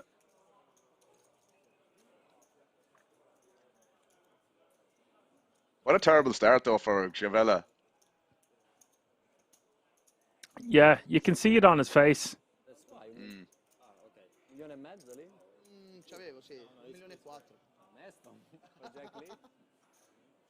All the time is in the house. What's up, buddy? Great to have you with us. A chair and a dream, says Bird. So that changes things. Villarreal Gavrila goes from second in chips with 39 bigs to that's really, second last with 7.5. It's very grim. In like what, like 5 hands, something like that. It has not been many since the start of the final table, bro. So yeah, that must be like super annoying to go from literally second man to second last in such a short time frame. Very frustrating. It's almost identical because he had 39 bigs coming into this FT, and now Fadiv has 39 bigs after taking the chunk of chips. There you go.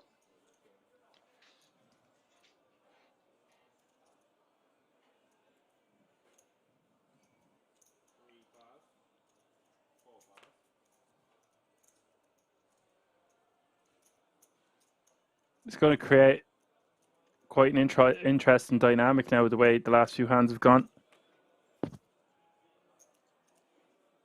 It's just such an action start, though. Seriously, like couldn't have asked for much more from a neutral standpoint or just like a spectator itself. Well, Gavrila's been one of my favourite players to watch now the last while, so I'd be sad to not see him get a stack, but have to be an impartial judge for the most part. Jeez, your pick is really going out the window, isn't it? Oh yeah. Up in flames, bro. Oh dear. La guys. Are mai puțin el, dar mai rămân cu 3 blinduri. Capadam. Aso 3. And this is actually a substantial pot considering the dynamic. Even though there's less than 10 big blinds out there. Or in or around.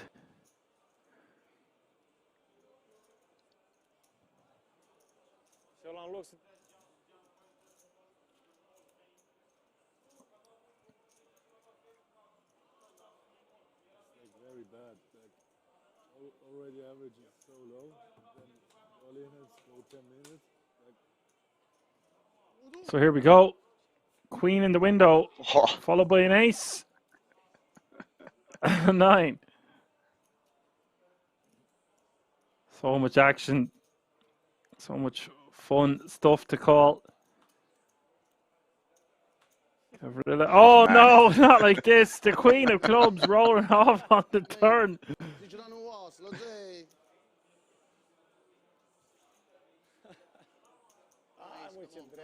Now Gavrila needing an ace under it. It just didn't feel like it was going to go his way. He had backdoor hearts. He's top pair, but the lady of the night, and not one of the ones that's on the felt.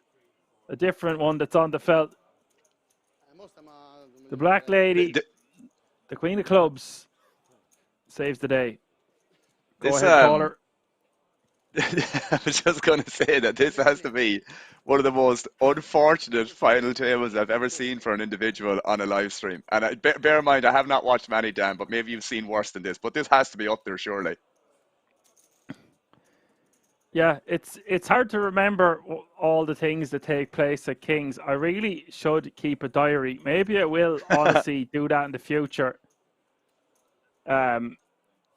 Even it's hard for me to even remember who won something 3 months ago, for example, but there has been absolute carnage. We do have a lot of final tables that are like a war of attrition, and you can see so much cagey play. This does not seem like it's going to be one of them final tables. No, sir. And I'm all for it. Our mantra is action. You want it, we got it. Doesn't always deliver on time. We will always get action, but considering we've only played 60 hands today, or this is hand 60, we've had so much action. Agreed.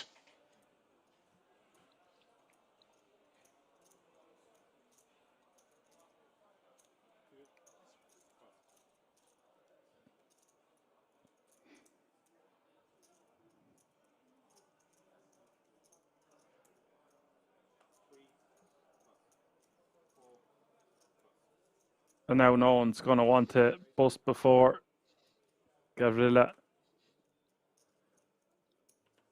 Speranzoni is going to min.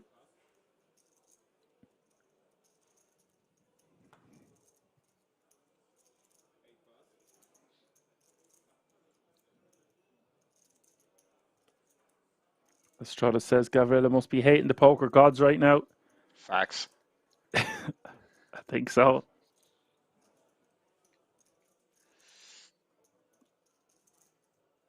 There's no arguing with the poker gods. They own the 7 kingdoms. Huh.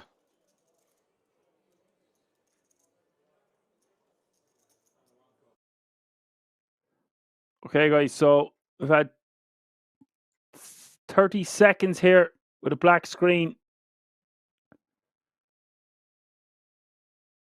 Daniel Trunk has called in the big blind.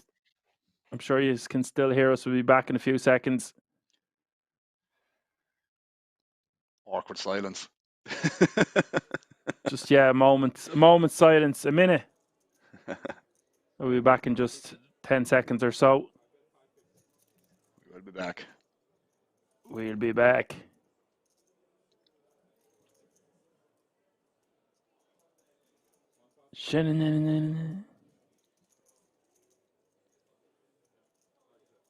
What's happened? There's been a robbery. Alberto Speranzoni has bet 500k. And trunk folds, lights out. Stratos there in chat, man. How many fingers is the dealer holding up? Correct answer gets a free seat at the WSOPE. That's the kind of humor, that's the kind of energy we want in this chat all week. Love it, We need it. Stratos.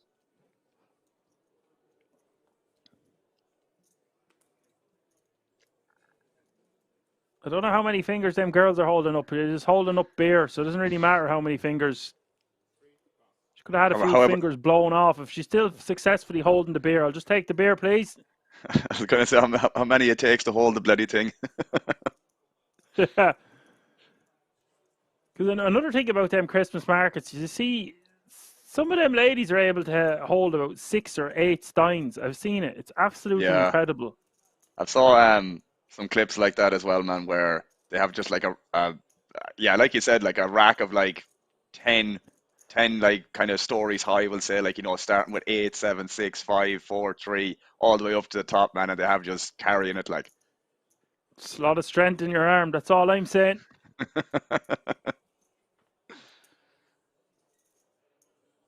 Because they're heavy enough, them steins. It's a litre of beer, man. That is a litre of beer. So them glasses are very heavy without anything in them. True. I think of it as holding up one finger straight to the dealer. Again, yeah. Good man, no pair, no draw. Trunk is going to shove from the small. Shoving the junk into the trunk. Takes it down. Like if he can just keep taking down, if he can just keep taking down the blind. I came up with that one on my own. And good job. Kudos to you. If he just can keep peppering them with the jab, hit them with the jab, the double jab, and the booster, because he's got all the chips to do it. And if he keeps pounding on the shorter stacks, every time he does that with blinds at 200, 400, 400 now, he's accumulating a million every time. And that's no pocket change now with 9 remaining. Like, he's got a stranglehold on this FT if he plays his cards right. If he gets Gavrilla out of there, that was his biggest danger. And he's not so much a danger at the moment. The man has become the mouse. He needs a double and needs one quick. Or is he having a double at the bar?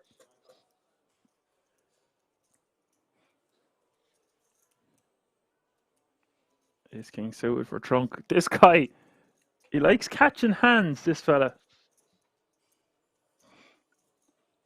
He's definitely picked up a bunch of them, bro. A bunch. Like, I know they've been dealt around a lot, but how many this guy has got in the 62 hand sample is just insane in terms of distribution.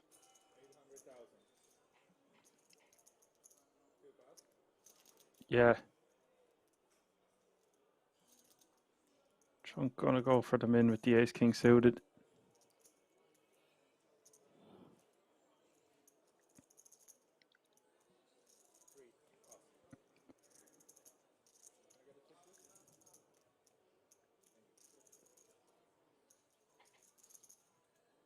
You're always just praying there, because how wide he's obviously opening probably 100% there, man, or he should be, in fairness. And you're just kind of praying that when you have this like top of your range situation, I mean, like ace king is like, you know, league of its own in terms of distribution, but like very nice when you have that hand or that kind of top of your range when you do go for this min raise when you're probably opening or attempting to steal like 100% of your range there, I would say. He should be going for pretty much any two, yeah. Yeah. Now, whether he's going to do that or not, he's picking up so many other pots, he probably... I wouldn't imagine with just 10k in live tournament earnings, you don't know the full story sometimes, but I wouldn't imagine he'd be opening 7 deuce offsuit, for example. Jeez, I'd be tempted. No, I think you're very correct in your assessment there. He can open basically any two.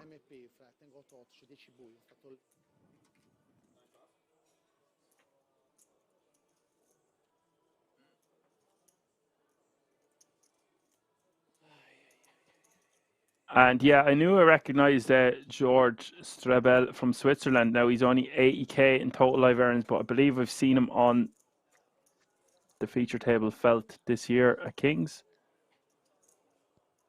Name rings a bell. Sometimes it's the face that rings the bell and not the name. I'm more of that kind of perception as well. Names I'm not very good for, bro, but faces, I've a bit of a better, you know, remembering that kind of situation. Faces more than names.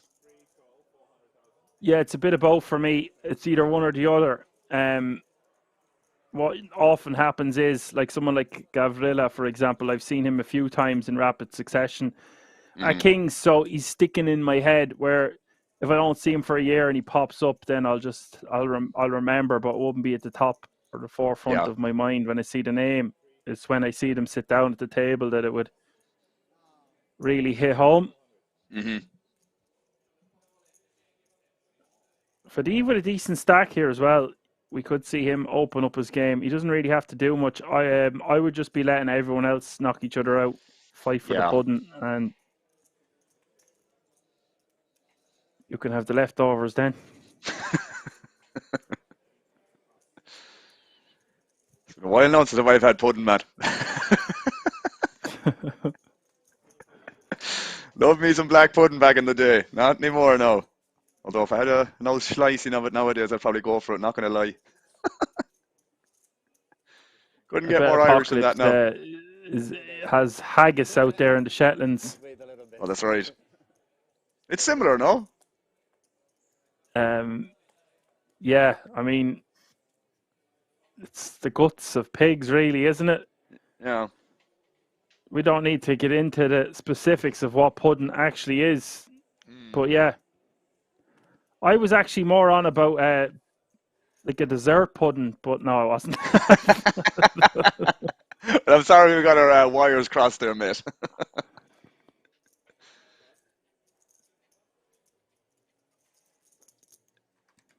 It says no haggis here, freshly caught lobster today. Jesus, huh? Look at the fucking life that this lad is living, huh? Lobster? I don't think I've ever had lobster. Yeah, well, I'd say it's not made from pork blood and pork fat, like, so.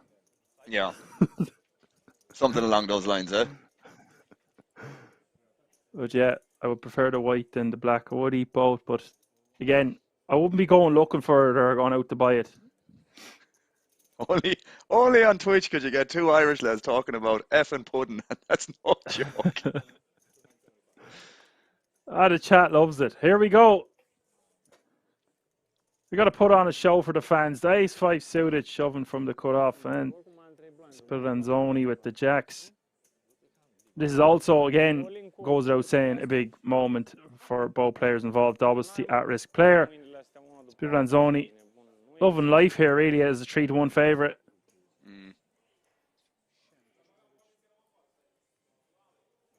6.6 million in the pot.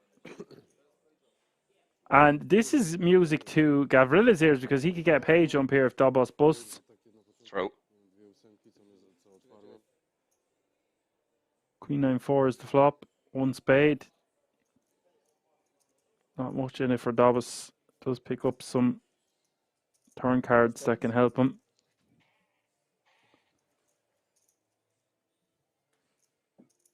That's not one of them. Ace and an ace only. We're going to have the first casualty at our final table.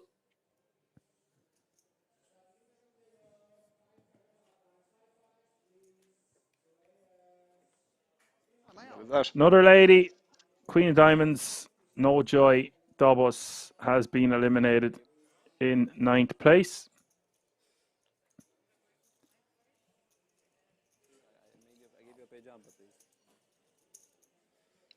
So Andre Cause in the chat, another fellow streamer on Twitch, mate. I hope you're doing well, and I hope you recognize who this voice is as well. Maybe, maybe not.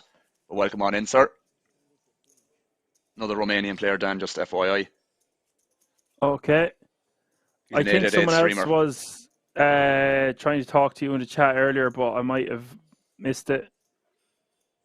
No I think worries. he might have been from your channel. Alan F. Poker, we're going to be... I suppose each day we're going to have to talk about your progress because we could have new people in the chat, Alan. It's just going to have to be the way it is. I'm okay with that. I'm okay with that. I'll do the promoting so you don't have to. Yeah. €9,057. You're very humble and modest until you're actually effing and blinding on your own channel. True that. True that. That's exactly why I have my own channel.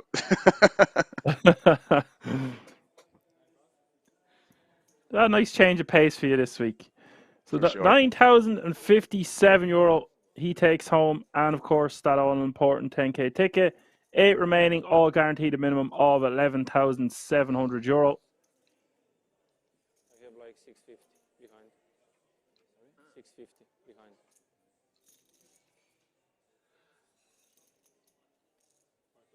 Strata says, just think if this is the action at the last final table for the first game of the World Series of Poker Europe, how wild will the main event final table be? True that. I mean, there's a small difference between the buy-ins now, €350 and €10,350. We do have all in the here call, now. Gavrila. Getting it in good, in by default, really. He'd be happy to see that, but happy might be the wrong word. Yeah. A venit as damă și a venit, i-a pus damă târg cu aia. Nu există așa ceva, mă. Avea un blind aici.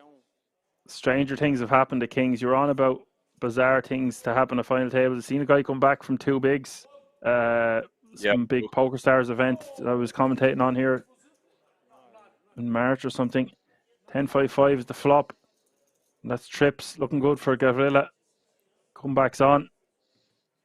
Not much in it for Sabashenko. Oh, Jesus. Turn gives him an open ender. Oh, boy. Oh, no, it doesn't. Just the 9. The the ace isn't clean. Yeah. Whoever is the king. King no good.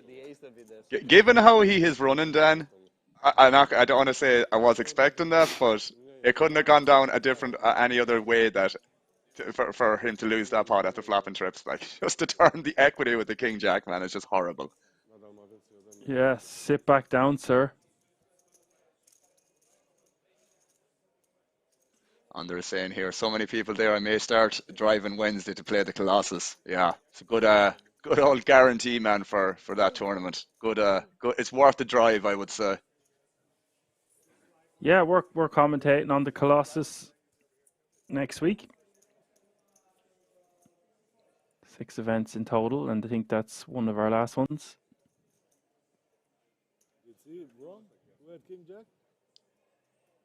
Yeah, the final day of bracelet event number 5 will be broadcast live from ourselves next Monday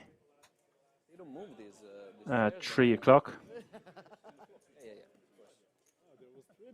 Coming in too much.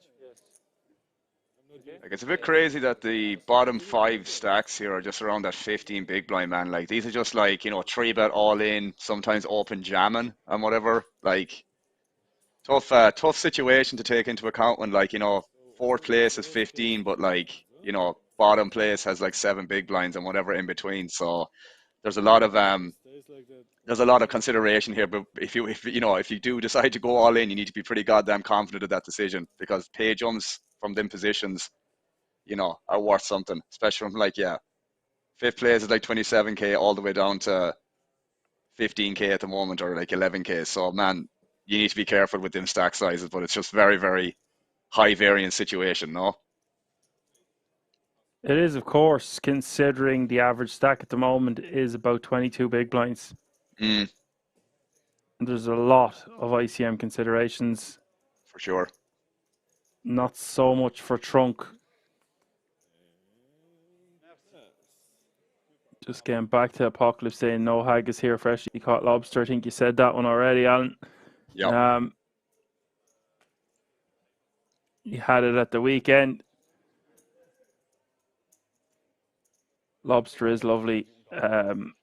Although if you get it in a restaurant, you're basically just eating butter and garlic. You can make anything taste good with butter, oil, and garlic. Oh no! Gavrila all in once more. Sabashenko with the calling hand. Gavrila be happy to see he's got nearly 30% equity. Not bad with Queen 6, is it? You'll take it. You don't want to get called, of course. Does make the standard enough shove. Believe he's the shortest stack.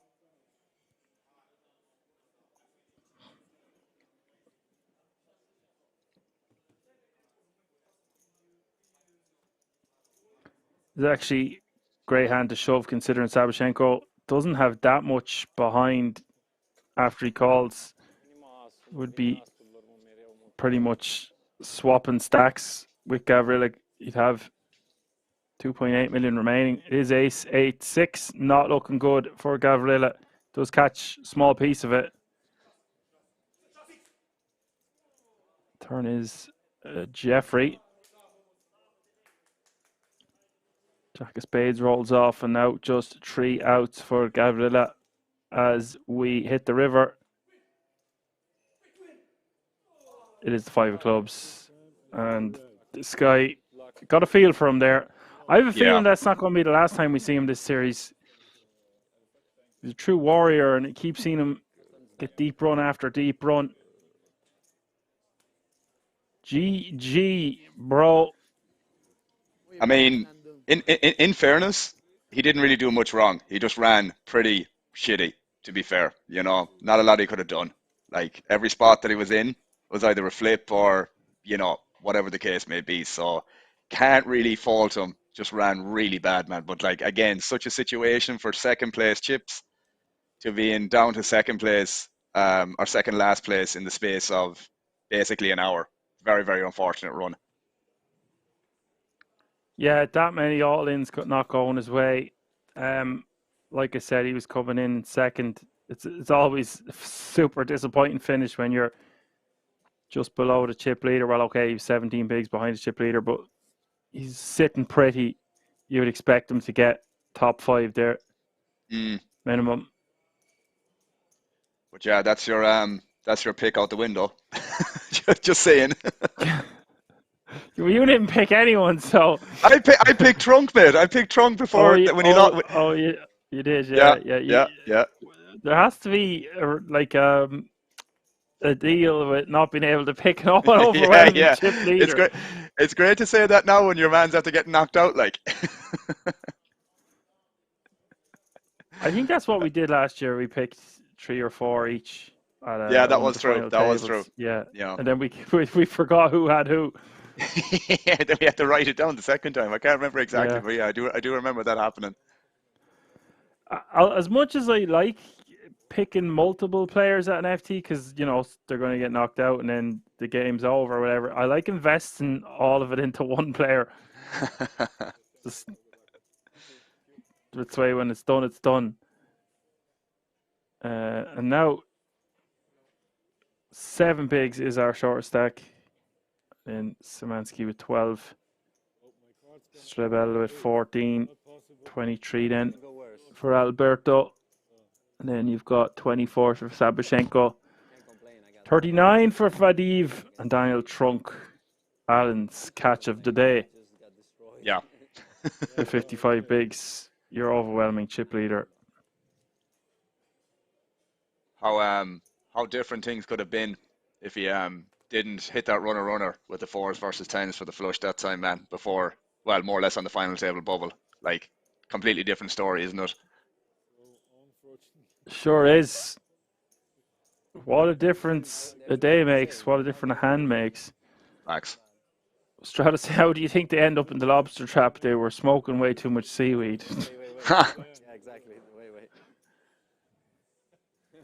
ECW King here, Dan, saying just make €100 side bet between you two, then you won't forget it. Well, definitely when there's money on the line, bro, you tend to not forget who you had picked. That's for sure. Especially if you get the out and out favorite. Put it that way. Yeah, and then I'll be like double or quits. We play heads up, and then it becomes ludicrous.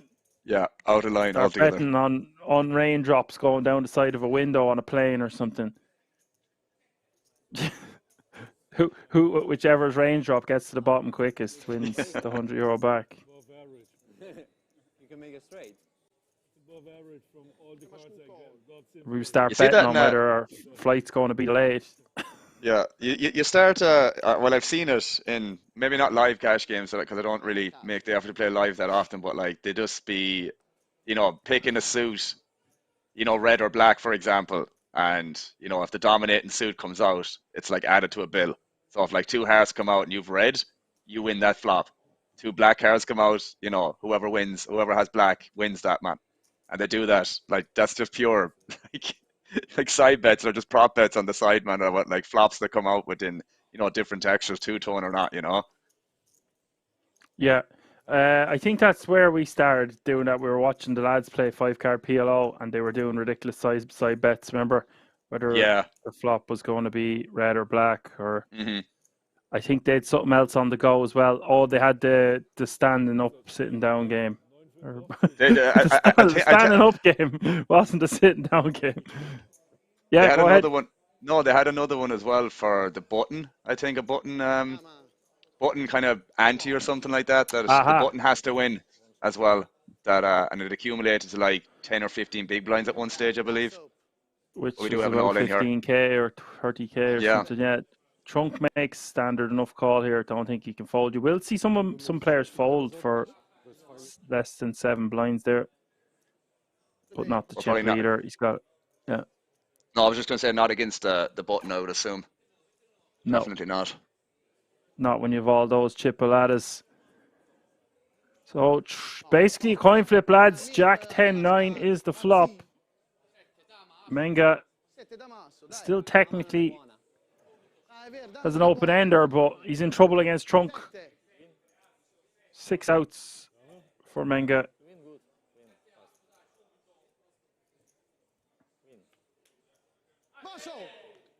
Oh, there you go.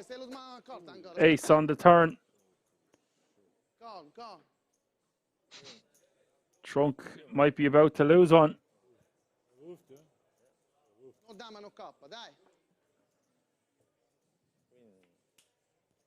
Oh, River is the queen. Oh. It just didn't feel like Trunk is going to lose hands today. He does. And I'm Eliminate telling another you, player. after winning that fours hand, he can do no wrong. He can do no wrong. And just for entertainment purposes, they gave the ace on the turn, knowing the goddamn queen was going to come on the river. FYI, they knew. He knew. He knew. That's all I'm saying.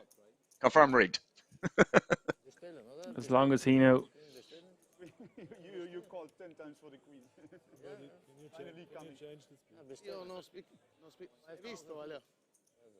Queen 5,000 plus. 600 now, Dan. Yeah, so we've just lost another player. I was getting mesmerized there by Trunk Kuma. I was trying to figure out how much he had. It's on the screen, 25 million.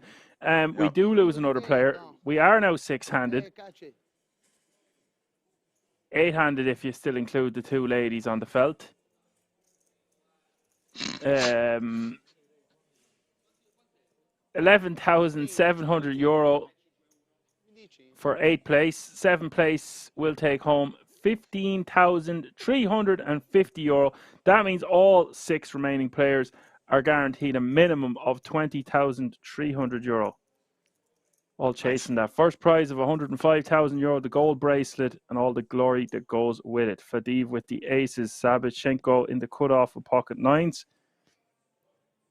In my head there, I was trying to see how that changes the dynamic now, because Trunk's even more out in the lead. He's close to 50 bigs. Sorry, he's up above that. Big blind isn't 500k. 60 bigs plus.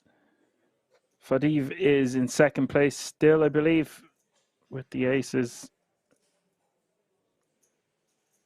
So again, under the gun now becomes pretty much late position. And a lot of players might re-jam this one with the pocket 9 sub 20 bigs to start hand, roughly 21.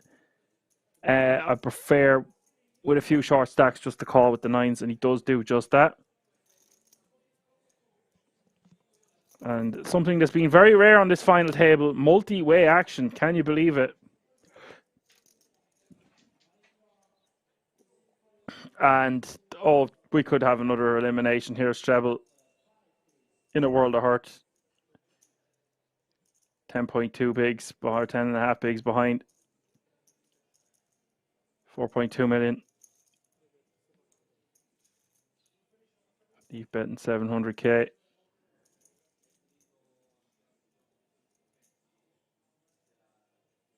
Sabashenko probably feels compelled to call here. And now Streble probably doesn't like this. Do you still go with your hand here, Alan?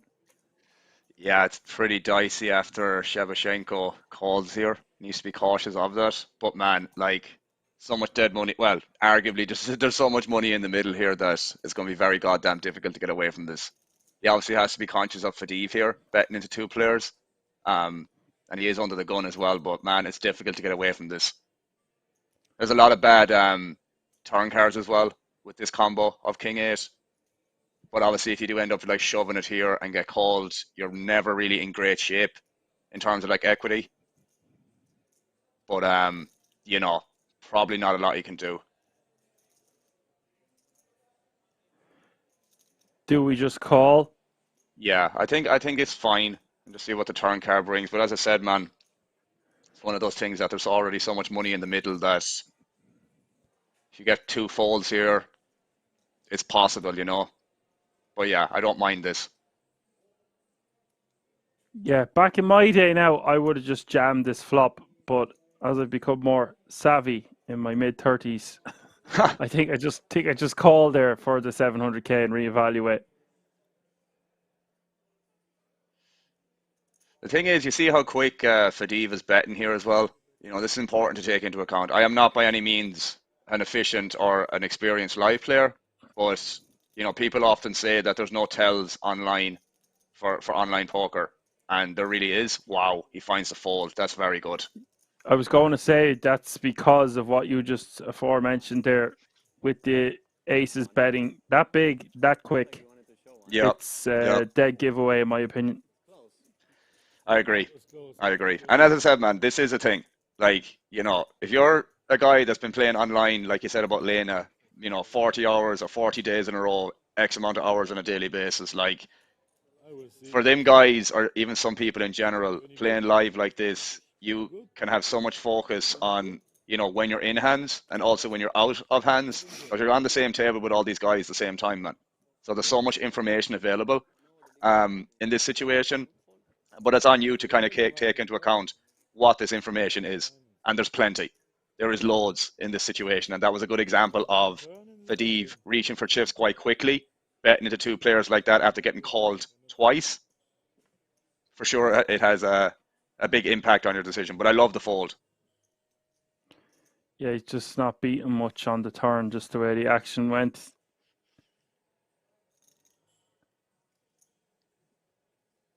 A good fold nonetheless. Yeah, I was just going to say, like, flop is the only thing that I might have, like you said already, kind of potentially would have gone broke. And I probably wouldn't blame him for doing that because, as I said, there's so much in the middle and Fadiv just could be betting potential air. You just don't know. But I think getting away from it on the turn was pretty impressive, to be honest. But now, unfortunately, he's run into something here. He has to rejam this one. Trunk will still have some raised folds. Very unlucky here. Trunk is at it again with the monster. It ain't over till it's over. This run by Trunk, if I remember correctly, Lucas, that member we met personally last year, who I think won this event, was very similar in terms of this run on the final table, if you remember correctly. Lucas Pasma. Yeah, yes. The difference is Lucas Pasma has a lot of experience and a lot of wins behind his belt. This guy only has 10k to his name, and that's straight down the turn. GG. Best Treble can hope for now is a chop. Not. Does not arrive. I know what you're saying, though. He's decimating his opposition. Yeah. But I don't know how ICM savvy Trunk is going to be compared to like a Lucas Pasma.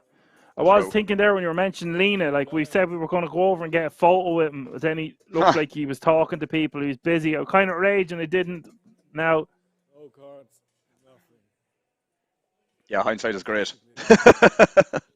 Who did I see as well? I had to give a shout out to Yo Viral. He's been putting up some sets from. He's a DJ now, and started a channel a few weeks ago. I was commenting on his tunes. They're really good.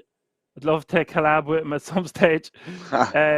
He's on the yacht in Malta, of course, but I really like his selection of tunes. So I was going to try get a photo or talk to him last year, but I didn't know he was a DJ at that stage. I definitely would have went over and mentioned his music. I don't know. True. But yeah, just don't want to be pestering the players, but at the same time, you mightn't get another opportunity. Nice to frame one with Lena, wouldn't it? Facts.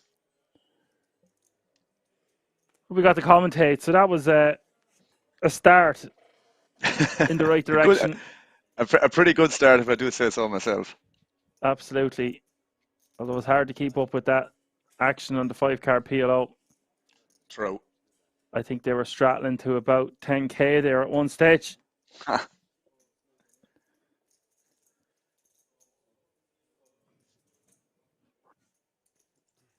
Love hearing this from Bird. It's always fun to watch the stream with you all on a stressful Monday.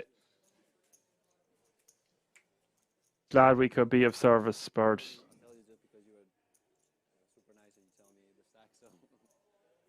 Ace King taking that one down. He's having a nice little chip up for himself since he was all in that risk. Spear Anzoni a couple of times. True.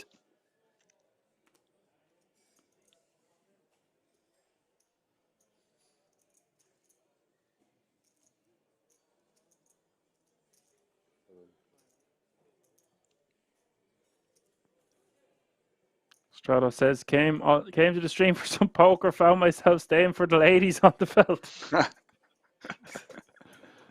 You guys. Yeah.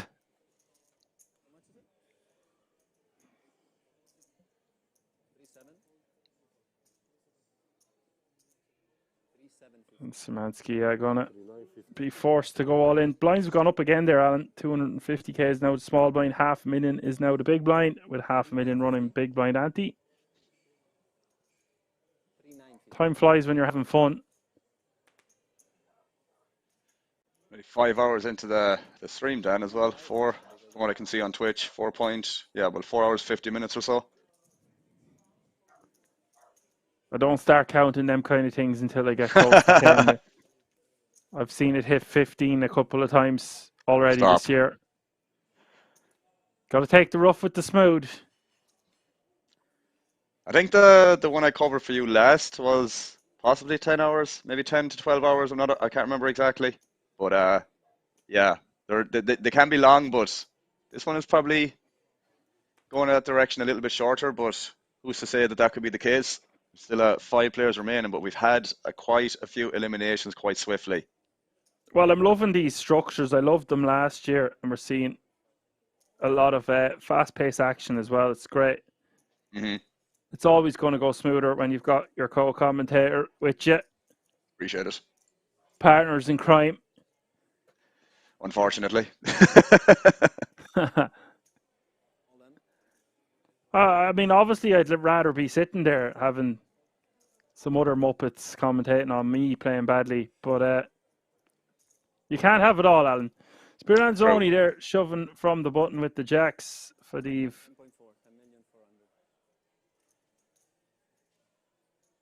I'd be watching this anyway. Is the way I look at it. Mm.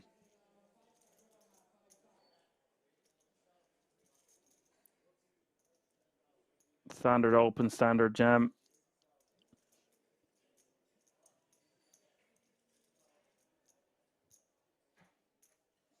Apocalypse says he's going for dinner. Bye-bye. Enjoy your lobster and seaweed.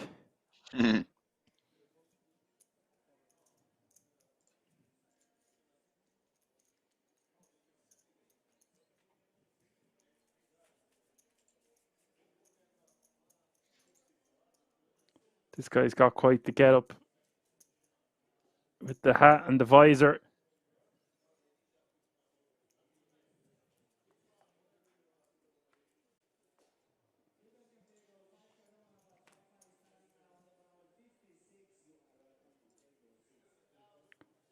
There's a bit of an excitement in the air. You never know who's going to pop up at one of these tables over the next few weeks. Yeah, that's the thing. That's the thing.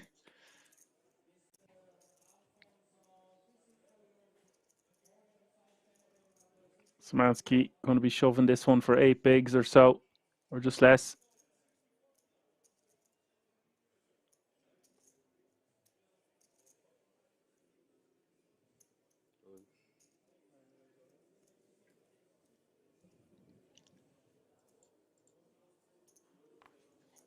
So many all-ins, bro. Like it's like swift fashion, you know.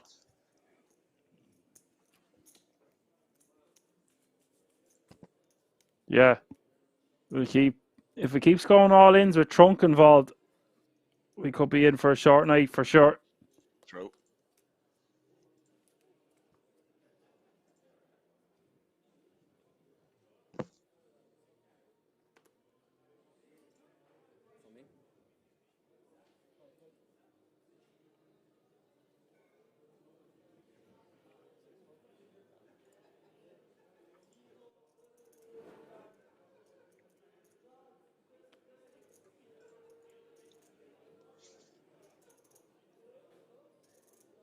Triangle time again for Szymanski.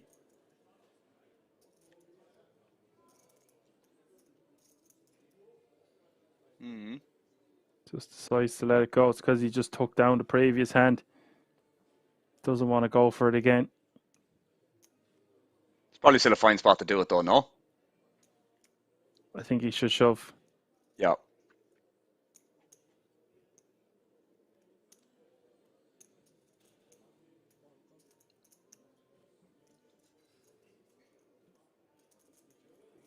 These two don't really want to tangle in too big of a pot with each other. Understandable. Piece of it for both players. Top pair for Fadiv.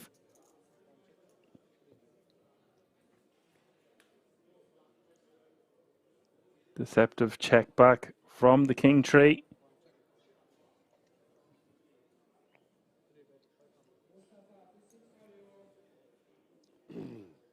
Bets one big. Flush draw now as well, Alan, for Trunk here. So I think he definitely just wants to call. Unless he wants to check raise for some reason, which I just don't see the merit to doing. Mm-hmm. Pair and flush draw, just wants to see the river.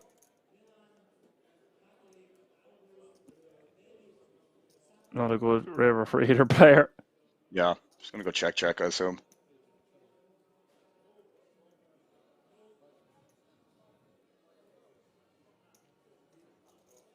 Steve takes down the small pot. Can you believe it? Trunk lost the pot then. Can you believe it?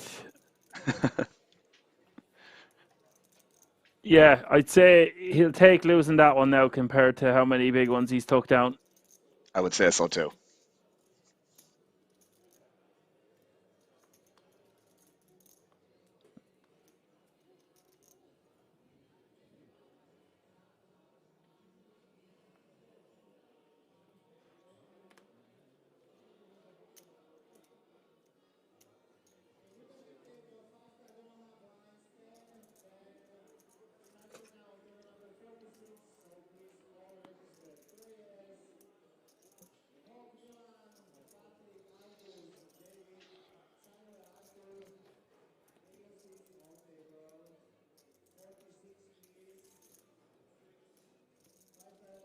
Trunk might feel like getting involved here on the button. Sides against it. Actually, not the greatest spot considering Sabashenko's stack. Mm-hmm. Should be fairly tight here. He's going to have quite a condensed range. Even though we are 5-handed now, he's not going to have too many raised folds. Off 13 bigs.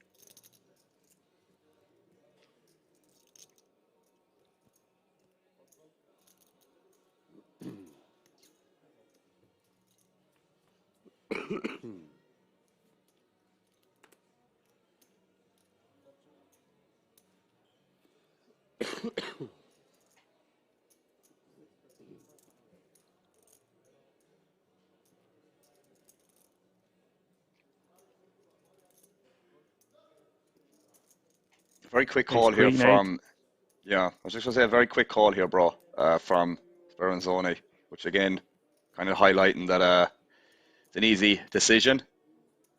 So probably shouldn't be, I mean, he's not going to bet this hand in particular, but just in general, probably not bluffing too wide on the turn here against that, is what I'm getting at.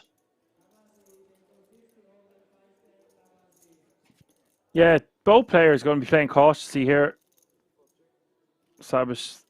Sabashenko more so. Speranzoni could elect to try go for some tin value on the river, but I don't see much of a point. Can try induce a bluff from Sabashenko, perhaps. Sabashenko might actually think he's going for some value. That's what I'm saying. You could go for tin value yourself if you're Speranzoni. Speranzoni has to call this now. He's getting ridiculous odds. But what worse is he really going to call here, in fairness?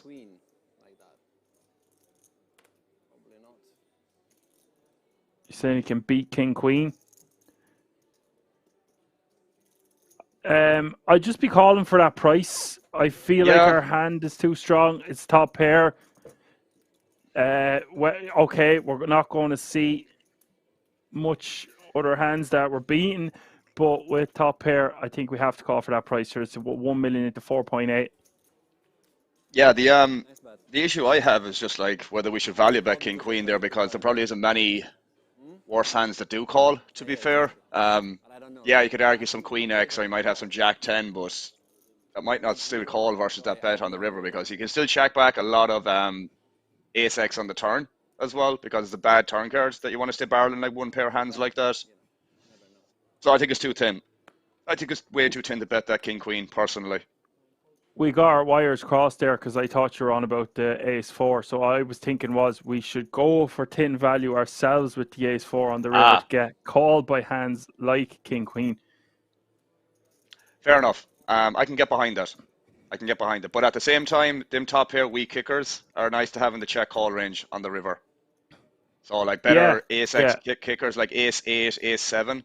I probably would go for value there, but I think like Ace 5 and below seems to like have a better, maybe not EV of check, because if they're not bluffing enough or betting tin enough, then maybe betting ourselves is better, but I don't think it matters too much with that hand. Just again, I'm just trying to piece together what I normally do on the fly with them sort of hands in general.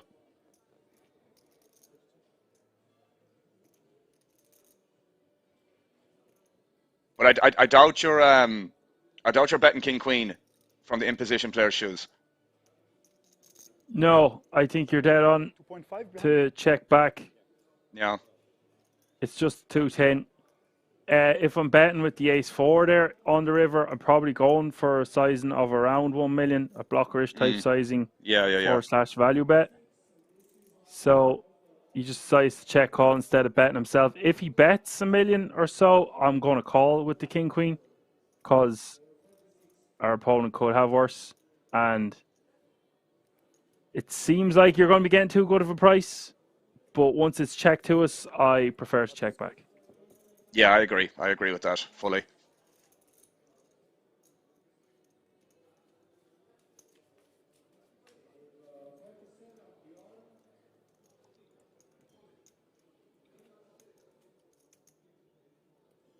No pair, no draw says, I think for that bet size, any hand that beats King Queen was folding should have either checked or bet way bigger.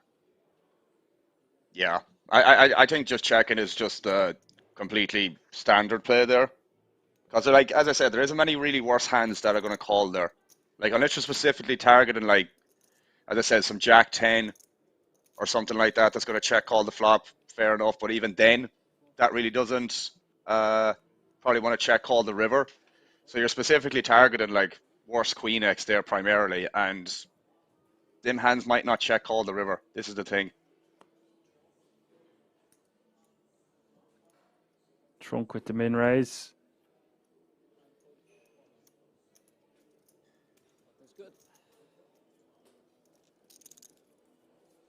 Yeah, overall as played, just check back the river I think so, yeah. for the I think so. the in position player.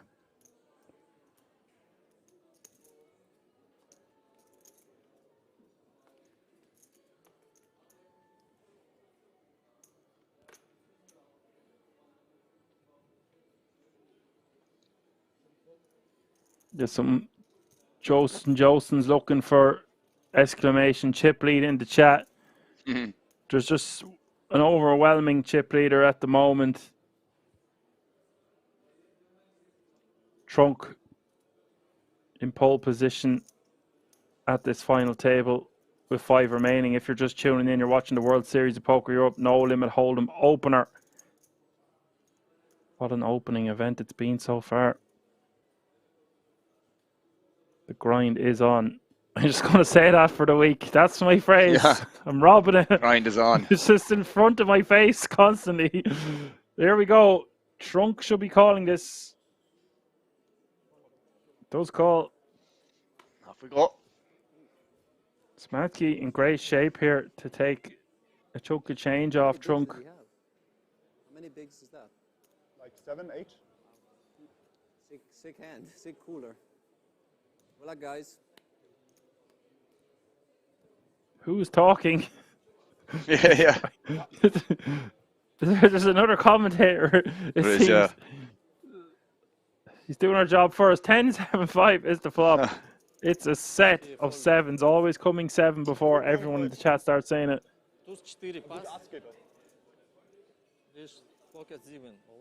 Trunk can hit runner club. Not going to happen now. No. Full house is going to be good enough. Szymanski now 8.9 million. That's a really nice moment for him. Breathing room. Separates himself a bit. Yeah, breathing room. How much was it? Oh, sorry, 8 bigs.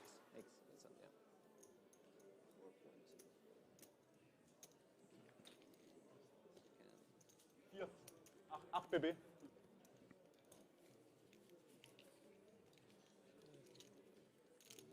Dabei noch Ass gefoldet. Oct BB. Auch noch. Ass 4, erste Position.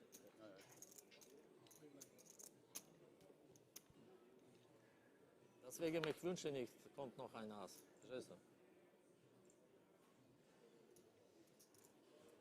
du? English only, lads. Yeah, imagine.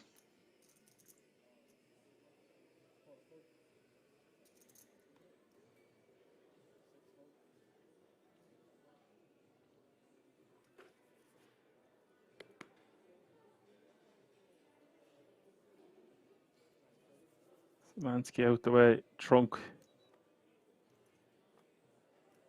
should be given a walk. 50 missing. 250.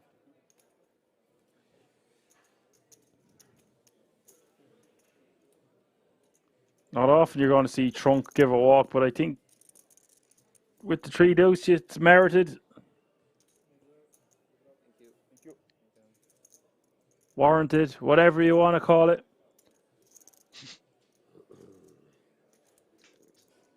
So Sabashenko now in a lot of trouble here with 5 bigs. Closest to him is 18 bigs from Szymanski. There's starting to be a bit of separation here now. Fadiva 37, just 13 big blinds behind the chip leader.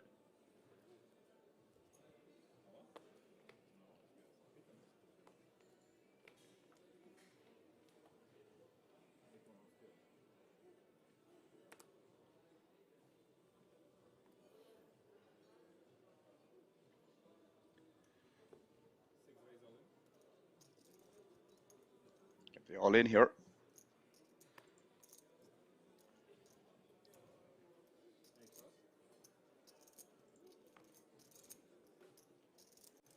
I have a terrible hand. How much is it? Might just be enough that I can... Spiranzoni has a terrible hand. How much is it? 2.325 million. Up until like 1.8, 1.9. He's already got $1 million invested is the reason we're going to see him stall with the Queen 4 offsuit. Pretty good, huh? It's just not going to cut the mustard. Queen 4 off. Queen 4 off. Yeah, exactly. You fold Queen 4? Off? No. Call it? You mean in your position? Yeah, in my position, not at your position. No.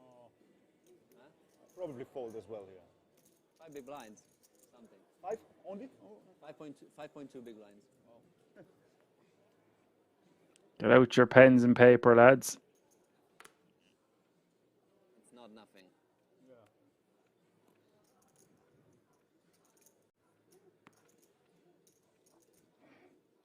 It's just going to be a tad little bit too much to be calling. You're not even suited. Any less than 4 bigs, somewhere around 3, 3.5. I think we have to call, but that 5.2 is just going to price him out. And Spiranzoni is going to shove from the small. Sabashenko is going to call in the big. Sabashenko is going to get the bad news that Spiranzoni has him dominated. Blind v blind, nothing either player can do. Agreed. Sabashenko in trouble. We could be down to 4. Much you playing? Much you playing? Dokładnie, Big blind, 36. Bez dwójki, kurwa. 1, 2, you mean 1 million?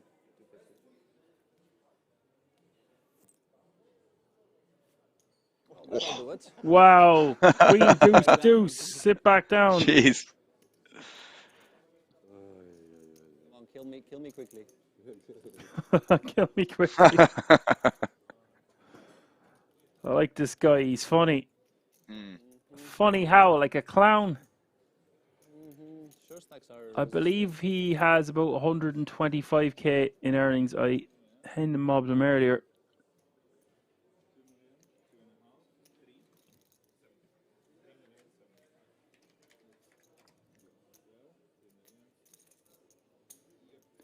$128,826 in live cashes. Really? Wow, that's crazy. I must have had a good set. I did more than that. You mean no lead and call? Yeah, I mean no lead and call. Yeah. Yeah. 6. Yeah, 6 big blind.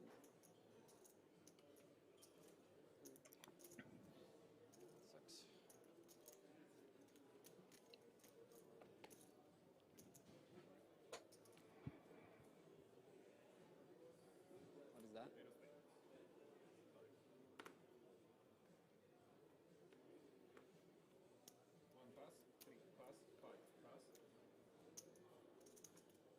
Sabashenko wants to be shoving this one, and he does do just that. Szymanski can't call with the King 6 offsuit.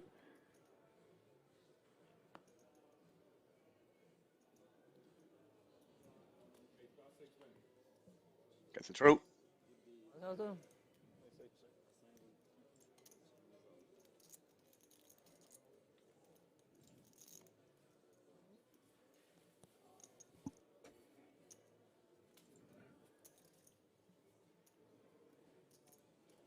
Picking up a few of these blinds and antes. They're all adding up, and got the double. He's gaining traction now also.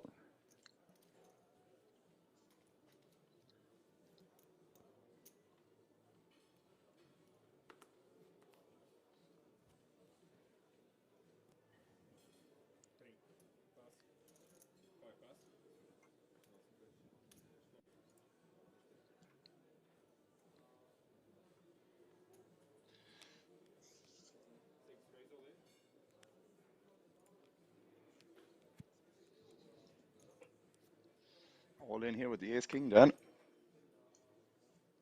He ain't messing around. No, sir. With 15 bigs there from the button, I prefer to raise call. Agreed. Definitely coming in for a raise. Not all in, obviously. No, it's just such significant pay jumps. You've got a $7 grand difference there between 6th and 5th place, and they just get bigger from there on out. It's 27 to 36, then 36 to 50, 50 to 69, and then 69 to 105.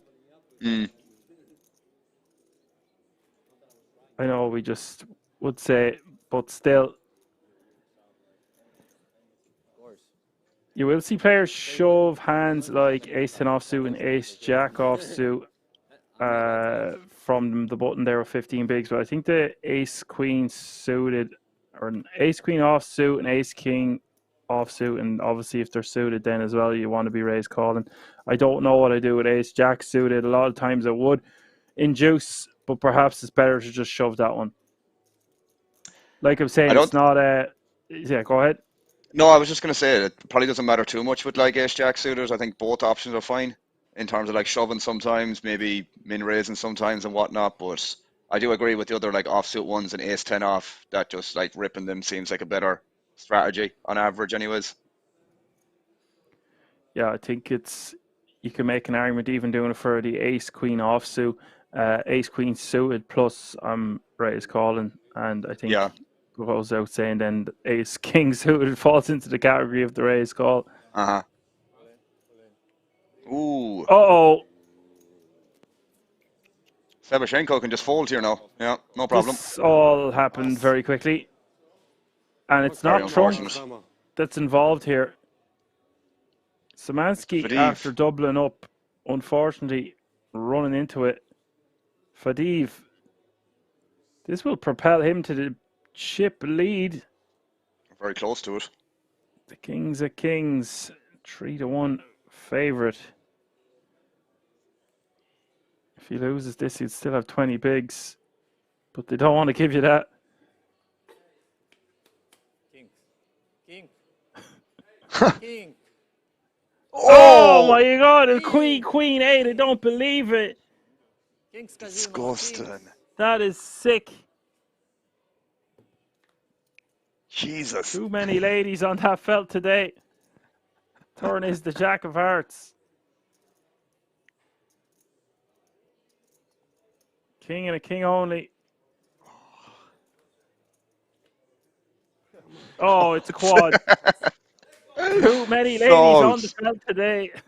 Salt to the wound. That is now. All the ladies out there.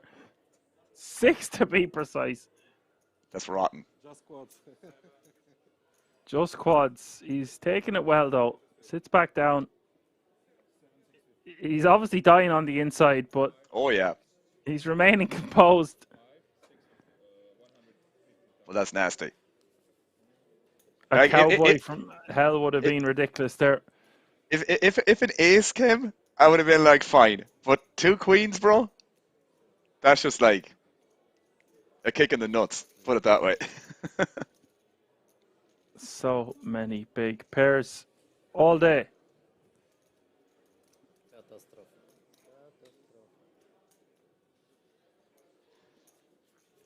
So Fadiv takes a hit there, Dan. To be fair, in terms of stack size, he's now probably in 3rd place, I would say. He was about to be the chip leader there, and he just held with the Kings. 'Twasn't to be. He's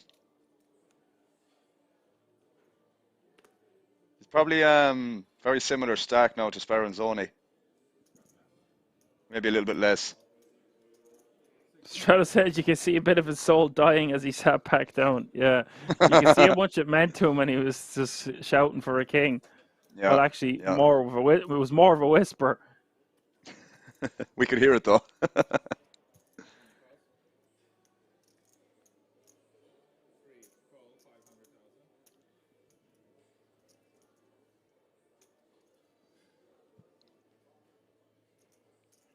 But yeah, not a lot you can do there in fairness. Just will completing the small. Speranzoni will put maximum amount of pressure on there. It looked like.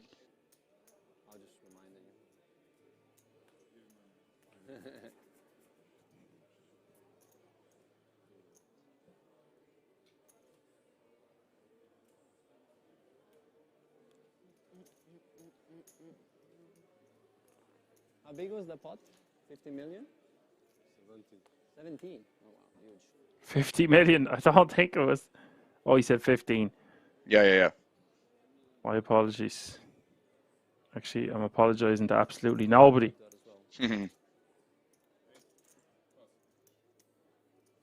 Yeah, 17 million. Just a small pot. In the grand spectrum of things, it's actually gigantic. It It's was, yeah. actually great that he still has so much money behind. Maybe I cursed him saying if he loses this, he'll still have 20 bigs. Still, you'd rather have 40. Or whatever it was. Hold on. Oh, wow. Spiranzoni with the rejam. Fadiv snapping him off with the Jabracadas. 69%. I get the impression that Fadiv might not be the guy you want to do this against, but I could be wrong. I think you might be right. Maybe we could just call there from the small pre. You would prefer to be suited. Yeah, He's not the right guy to be doing it against at this table. It's not horrific by any stretch of the imagination.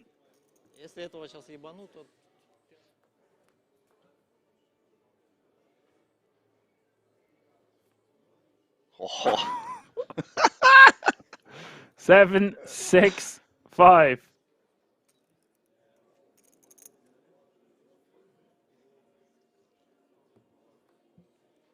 Ten outs now as we hit the turn. Turn is the 5 of hearts. Never easy.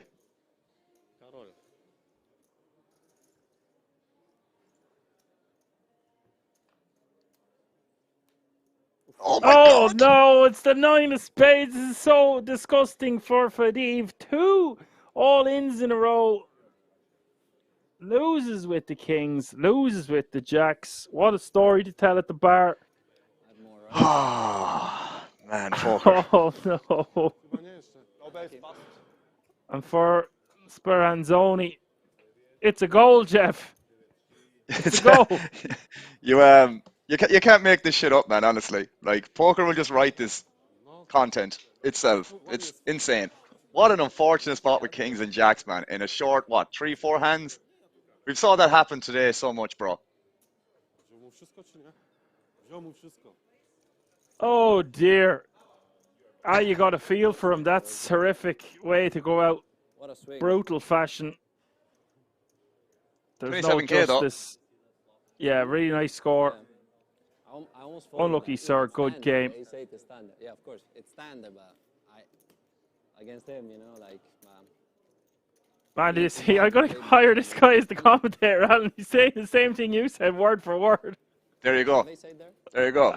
That's a serious pat in the back for me, FYI. No, it's standard, but It's standard, but I don't know if it's standard against this guy. more than the big blind. Quote unquote. He's kind of telling you, Yeah. Yeah, it's mine. I guess. Personally, against that exact player who's going to be a bit tilted as well, I would rather just call there from the small. I would prefer to call if I was suited, but it seems a bit too weak to just fold. Yeah. Again, like that, man, it's one of those things that we can only base it on our perception from what we saw even since the feature table, or final table technically, in terms of like what our perception is on Fadiv. But that didn't seem like the guy that was raising too light, but man, you're talking about a 5-handed table. He still has to open on the button, at least 40-50% of hands. And, it's still going to be good enough ace-8 to do that.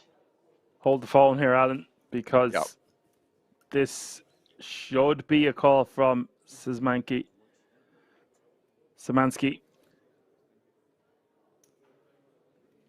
You're not loving life calling here with the ace-8, but I feel like it's just going to be more of a call than a fold. You're probably not loving life with pocket threes either. Well, it is a pair. Your job is done. At least you're shoving. You're not the one calling. True. I think ace-8 is just going to be too strong. especially when it's not for our tournament life. Yeah, I was just going to say, if you remember, Zemansky did manage to pass on the pocket eights at the start of the final table, so he might have that risk aversion in his game, and not maybe the more, you know, higher or maybe standard variance, higher variance style, whatever way you want to phrase it. But I do agree, bro. It's one of those things that this hand in this situation, facing an all-in, Zabashenko is going to not be shoving 100% here, but probably 50, 60% of hands here, I would say. And ace-8 against that is just like, I'm not saying printing, but it's going to be a profitable call.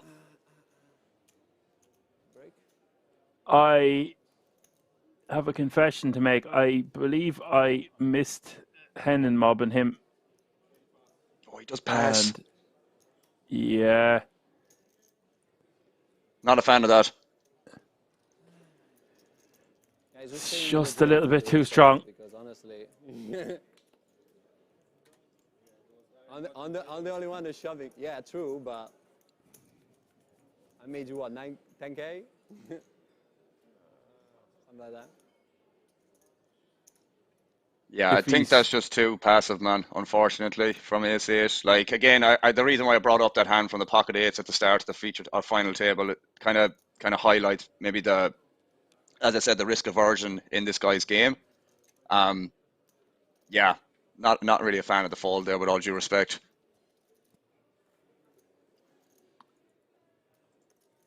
Yeah, I'm inclined to agree. It's not horrific or anything. Yeah. It's just going to be too strong, considering we've the chance to eliminate a player there for 13 bigs or so. Go three-handed. Ace-8's going to be ahead of a lot of his shoving range. Should we take the microphone off or no? We keep it. It's a 13k pay jump as well, like.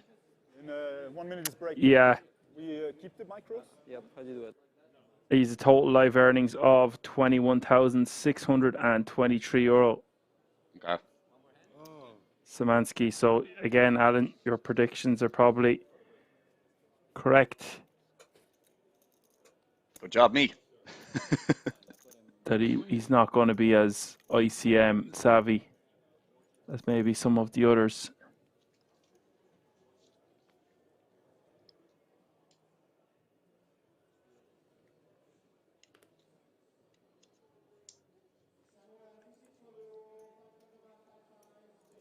Well, his Hennemob is coming up saying he's from England. I'm calling Fugazi on that one.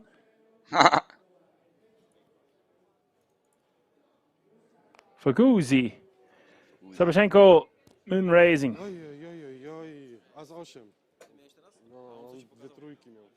And I believe that means we are going on a break, a bit shorter than the last few, 13 minutes and change. Hope you're enjoying the show. I'm loving this exhilarating action. What a way to start our week.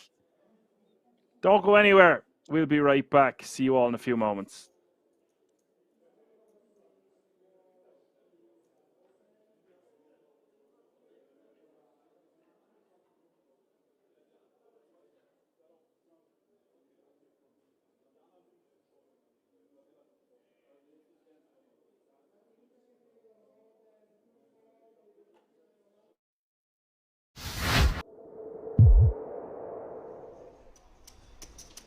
Both Morone and Saka guaranteed career best. Dina Cola with kings for the third time since we jumped in the booth, Randy, which has been only about 20 minutes or so. Call it half hour. Oh, this Jack-10 suited could get Saka in trouble. Some players like to 3-bet jam this type of hand. It does well pre. Lots of fold equity, but he really does not want to if he can help it. 7. I think he said 7.5, you know. 7? Oh. And Morone's got a legit hand here as well. Every hand is a car crash. Ace Jack now for Morone out of the big. The spot that Di Nicola found himself in earlier, but except... Oh no, he's pushed it all in, and Di Nicola is going to get an opportunity to be a huge favorite with these two kings. So grim for Morone. So often he's just going to pick up the 10 million in dead money.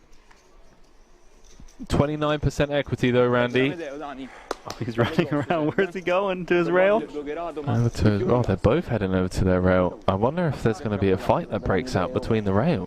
Okay, well, we know Maroney's rooting for the ace. Di Nicola and his missus. Anti-sweating the ace. Yeah.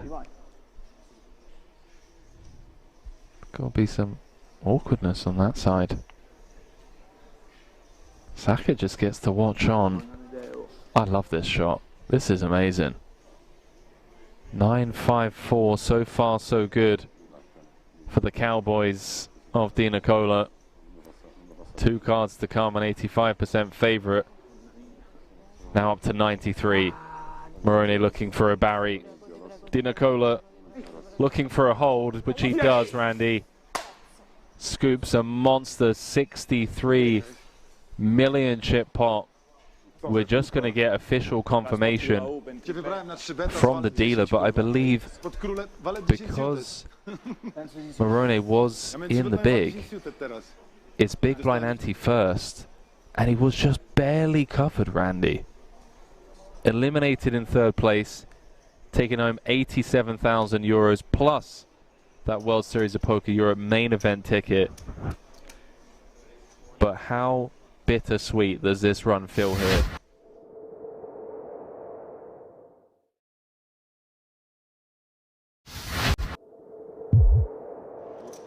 Blind raise or what? No, blind.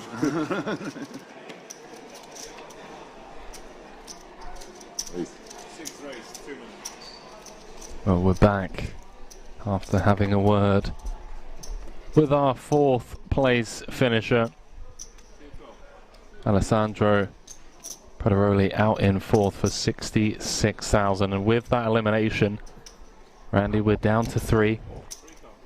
87,000. You've got some customers. Plus the ticket. Sorry, you've got some customers here. Currently guaranteed. One more elimination away from... Oh my, Moroni's had the chance to defend the big. Closing the action. 7 million in the middle. And look at the check back from Di Nicola.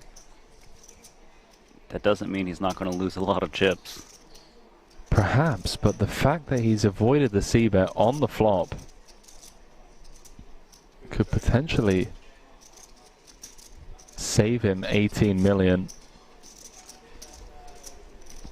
Would like to see Moroni come in with a bet on the turn. He can represent a lot of missed straight draws or flush draws right now. See what he comes in with. 3.8 million, and the king's gonna have to go nowhere given how under-repped his hand is.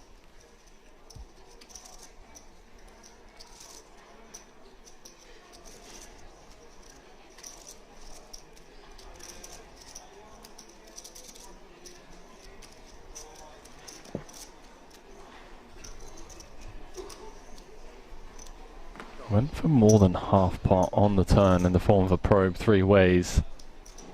Does put 15 million out there now. Less than 1 SPR. Sized it to perfection. To target some flush draws, target some set 10x. Oof. The 10-10 run out though. That's a hard one to bet, right? Because your opponent could easily have a 10x as played. It depends on how light he feels he's getting called on the button, whether to bet or not. And it looks like he's just trying to induce from the busted diamonds and straight draws, which I think is a fine play for his 7. It is going to check through, and I feel like he lost the minimum with those 2 kings. Yeah, favourable run out there for Di Nicola. It's getting pretty even. 32 million for Di Nicola. 29 for Moroni.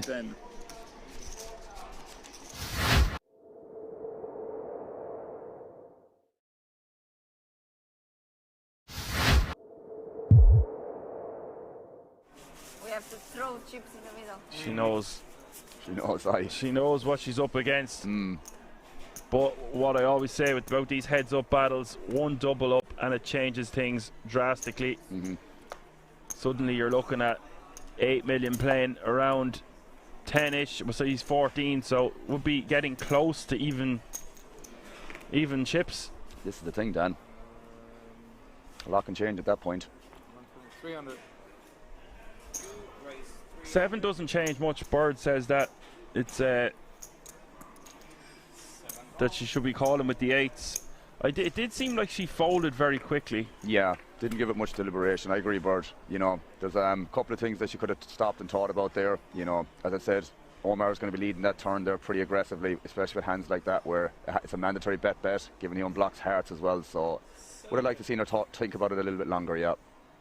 And look at this, they both flop flushes. Wow. And heads up, Dan, I think this is a pretty unique situation here, so we'll see how this is panned out.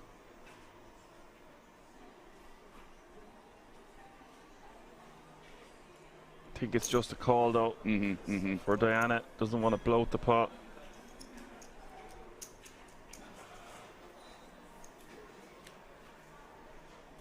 Turn is the 10 of hearts. There's one thing I will say about this, Dan, that, you know, Omar is going to be more than aggressive with, like, you know, just a naked queen of clubs here, even the naked 10 of clubs, I would think, because 10x wouldn't have that much showdown value here. So if he has the ace of clubs, it's going to be very, very similar. He's going to find the bet line in these kind of monotone textures as well. So I would not be surprised if Diana ends up calling this down, but he's really putting the foot to the pedal here with the queen 8 of clubs. I was about to say he's betting 1 million. I would like to see him bet around 1 million. He's gone for that exact amount. It really does set up a nice river jam.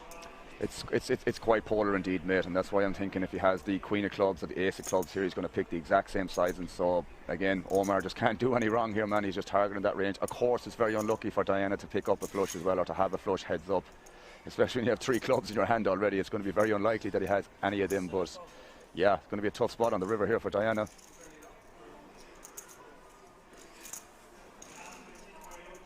I have to imagine as well, when from Omar's perspective, when he check calls twice, or when he faces the check call twice from Diana, that she's going to have 2 pairs and potentially lower flushes. So this is obviously going in the middle, Dan. Well, Bird just says if she finds a fold, it will be the biggest PLO heads-up fold ever. This is it. This is the problem. And Omar will find bluffs here, guys. Omar is more than aggressive and more than smart enough, more than good enough, and there it goes.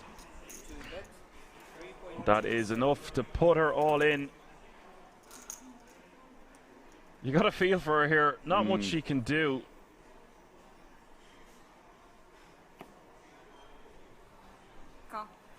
Wow, that's she does it, call it off, and that it. is it. Omar coming, yo. He has just defeated this entire table. Is now the World Series of Poker Europe PLO €550 buy-in champion. This was fast.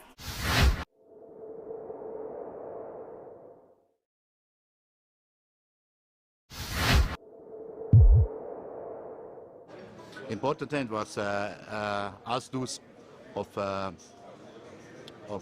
clubs versus sevens, I think. Yes, and then the river come to us. Yes.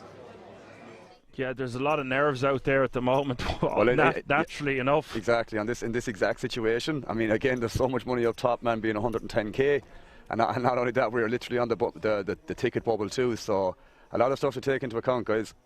A lot of money up top, a lot of decisions that are going to be very, very important. Whether you preserve your stack or not, got to be careful. Got to be very, very sure every decision you make is going to be the highest EV decision.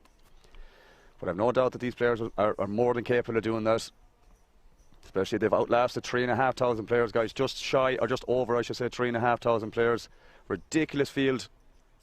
A lot of days of play. But we have your swine setter on the button, opening the sevens. Wow, we got an all in here.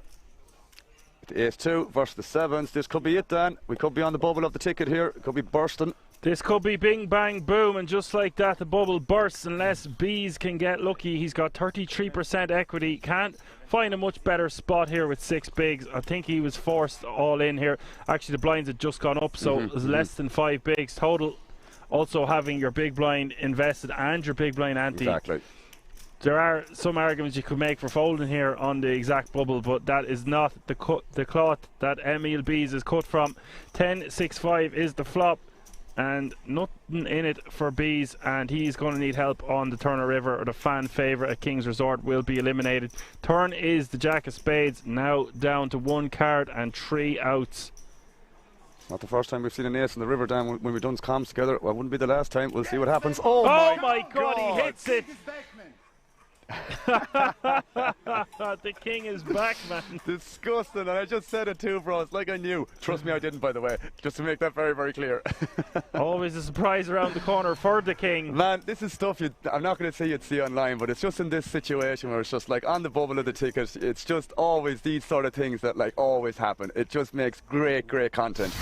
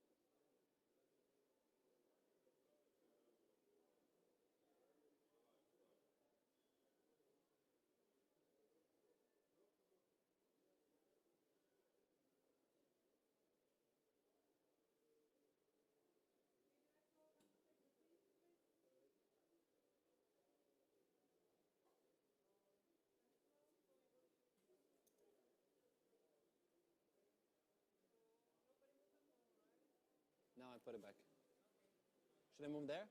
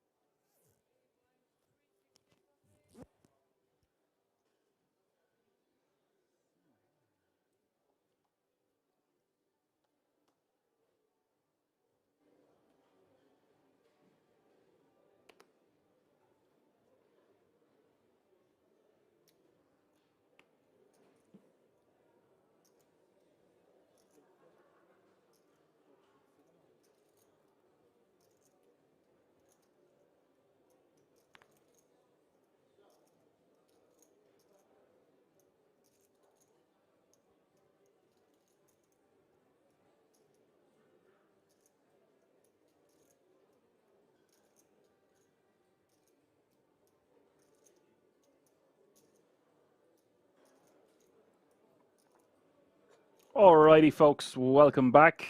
Blinds are still 250k, 500k, 500k.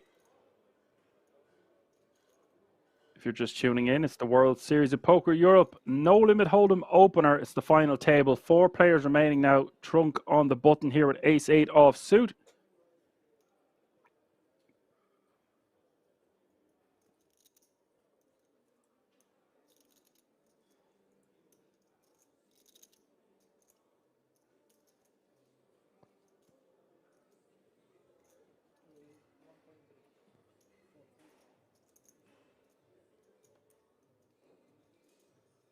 Trunk is going to raise to 1.3 million, putting the pressure on Sabashenko.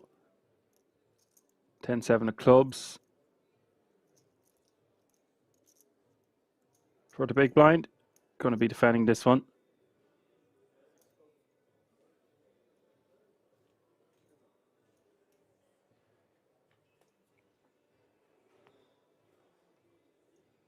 Does defend 9-3 deuces, the flop 2 diamonds.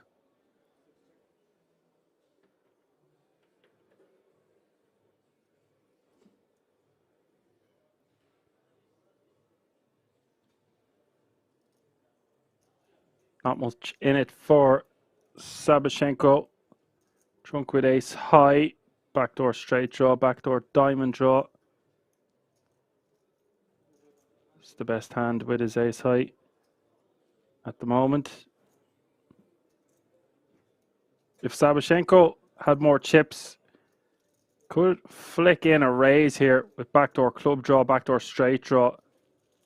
But it's just not going to work for him when he's only playing sub 15 bigs. Lets it go. Trunk takes it down.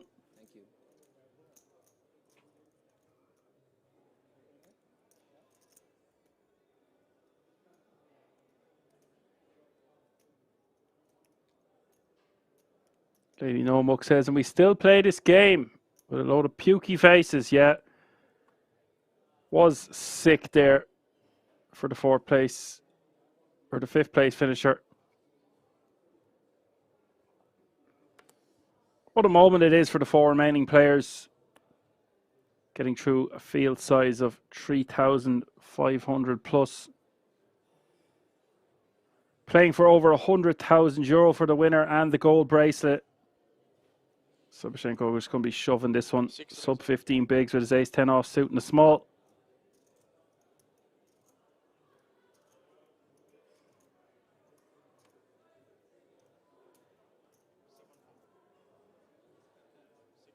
What was it?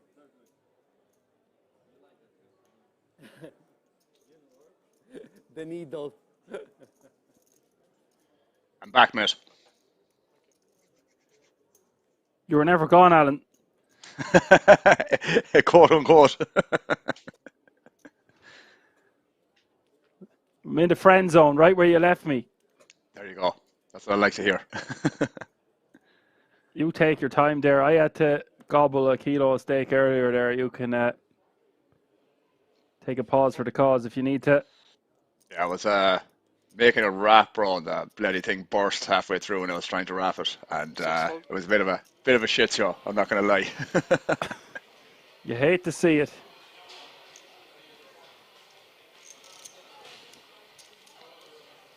It depends. It's easy to roll them wraps, but if you've got too much content in the middle of them, they're a nightmare. And then what you're going to try brown them on both sides. Call. We'll be giving cooking tips there by the end of this week. I think we'll be organising come diamond me's and everything. The long week ahead of us, Dan. It was a fun hand there in the highlight reel. Some of our best work there. MLB's very spiked an ace on the river and we went mad. It was 13 players. We're in the highlight reel anyway.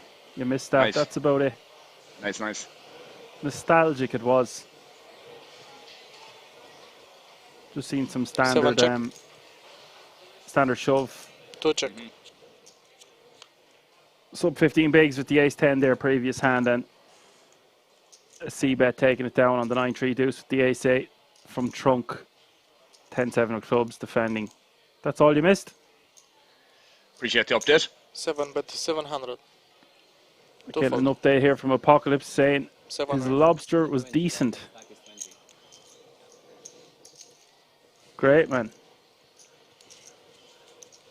50 million? Decent. Only decent. Was it not amazing? It's lobster. You ever hear that back in the day when the English invaded the Irish for 800 years and we had a famine in the middle of the 18th century? We found where the potato plight failed, or the potato crop failed, and we had the plight. We went to the seas and found lobsters, but we thought they were inedible. Little did we know. We were sitting on a Little cold. Seven folk. did we know.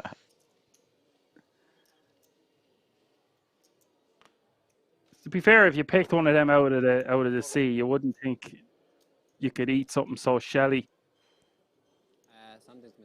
Yeah, it's one of those things, man, that nowadays it's like a luxury to have that nowadays, let alone, like you said, in that situation where there was plenty to eat, but you didn't know you could eat. Just my chips, but still. Even more so, I have to bring them back. I think that's going to be one of my next healthy purchases, not lobster now. The seaweed they're on about. I'm going to get some of that Irish moss seaweed. I have brilliant. I've tried some of it, man, boiling it and then just straining it and drinking it as tea. It's it tastes okay, but the texture is a little bit weird to digest. We'll say how it feels in your mouth, but it's meant to be very, very healthy for you, man. Very, very healthy.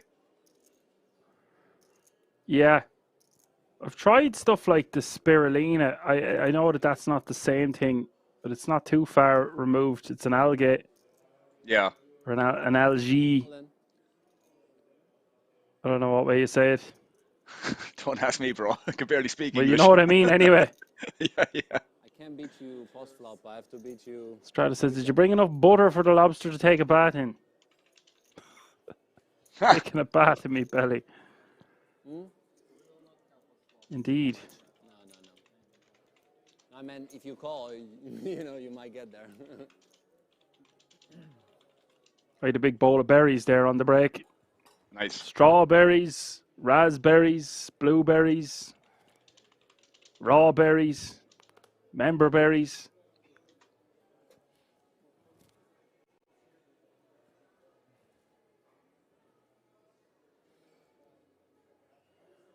Good for the brain, I hear. Good for the brain. Sabashenko. Now, I think that's a little bit too tight from Sabashenko. I would like to complete in the small. Yeah. The 7-6. It's not horrific or anything. Szymanski's going to be putting a lot of pressure on from the big blind.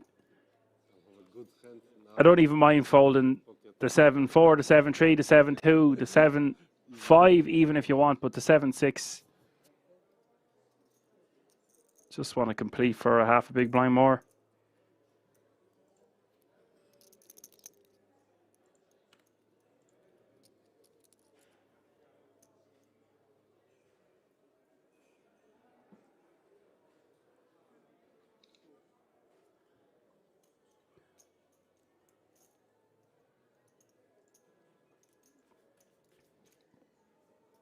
So I was talking about fresh fish in the chat for the week. Is that going to be the common theme? I'm wondering here. I do like some prawns. I was going to say it's either that or pudding. One or the other.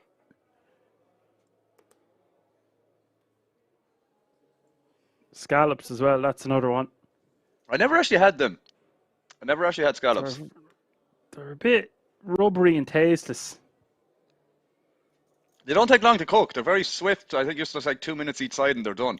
On a hot boiling pan. Well, not a boiling pan, but like a hot pan. It's funny because some of the best ones I've eaten have come with pudding, black pudding and scallops in a restaurant. They're very, very expensive. Not worth the price of admission.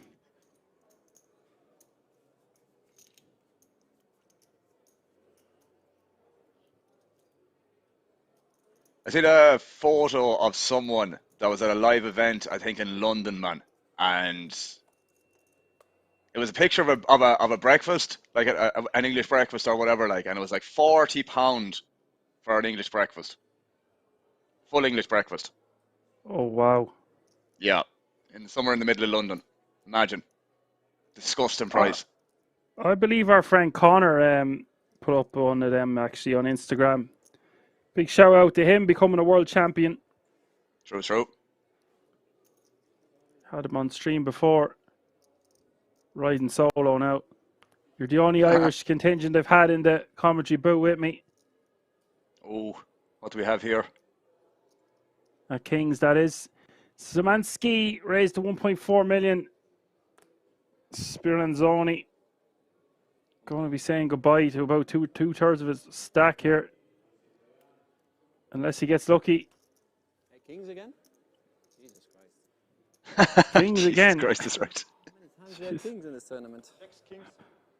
It's true. He's right. The amount of times kings, queens, aces have been dealt in this tournament and jacks is insane, bro, in 100 hands. Insane.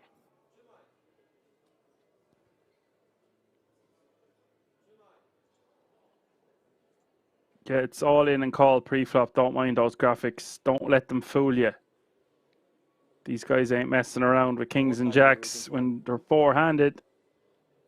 Yeah, Alan, it's been shocking. I mean, it's been great for how much action it's provided and presented for the viewers at home. And indeed ourselves. Ace in the window changes nothing.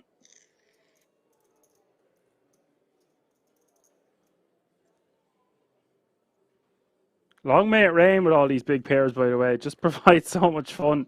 It does. Turn is the 4.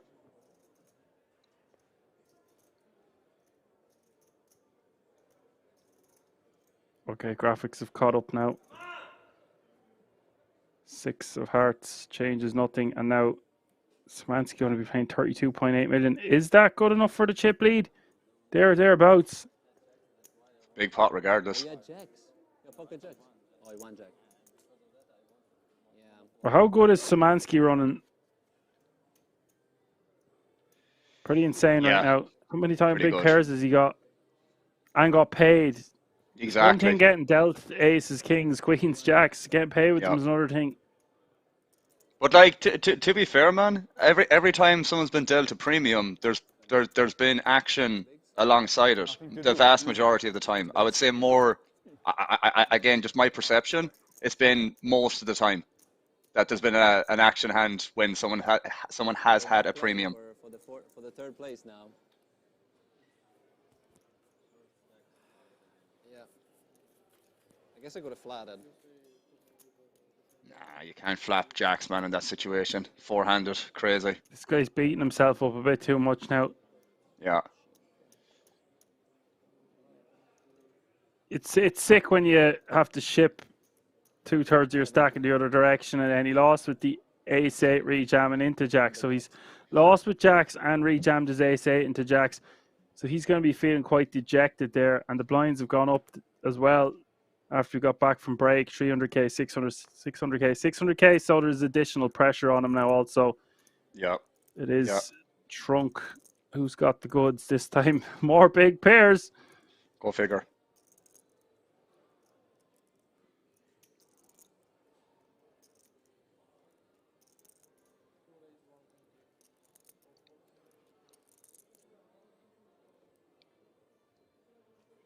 The delicacies has escalated here in the chat. People are cooking eels, octopus, smoked puffin. Next it'll be pigeon. As long as you aren't eating cats and dogs, it should be okay.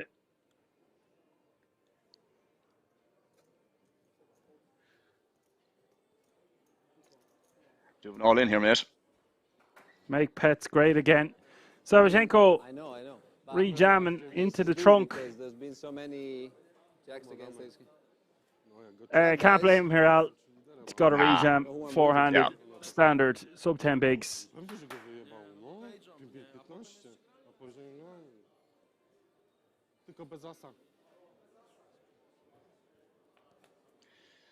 Always makes me sick here to know that ace-9 has, what, 30% equity against queens here. Doesn't hit now, though. Yeah, it's like when you've your ace-king against two random cards, and you're only 60-40 pretty much. Yeah. Oh! Doesn't. Oh, wow. That hurt. That's dealt a hammer blow. Trunk not used to losing them ones. Agreed. Savchenko doubles up. And that's substantial difference there, Al. The Trunk now down to 30 bigs, would have been up to 50 and eliminated a player. And Savchenko, who's a very tough opponent, now has very nice stack to work and navigate his way through this four-handed dynamic. He's got 21 big blinds.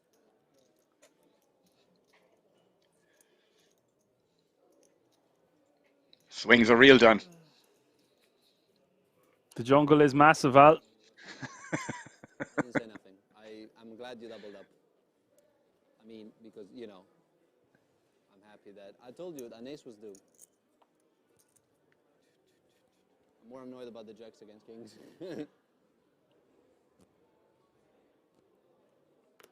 Now Speranzoni, 7 mil. Got to remember, blinds have gone up. Blinds and ante's going to be hitting you every couple of hands because we are four-handed.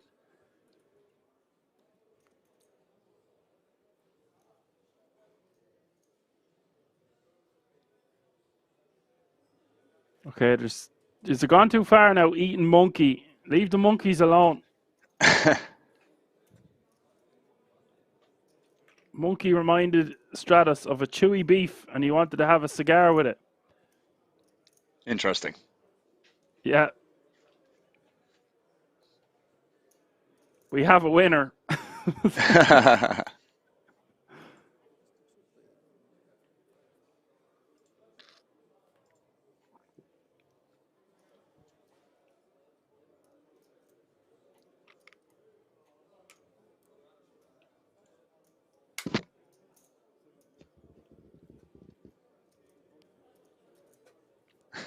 Bird in the chat here. Oh my God, this is a poker channel and the guys are exchanging recipes. Yeah. They're exchanging their own recipes. We didn't have much got to do with it. Maybe we were the catalyst talking about eating We definitely healthy. played our Sorry, part. lads. Sorry, guys.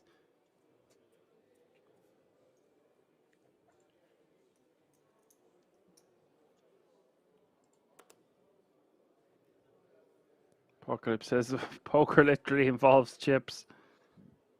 True.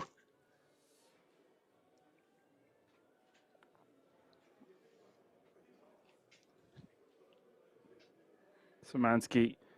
He wants to be putting those pink chips to work now after chipping up. Look at all these pink chips in front of him.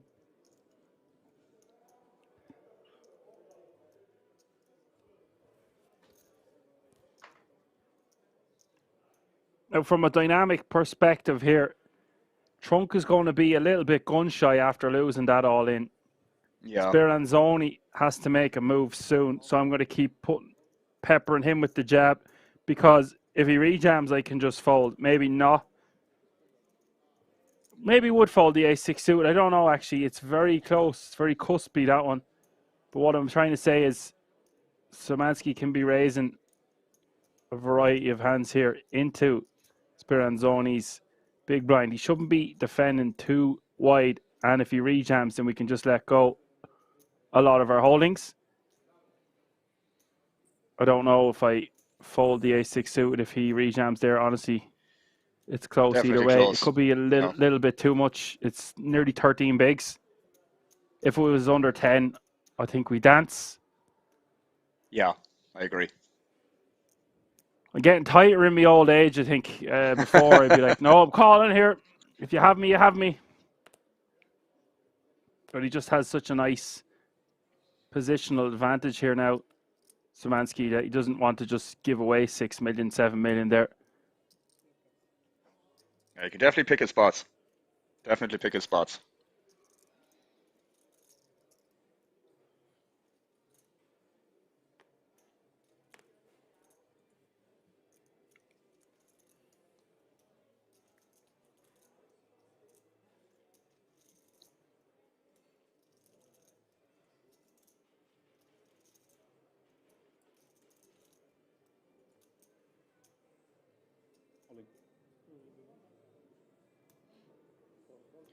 That's called. Speranzoni rejamming.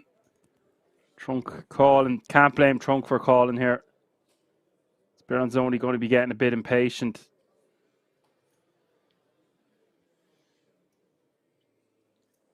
Why do I He's feel like not a loving five's life coming? calling. Yeah, it's sub 10 bigs. He's already invested over $1 million. Just priced in. Golden opportunity here, Al, for Speranzoni. 8-4 Good. deuce. It's never easy. No, sir. 5 outs now for the trunk.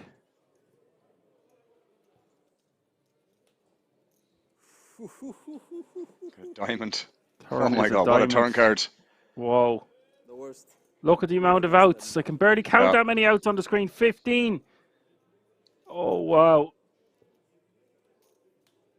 GG, guys. Oh, it's another diamond. It's the jack of diamonds. 4 deuce 8 6 8. Runner diamond will eliminate Speranzoni Nice play in with you. 4th place. He's going to be going straight to the bar. He's going to be very disappointed with how a few hands went for him there. Nothing he can do. GG, sir. Great score nonetheless. Mm-hmm.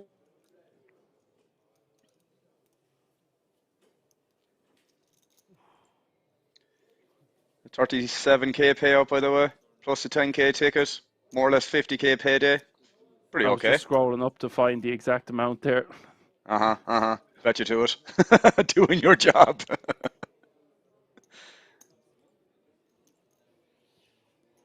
Yeah, it's really nice score for him, and that means everyone remaining now all guaranteed at least 50 Gs, baby, and over 60 Gs, including the 10k ticket.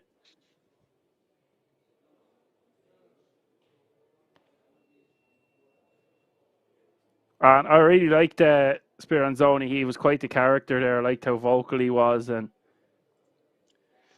he took it on the chin there towards the end. There's nothing he can do, of course. He played well, though. He played well. Yeah, I feel like he was... I couldn't find much about him. Or did I? Yeah, 128k he had beforehand, so he's after adding to that substantially. Nice.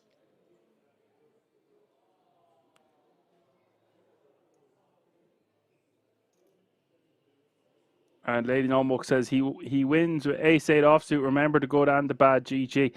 Yeah, there's a few that are still remaining that had nice spins, or say people that we lost there in 6th, 5th, and 4th. They weren't looking too hot when we were 9-handed, so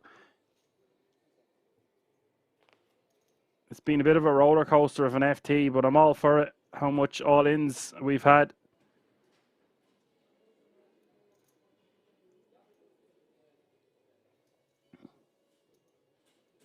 And still a lot of big blinds in play here with 3 remaining. You see the average stack is just under 40 big blinds.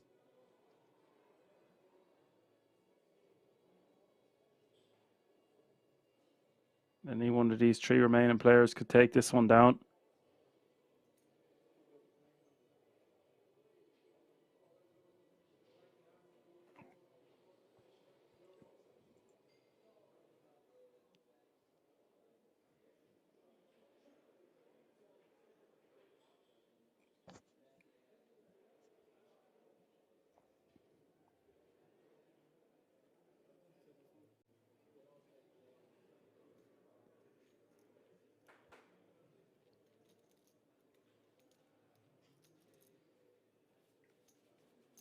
Trunk taking a small one down.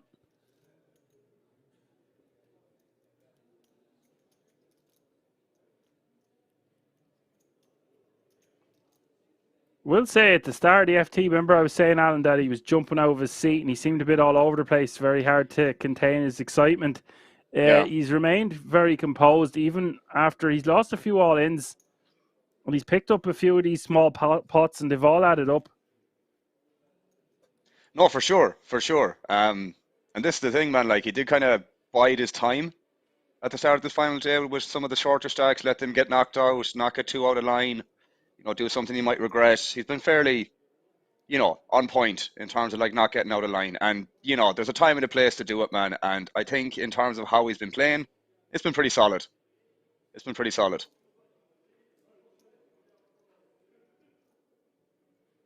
Yeah, all 3 remaining players would make a worthy champion at this point. Sabashenko, the more experienced, then Szymanski and Trunk.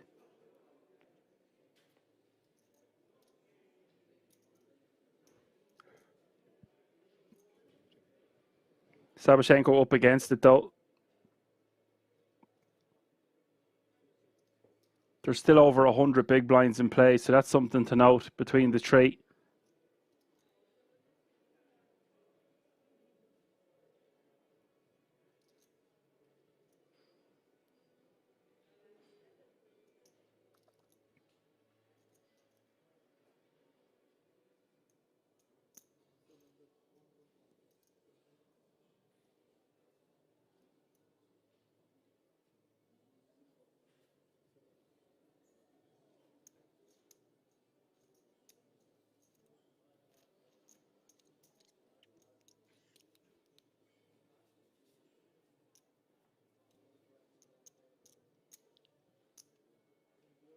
So there you have it.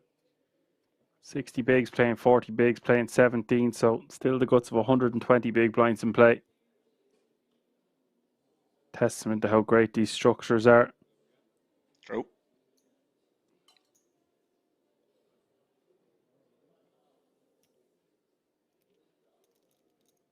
ECW King asking, when is the main event? It's next week. Me and Alan are commentating on the first 6 events. Indeed we are. And then it's over to the pros. The pro commentators with the weather report. They're going to take over and do all of the entire coverage of the main event.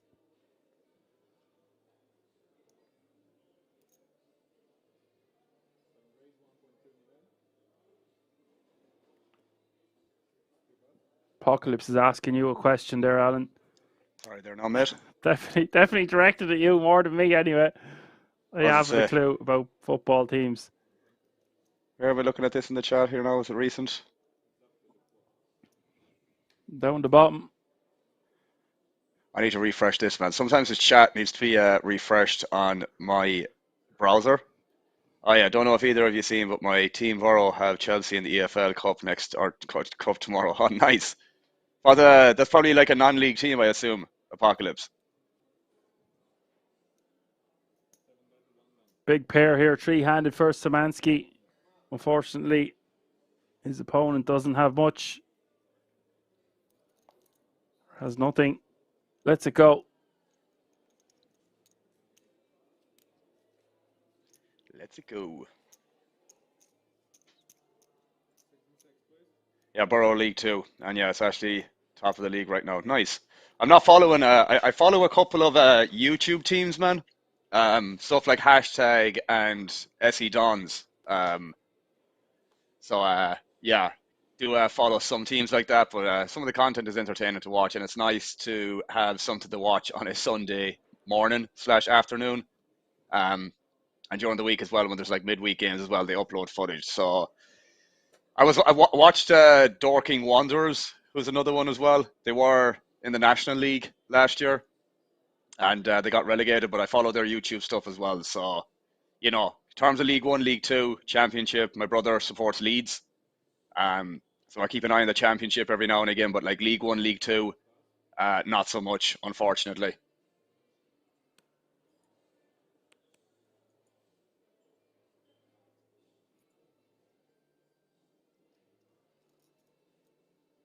Trunk raising to 1.3.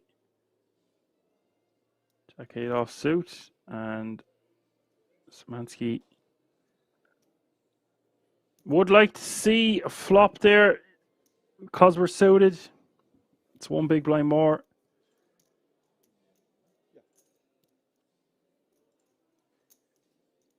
It's not a terrible to fold there.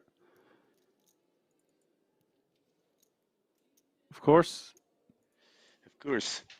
When we're suited and we have the big blind and the big blind anti-invested, we're getting a good price to see the flop. I would be folding stuff like 8-3 and 8 deuce offsuit, but when we're suited, I think it's okay to flick in one big there.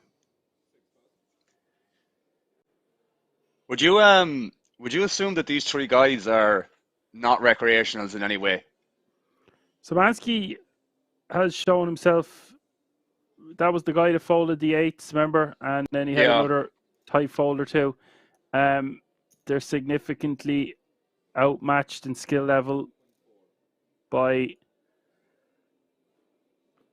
not Trunk. Trunk is only up 20k. So these two have not got as much experience, but the other player has less than 20 bigs, so he's up against it. But he has over 420k in live earnings. So I don't think Szymanski and Trunk have anywhere near as much experience. Yeah, can get behind that as well. Sabashenko. Which is awesome. I love seeing a scrappy underdog and someone that hasn't had many scores before. Like getting such a savage score this early in a series is awesome. Definitely sets you up for the rest of it, doesn't it? Potentially.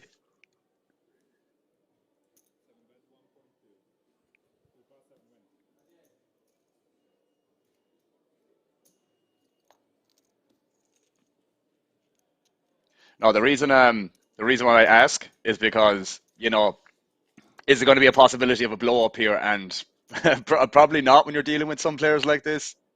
Although at the same time, we've seen stranger things happen, as we like to say. Well, there's people saying it's going to be an early night in the chat. I just sometimes don't even read them comments because I know all too well things can take as long as they take. Yeah. Now, it has been, I called it at the very start of the day. Remember, we had a break after 5 hands. Yeah, that is true as well. That was pretty swift in that regard. I don't think I've ever heard you mention that before, that it was that swift in terms of eliminations from the get-go. Yeah.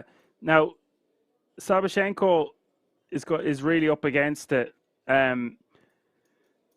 If he gets a stack going, though, he can really... if he had Szymanski's stack here, he's just going to obliterate his opposition because it's going to be just... They're not 3-betting anywhere enough from the small or the big blind. We've seen very little of it, is what I'm trying to say. Yeah, and that's fair. But as it stands, they're going to be trying to get Sabashenko out of there.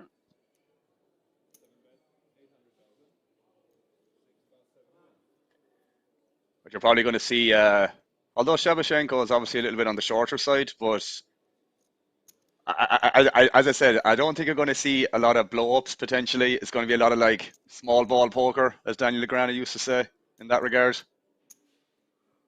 Oh, Daniel Negreanu was out in force there. Streaming on all platforms. It was actually very entertaining. Playing the 5k main and the 10k heads up, but I couldn't believe how much people were watching. It was, I think, over the, it was Twitter. I think he had it open on Insta. I could be wrong about Insta. Definitely Twitch, definitely YouTube, definitely Twitter. I think it was over 30,000 people or something. Just incredible numbers. Yeah. And this is going to be an all-in the call. Sabashenko shoving with the 10-3 suited. And this happened very quick here. I think I would shove in Sabashenko's shoes myself with a suited hand, sub 10 bigs, and Szymanski's not going to be calling correctly, but Ace-7 is not going to be going in the bin anytime soon. So it's a 60-40 for Sabashenko's life. He is up against it here, but still a decent amount of equity to get that aforementioned double up. This is a dangerous man to be doubling up. Szymanski does not want to double him up here. And Trunk would not like that either. 4, deuce, 8. Got some backdoors.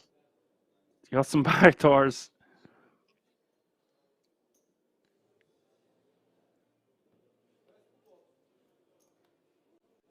Turn is the 4 diamonds. It's never easy. 13 outs now for Sabashenko to survive as we hit the river. He does hit the 10. Sit back down.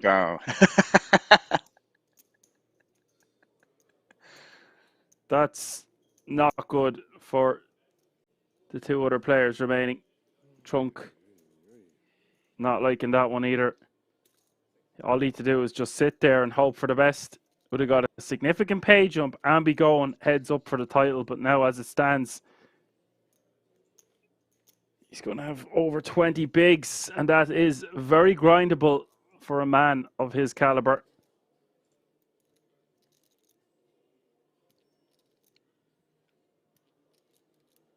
Lady Nomuk says, suitable is a call on any chart. Okay. I like it. I'm not going to argue with you. Yeah. Any chart in the world.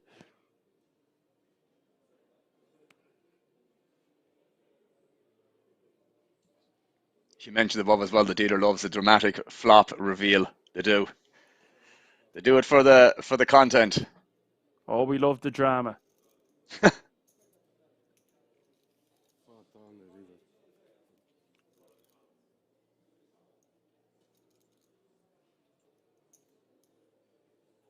ECW says, during halftime, we will go catch puffins. Person with the most puffins gets a free t-shirt. There you go. The only puffins I remember is when I was a bookworm till about the age of 15. It was always puffin that they were, was it manufactured by, sponsored by, whatever you call it. Always a little puffin in the corner. Puffed out of your mind. Oh, yeah. Yeah, everyone keeps saying puffin, and you're reminding me of Puff Daddy. It's not really the person you want to be thinking of at these Probably trying not. times. Good thing he changed his name to P. Diddy. In hindsight, huh? Moving on. Moving on. Moving on up now. Szymanski min raising. Sabachenko calling. But sometimes when we get three-handed, Alan, there's this this notion in the air that it's people are getting impatient and they kind of want it to end. I'm not getting that feeling at all here with the three remaining players. That's what I was kind of referencing to in that regard. That you're not really gonna. It doesn't seem like it's going that direction where someone is getting impatient. They seem to be fairly dialed in, bro, and not really kind of going in that direction. As I said, they seem fairly calm, chilled out, just willing to play every single hand they possibly can as best as they possibly can, and just see what happens after that. But I do think it's kind of has that feel that you mentioned. Yeah. Sabachenko going to raise here. 2.2. Sabachenko will be way more willing to go for it than the other two players.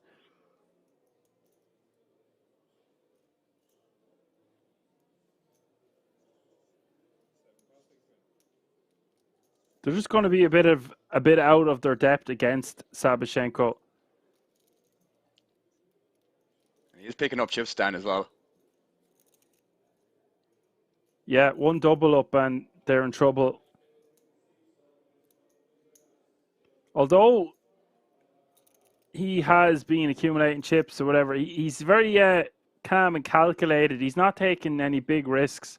Like, if I didn't know that he was up nearly 500,000, I wouldn't have seen like some crazy plays that would indicate that, okay, this guy is a sicko or anything like that. But that's the mark of a good player sometimes, just quietly accumulating chips. Now, granted, he did bink with the 10-3 suited, but my point still stands the same. It's kind of the way he's been throughout this whole final table, and he's really been great at navigating his way through this field.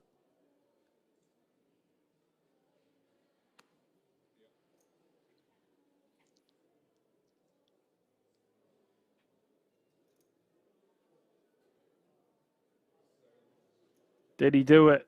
No, of course not. Lady Notebook says, Sabachenko looks like Mr. Bean. A foreign Mr. Bean. Oh, that's all I can see now. Yeah, that'll happen.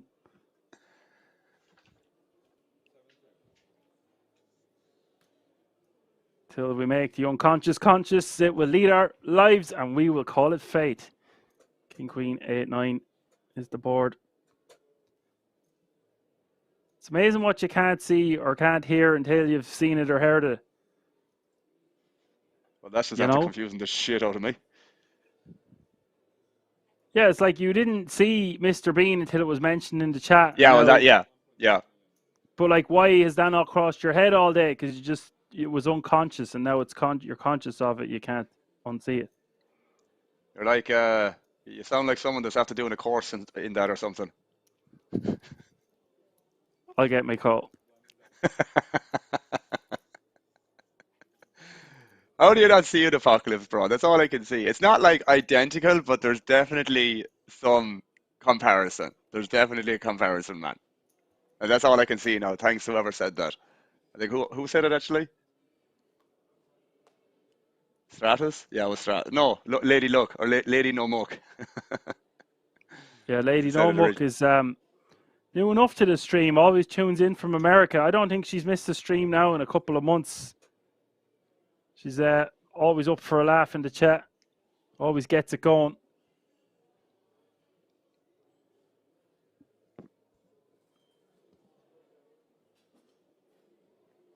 Szymanski in the small. Welcome, she says.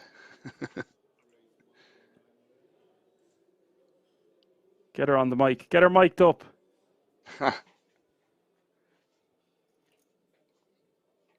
Szymanski going. And I like this size. And I was wondering, we're not seeing too many raises even into the big blind. There's just been a lot of passive limps and completes. Blind v blind. You're seeing them raise on the button, all right. Szymanski, I was wondering what size he would pick with his ace jack. Does go for over 3x, which is nice to see. You see a lot of players go for a min raise there or make it 1.4, 1.5 at the most.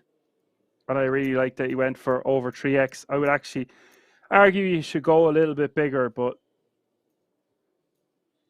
Yeah, you're just out of position there, man. It's just, again, you don't want to give the big blind that kind of a good price to call as the imposition player.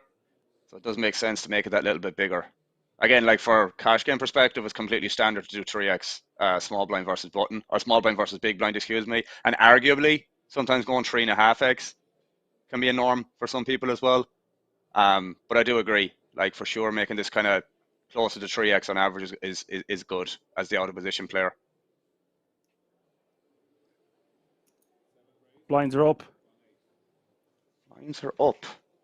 40k is the small blind. 800k is the big blind with an 800k running big blind ante. 400, 800, 800. Yeah, it looks to me that we're playing somewhere around 40-minute blinds today. That's what I was thinking. It seems to be a little bit shorter, from what I can see, from what I've noticed. Usually it's what, like 50, 60 minutes, or is it hour blinds?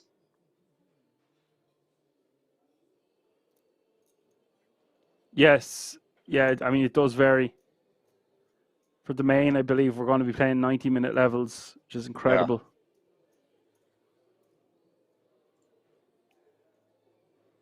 And they have changed the rules of Kings slightly. You're allowed to do deals now, which wasn't a thing before, Alan. I don't know if you were commentating since that rule was changed.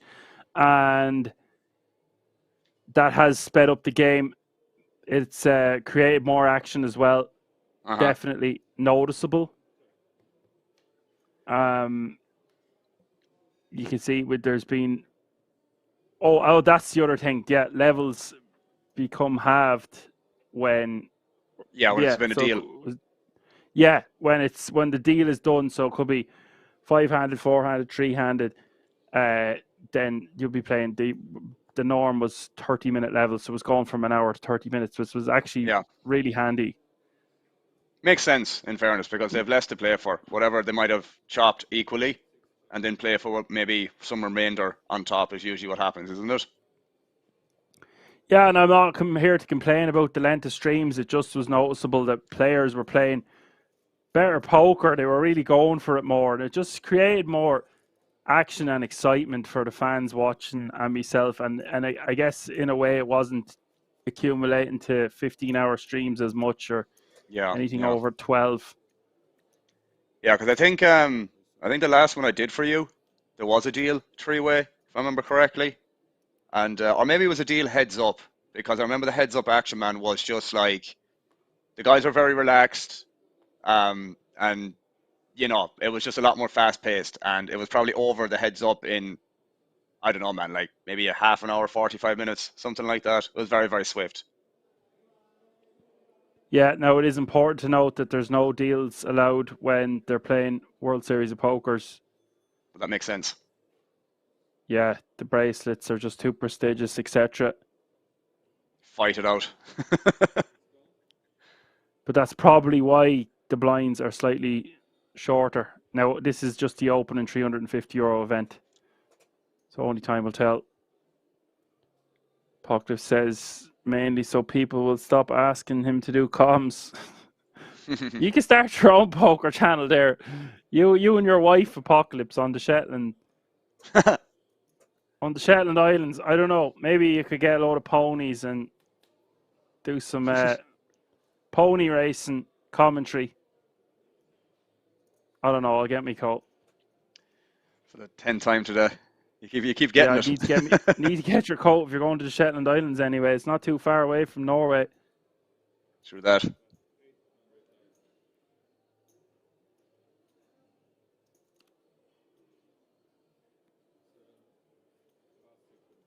Sabashenko betting 800k there. Got some backdoors working for him. Samansky. Squad douche.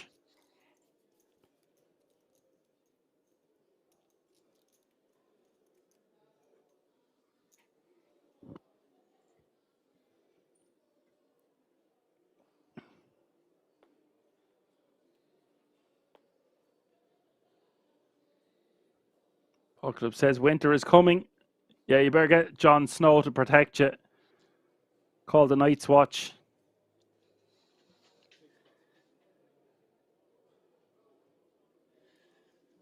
There was a new no, never mind. Go on. I was going to mention a TV series that came out today that I was watching from the last couple of years, but we'll commentate in the hand first.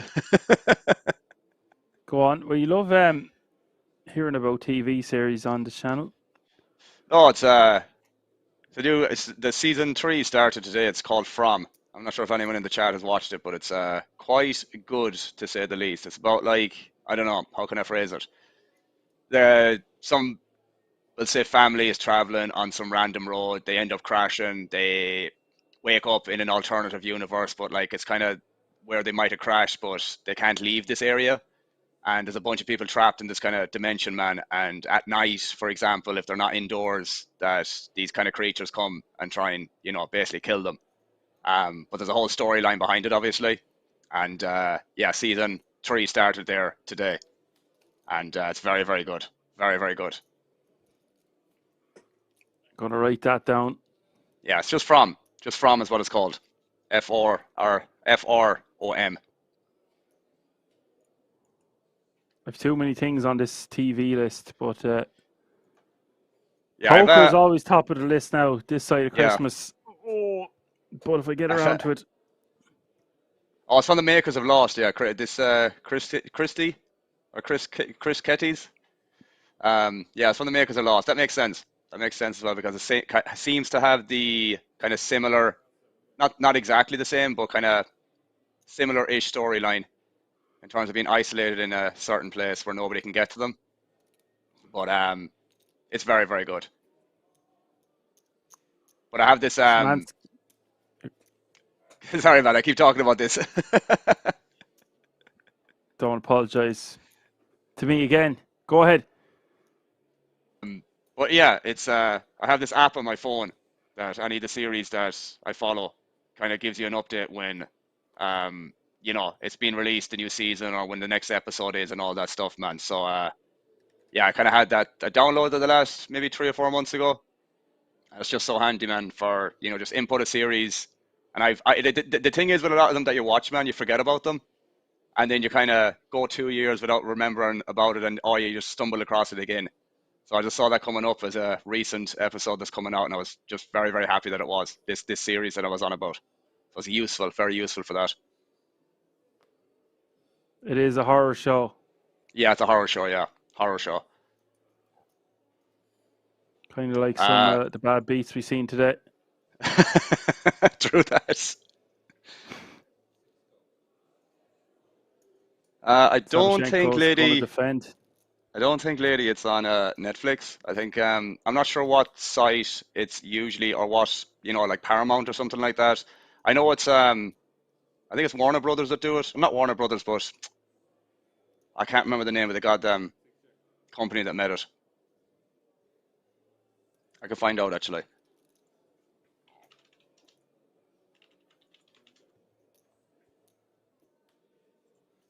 So Sabashenko is going to defend here with King 4 off suit. Jack 9, 7, 8 is the board. Szymanski with the straight.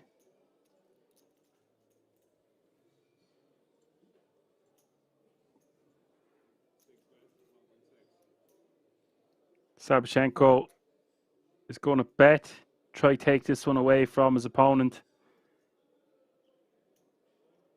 Szymanski might raise this. I would way prefer to just see him call.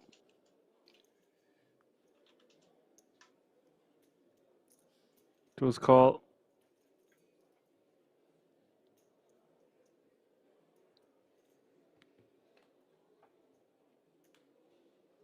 River is another jack. Pair on the board. And this might be a one and done situation here for Sabashenko.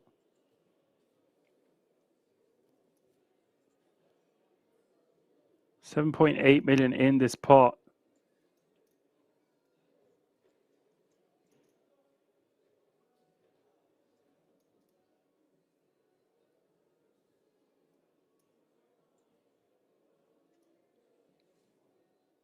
But it looks like it's not going to be a one and done. He's reaching. I would have thought that's not a good river for him to be betting as a bluff. He will get Szymanski to fold a hand that contains a 9, or if it was an 8. But this should just get snapped by Szymanski. Doesn't need to raise in case he's up against a full house. I stand corrected, said the man in the orthopedic shoes. I don't really understand that for the same reason that you mentioned that like there isn't really many worse hands that are going to call, to be fair. I think that's a bit of a stutter step there now from Rostislav Sabashenko. The only thing I could add to that, I'm not going to say it's going to happen. It's probably not. Like you're not going to get Shabashenko to fold a 10 there. I doubt in that situation, or fold someone off a chop, if you know what I mean. What I was on about is bluffing there at Turn River with a bluffing puffing. With just the King 4 off suit. Yeah, it's a bit ambitious. It's a bit ambitious. I just think it's a really bad river to bet again. Pairs the board. Your opponent's going to call with a jack. And he goes for a milky looking sizing of 3 million, which is just going to get snapped off by so many hands. I think yeah. I think I've burned more money in my career on bluffing on paired boards. No joke. The amount of money that I've probably burnt in them situations, bro, is probably disgusting.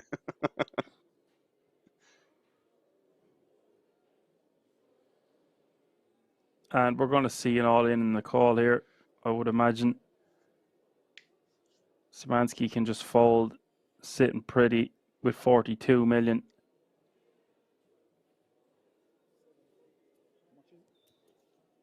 This is going to be 10 big blinds exactly.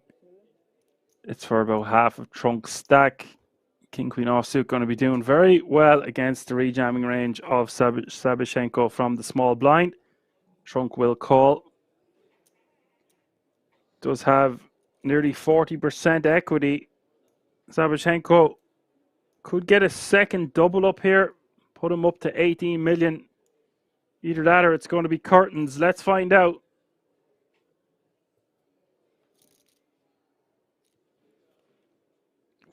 Ace Jack 9, pretty good looking flop so far for Sabashenko with top 2.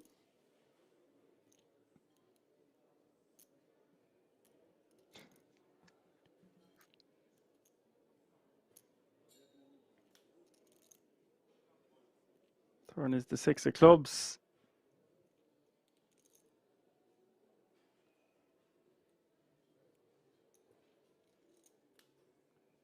River is the 7 of hearts. Mr. Bean doubles up. I didn't want to say it during the hand, but I was laughing at Lady No Muck again. She's like, let's go, Mr. Bean. He never talks, but he does go and says, "My name is Mr. Bean." Something along those lines. All right, I'll get me call. Counting each time. So that's unfortunate for the King Queen. Them hands play themselves. Nothing you can do there. Sabashenko does get all the money back that he lost from the King 4.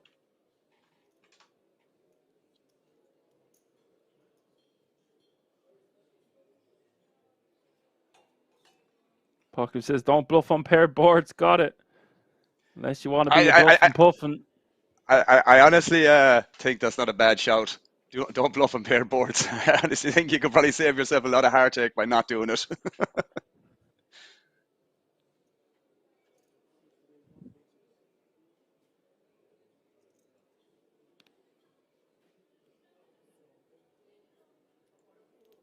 You can watch that series as well on MGM Plus. Is what that is.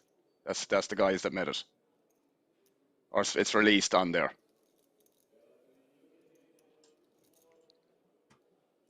Yeah, just don't download it illegally. Wink, wink. Allegedly. Allegedly, yeah. We cannot condone that kind of behavior here. True that. Trunk is going to shove, and now Sabashenko wants a count. Oh, damn. He just got these chips back. This is... Oh, I don't know what he's supposed to do here. He probably just he does let it go. I do think folding there feels correct. Again, I'm not an expert in this.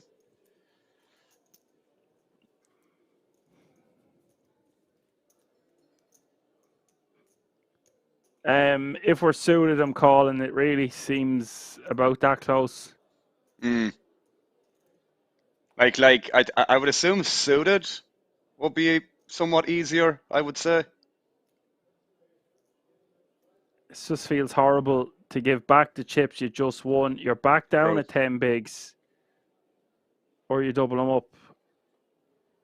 Or you eliminate them, I guess. But I don't know if I'm going to fold suited there, guys. I'll probably think he's... Yeah, the offsuit combo can just go in the muck.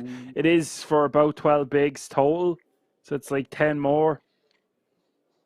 It really is very close. Here we go. Szymanski raising enough to put Trunk all in. Trunk goes for it. Did Szymanski just straight up rip there? That was a change of pace for Szymanski, and I actually don't mind just shoving there, putting them both to the test. It's good ICM play, but Trunk waking up with the 10s. Another twist in this tail, perhaps. Trunk could be back to 26 million, and then they're very even in chips, the 3 remaining players. Jack 7-5, 2 spades.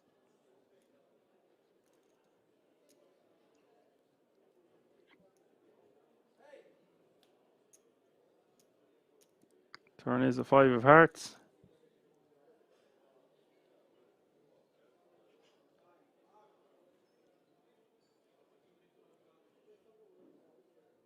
Trunk looking pretty, 95% equity as we hit the river. The French Riviera. 6 of spades. Trunk gets a healthy, chunky double up.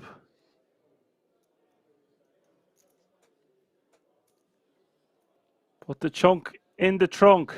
26 million.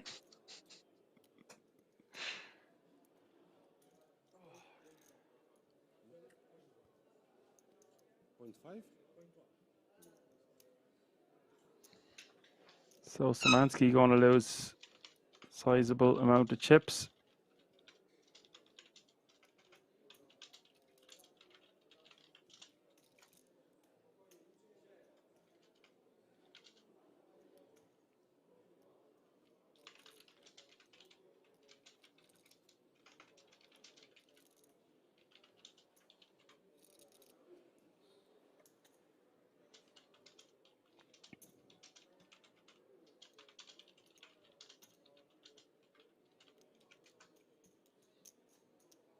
Laurie Shet 94 says, "What weirdo is smoking seaweed?" Oh, it's my co-commentator Alan. The giveaway. Go Finn. Loves these vapes. Got seaweed flavor. Even if you gave me the option to even try that, I think I would actually pass. As much as I enjoy the vast majority of flavors, pineapple I do not like. Pineapple I don't like. I will admit that. But as I said, if the option was there to try seaweed, don't think I'd try it if you paid me. Although maybe I would. There's a lot of things I would do for money. To be totally honest. I think it's time you got your coat now. No comment. Yeah, no comment. No comment from the commentator.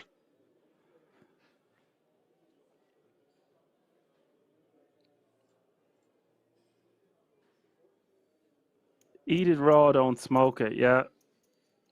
It's hard. It's hard when you're addicted to these healthy vapes. Seaweed flavor.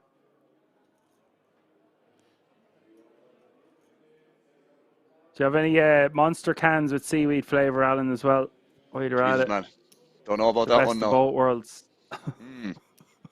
Sounds right up my alley, mate. Trips for the trunk. Szymanski defending the King 4. You call me crazy now, but we're not seeing any of these 3-bets. I think that would have been a really nice spot to put the pressure on Trunk. He's just doubled up. He's going to be getting a bit peppery there, stabbing, etc. I would rather see Szymanski 3-bet fold pre from the big blind. We haven't seen much of it or any of it. Yeah, and true. It's with the blocker. I just think he's going to get a lot of credit considering he just doubled up Trunk. Trunk's like, well, I just doubled up. I'm gonna, not saying it's going to change what he'll do with certain hands or anything, but he's going to be like open and wide enough from the button that I think we need to start adding in some 3-bets. Yep. It's just not something we're seeing any of the 3 remaining players do. Yeah, I suppose it's just maybe, like I said, man, if you're talking about Szymanski, he might have that element of risk aversion. The thing is, man, it's very difficult to do something if you don't know it's a possibility. And it could be one of those things with him in other spots that we might have saw previously that he doesn't have the awareness on where the thresholds are, if that makes sense. And this is probably another example of not really knowing that it's a possibility, but he ends up raising here. This is a strange one. So instead of 3-betting pre, he calls and then check raises on this flop, which is also something we haven't seen him do or the other remaining players as a bluff. Yeah, no diamond in his hand as well is not really ideal with this combo. Now, in saying that Trunk is just going to be c-betting everything, he's opening it on this board, so I don't hate this, but just in terms of barreling properties, again, I'd check raise King 4 here with a diamond. Well, King 4 with off, just have to check fold if I arrive post flop with it, to be fair.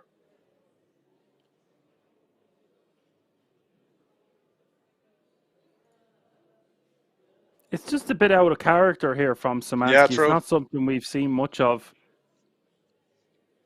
And then But as obviously he's going to give up here because the ace hits, and then Trunk's going to have more ace-x than he will. Then Szymanski, he's not going to be, shouldn't be check raising the flop much with an ace-x in his hand unless it was like a backdoor diamond draw, something around that area. Is that about right, Alan? No, I agree with everything you said there. I was just going to add to that just this combo, man. I kind of briefly said it anyways, but just kind of can just end up making a lot more mistakes by doing this. As I said, I don't mind doing it with a diamond and then, just check fold and turn.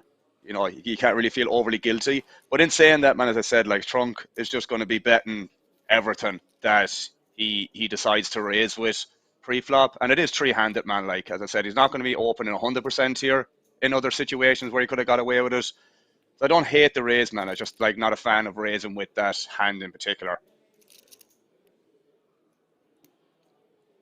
Yeah, I think just using the blocker, like I've said twice now, just using it pre is better than check raising that flop. Make your money that way.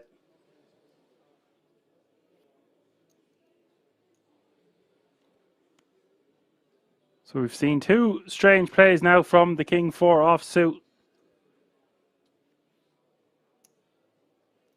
Sabashenko with them in.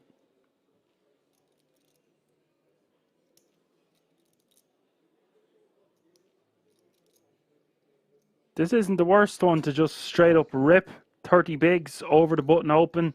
The effective stack is sub 20 from the button, and it kind of gets the big blind out of the way.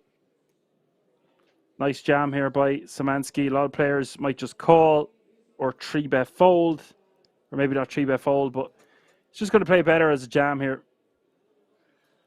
What's the bottom of your calling range here? This like ace-9 offsuit, is that even question or possible here? This is just going to be a little bit too loose to call with ace-8 offsuit. I would fold ace-6, ace-7, even if they were suited, I think. I think you are right on the money there with the ace-9 offsuit, ace-8 suited. Yeah. But you've got to remember, Szymanski's going to have all these small pairs, but when he shoves that much chips, the effective isn't just under 20 anymore because the big blind has him covered. So it's actually 30 bigs plus he's shoving there. Or just 30 bigs, call it. So he's going to have all those hands that dominate you. So ace-9 offsuit actually mightn't be strong enough. It might need to be ace-10 off, ace-9 suited, something around that area.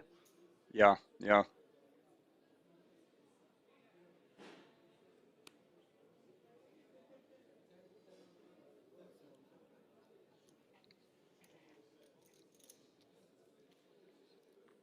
Lady Nomuck says healthy vapes. Yeah, that's the thing. They don't exist.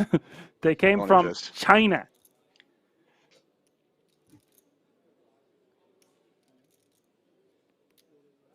Monster lobster. That seems like a great flavor. Garlic buttered monster lobster flavor. Jesus. Fucking chat is getting out of line, man. Excuse my tongue, but it is. Yeah, I don't know if it's our fault or their fault, but it's a wicked combination nonetheless. Deadly. Kind of like the garlic butter monster lobster. Where do we draw the line here, bro? In all fairness. I don't know. Lady Nomuck said Dan is on fire in the boot. Yeah. Don't be encouraging me. It's only Monday.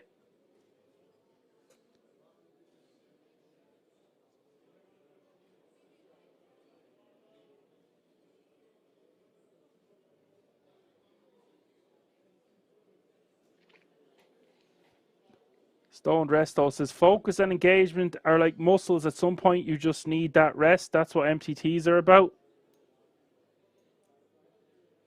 This guy's puffing the seaweed as well, I'd say.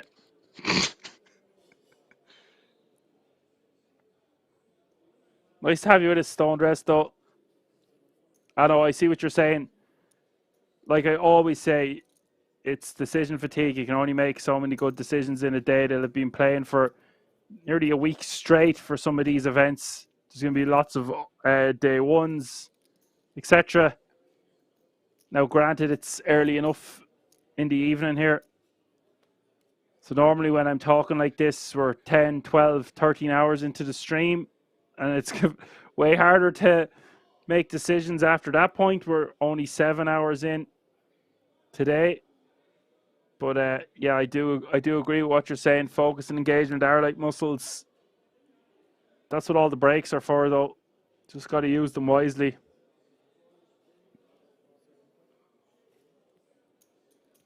Puckclub says it was your fault. Yeah, sure, I'm a man. It's always my fault.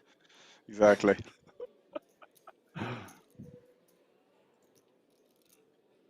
There's a giddy first day now going on here.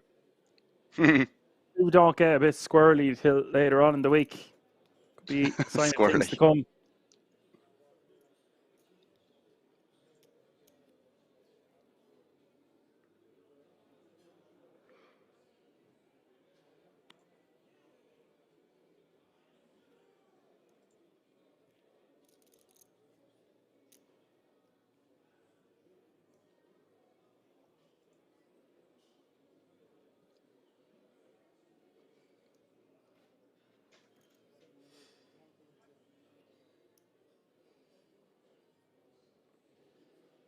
So your boy is back with nearly the chip lead here.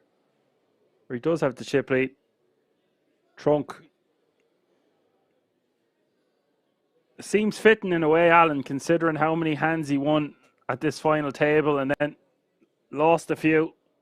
But he's really gained traction and all momentum shifting in his direction. He's playing 33.5 million here. I think this could be his chance to shove the fives from the small. That's what happens.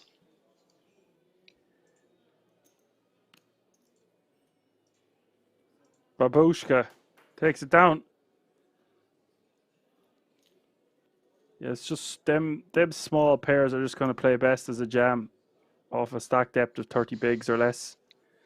So hard for the big blind to call. I don't know what his calling range is. It might be like 10s plus, could even be jacks. Seems a bit too tight. Probably has to put 7s, 8s, 9s in the muck. I don't know. 9 seems to be our cutoff all day. Yeah, so true.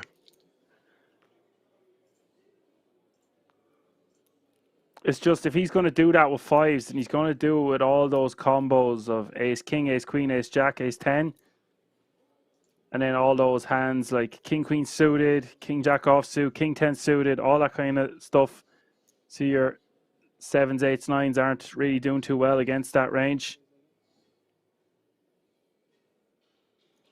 But all those combinations that contain a 10, you're going to have to put me in a straight jacket to fold 10s, I'd say. Through that. Sobchenko rejamming, and this becomes a nice raise fold here for Trunk. If we were suited, might call for 11 bigs total. The offsuit combo can just let it go.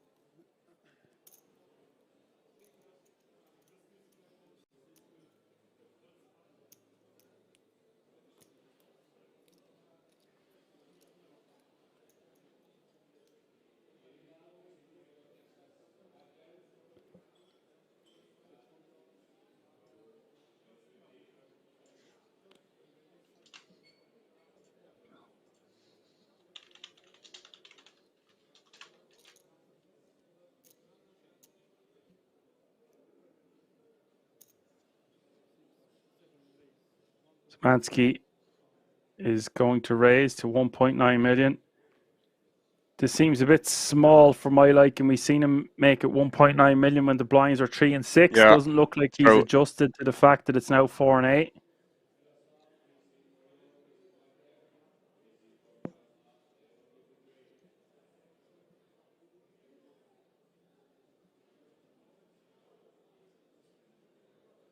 Just a nice easy call here for Trunk unless he wants to apply pressure pre.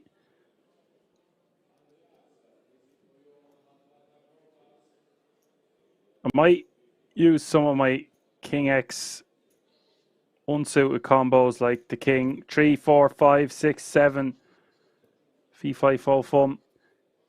But the King 7 suited, I would rather just see a flop. So he does flick it in. We see the flop of 7, 6, 6.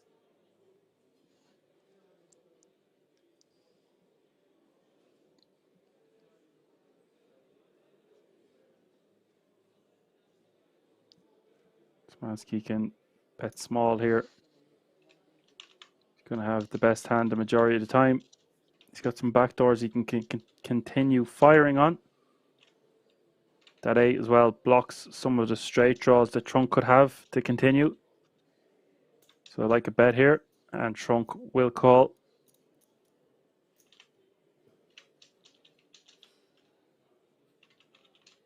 Turn is an 8. There you Get go. out of jail. A get out of jail free card here for Szymanski.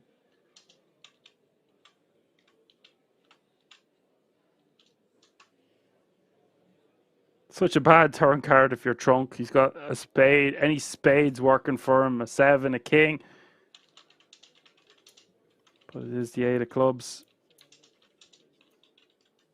Szymanski. See the way Trunk grabbed his chips there before Szymanski bet would indicate he didn't really want Szymanski to bet there. Szymanski does bet 2.6 million. You're not loving life here if you're Trunk, but because Szymanski can still be firing with clubs or straight draws, got to call another bet on the turn. It's not a huge bet either. 12 million in this pause. We hit the river. River is the 4 of hearts.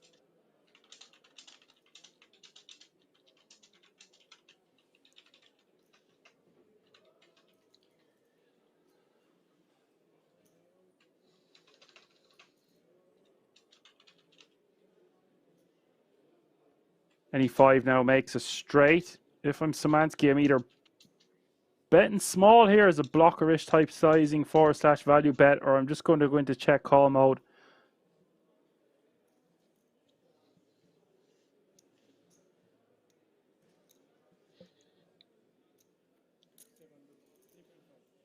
What kind of sizing do you like here on the river? Maybe this kind of sizing is actually better than smaller again. I was going to say maybe, yeah, 3.5 million. I was going to say no more than 4 and no less than like 2.5 into 12. Yeah, I can strongly agree with that as well. There's definitely some hands that can bluff catch here. Well, I mean, say bluff catch, but definitely worse hands that can call for sure. And this is obviously a good example of that. But for sure, man, like a lot of the times on these, again, just coming from my experience, these 4 to a straight, 4 to a flush boards and stuff like that, man, you really don't want to bet too polarizing for obvious reasons. But like block bets primarily are going to be the most frequently used sizing. Again, from my background.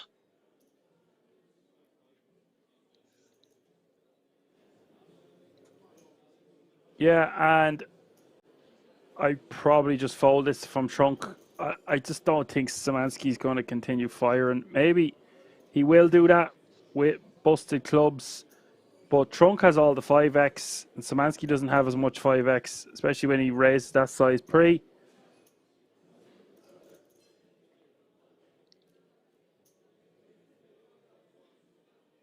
If he had a different kind of a hand, he could think about raising as a bluff, but because he has a 7, I can get behind calling considering he's getting such good odds. It just doesn't feel like he's going to be winning enough at showdown.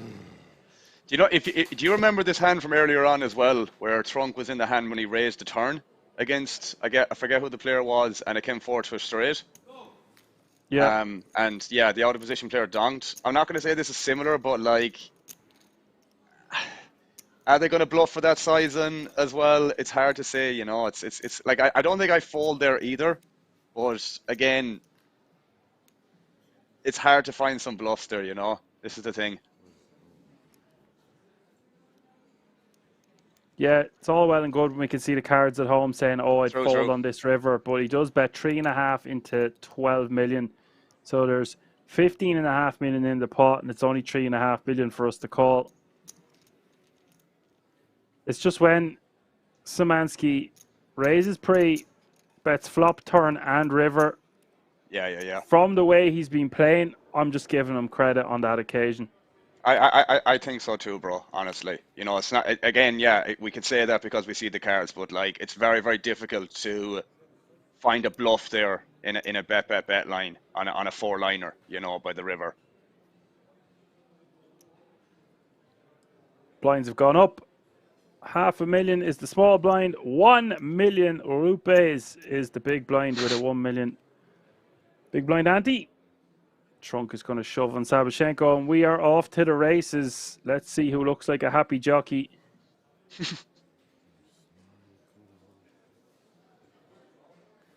Trunk is marginally in the lead, but it is a coin flip situation. Sabashenko is the at-risk player. Who you fancying on this one? Oof. Let me know in the chat. I think Trunk, most likely. Trunk, most likely. I mean, it's 50-50. What am I saying? I just feel like a lot of moment. Well, he did lose a pot then as well. Oh, I don't know. He's been winning and losing all day. 7-4-3 is the flop. It's anybody's guess. No pair, no draw says he hasn't lost one of these at this FT. He did lose an all-in. He had to Somebody had ship some ace-9 or sherbet. something. Yeah, yeah. I remember correctly, yeah. Turn is the 10 of diamonds.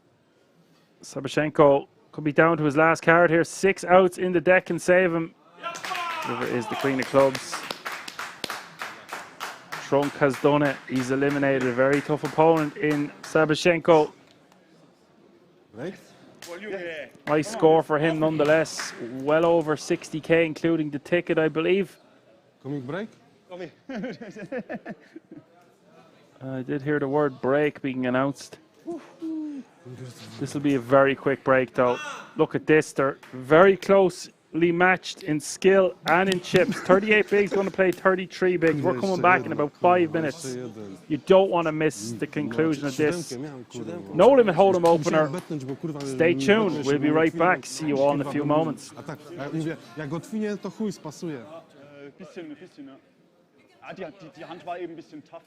Maybe 5 minutes break.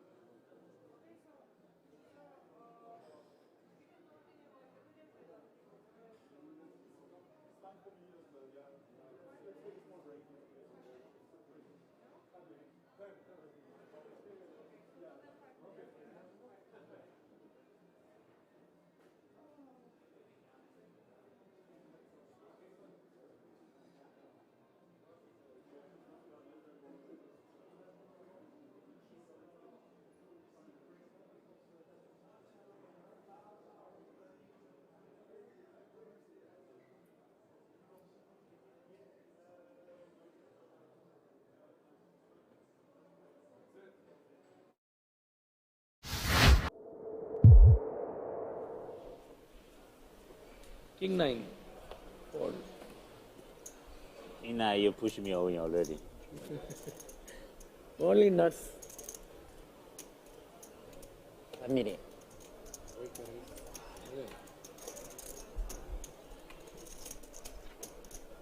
Joe back at it. This time with more chips, he leaves 600 back.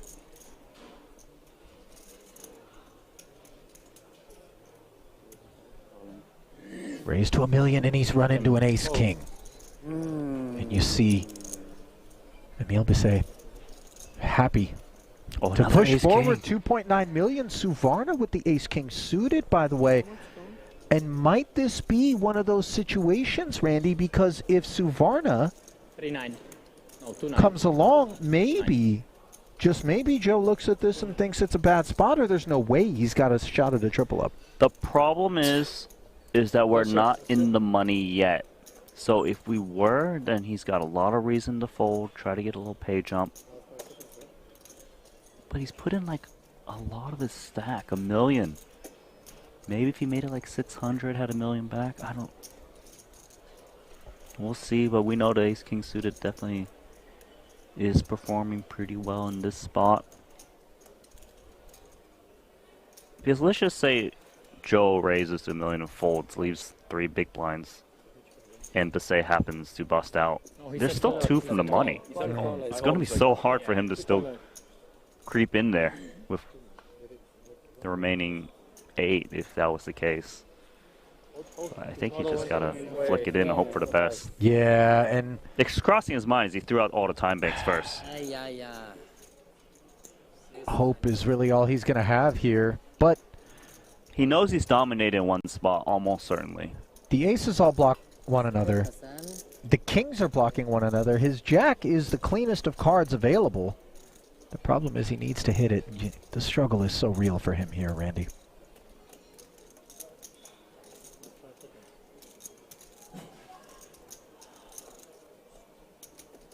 Yeah, he wished he could have like a Jack 10 right now, or like a pocket pair, something he knows that is not dominated. There's no chance that Ace Jack has ever just got 2 overcards against both these hands, or he's dominating one spot. Okay, gamble. Gamble, let's go. 1 to 30%. Oh, 30%. Yes. Lucky. Yeah. Flush. Last 600,000 comes forward, so the main pot will be between 3 players. 2.6 million on the side between Santosh and Bisset. 先算放一个，不用，就发勾就行。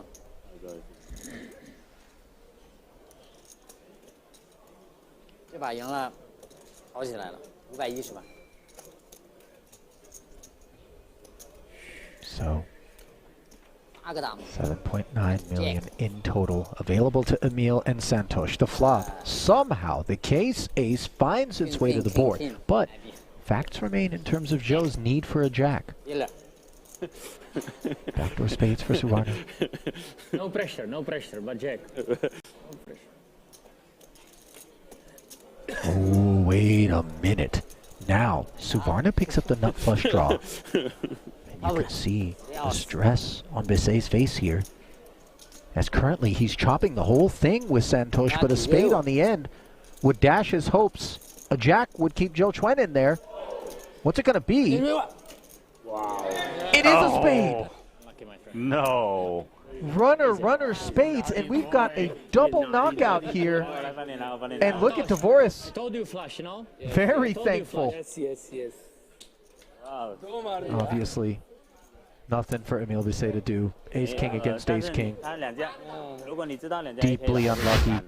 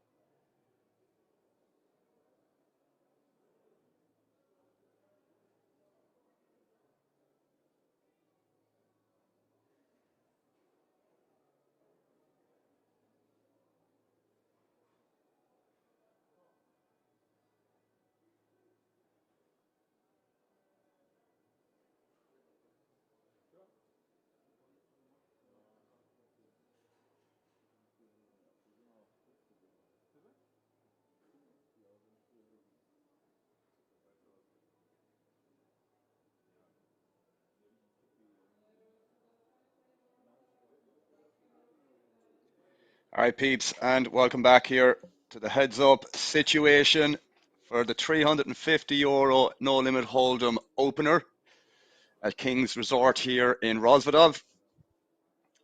We're down to the final 2 players here, lads, playing for 105k up top, I believe, plus a 10k ticket. A lot of money on the line here. Both players guaranteed 70k. Obviously, the winner will take home an extra 35k on top of that, and that delicious looking bracelet. Fairly similar in chip stacks here. I think Trunk has 38 big blinds and our Polish player has 33 big blinds or so. They're just getting a photo with the infamous bracelet and he reaches out to take it. Someone will be taking it. One of them guys there on the screen.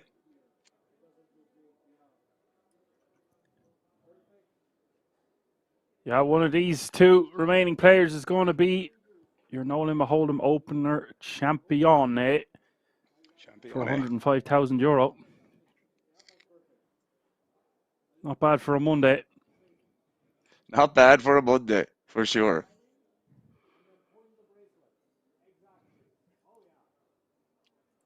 What's the first thing you do then if you won 105k? Don't know really. What like just anywhere? I mean, like, you're in Rosvedov right now. You have the possibility. Well, you have to win in this bracelet that's on the table right now. What's the first thing you do? Ring the boys. Go DJ somewhere across the road, Go or DJ. Yeah, get a across the bottle of road. whiskey Yeah. and go. Yeah, a few of those crisp €3 beers, so we can go straight. Like I'd be limited what I do if I won this exact event tonight, because I'd be getting ready for the rest of the series. True. So I say that, yeah. But if I was over there and I won it and you're buzzing, it's very hard to just go to bed, isn't it? Well, definitely wouldn't be going to bed on time. That much I can verify. It depends what I'm doing tomorrow, though, genuinely, because I'd have a few days off. I wouldn't be playing the PLO. I know it's a very general question. But if I was over there, once it's all said and done, I would go into Prague for a night or two, go visit one of my best friends in Berlin, where I lived for a while, for a couple of days as well. I'd make a week-long holiday going on the way home, basically. I'd go to Prague, Berlin, and then definitely stop off in Amsterdam for 2 or 3 nights before it's all said. Make it into Amsterdam instead of Amsterdam, you know? Makes sense. I like it. And that's just what I would start with now, and I'd see how much I'd have left over after that. I'd have a nice Christmas anyway, put money away for a car, send my parents away on a holiday before they die, and reevaluate with the rest, have a nice little roll. Nice little Yeah, roll. years ago I'd be like, oh, I'd pay all my bills, but I don't really have too many. Yeah. Okay these days. Thankfully. 105. It's weird to say it's just not that much money anymore. Like, it's loads. It's loads to have fun, but it's not like, oh, I'm going to put a deposit on a house or buy half. You wouldn't even get half a house for that in Ireland anymore. Where 5 years ago, if you asked me, but we'll just say 10 years ago, when I was at my height and my powers, peak of my powers there living in Galway, I would be like, oh, well, that'd get me half a mortgage and I'd work on the rest. That's probably what I would do at the time. But now, just be comfortable for a year. So that's all it would last, really. 2 years max. I could have said something way more exotic, I guess.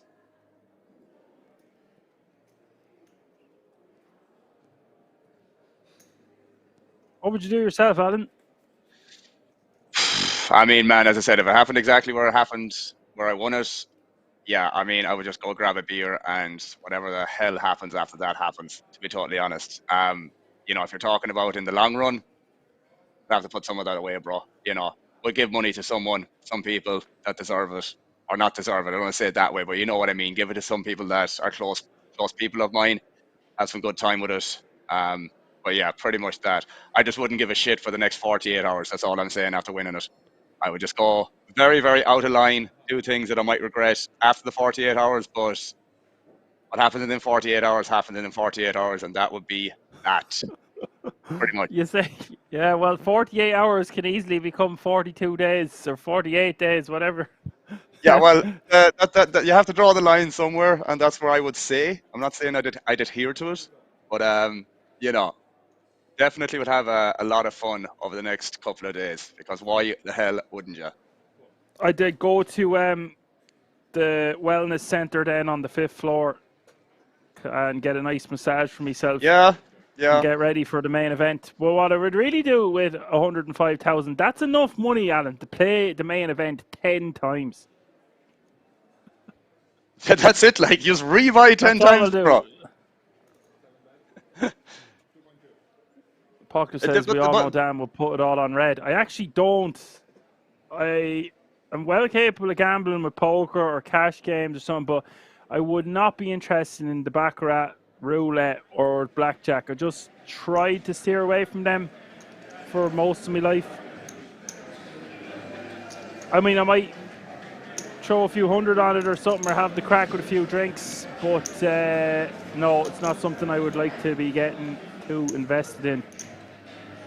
You'll find me on the slot machines 10 days later, Alan, there with monster cans and loads of vapes, and then trying to get the rest of me money out of the machine. that doesn't do but this refunds. Is the thing, you could have 100k at the start of this series and have nothing at the end. That's the way it is. That's the way she goes. Sometimes she goes and sometimes she doesn't.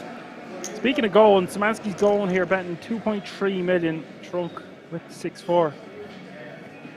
He's got bottom pair. And if he is raising here, unless he's trying to rep a set, I am not the biggest fan of this one. The thing is, I will add to this, man, this is, again, a common thing you see blocking a lot of 2 pairs and set possibilities in this situation. So it's for sure a thing. It's for sure a thing. You know, if you actually hit a 4 as well, it's going to be very, very clean. And you can get a lot of folds on the flop as well. It's just a little bit unfortunate that Szymanski has ace-king here, or a hand that's an easy continue. But you see this a lot in cash games as well, man. For the same reason that I mentioned, blocking 2 pairs, blocking sets, unblocking the folding range, the bet fold range as well. Yeah, so we're just repping Tindo of just hit a 4 on the turn. That's exactly what I mean. It's the cleanest, cleanest turn card when this happens. Yeah, but he doesn't need to rep a set anymore. Yeah. Because he's got trips. But no, it's very good in that regard. You know, you unblock so much the bet fold range and stuff like that. It's very, very important to have this in your game. It doesn't feel nice doing it when you get called, but you know, you still unblock a lot of king, queen, king, jack, queen, jack that's going to call fold the turn. You can put pressure on 10x as well. So yeah, makes sense to do it. So you actually do like a raise here on the flop?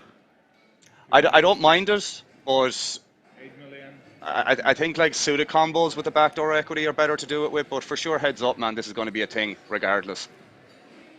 And is it better to raise with the 6-4 on the flop than just call? I would say a lot of the time with these hands. Oh, there you go. Now, the other thing is, I don't like this jam from the ace-king, because if he's bluffing, let him bluff. But 62 million out there. Sick, man. Sick I turn said cards. we're going to be putting a ribbon on this thing when we get back. Well, this is certainly accelerating that ribbon. Facts.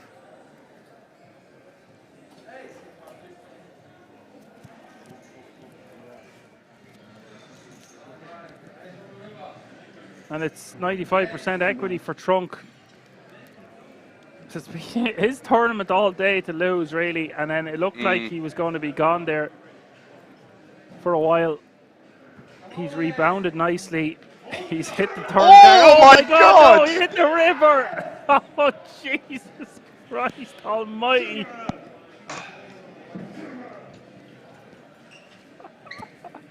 Oh, dear. Oh. Szymanski gets there. That is some rough justice. How do you like them apples? You don't.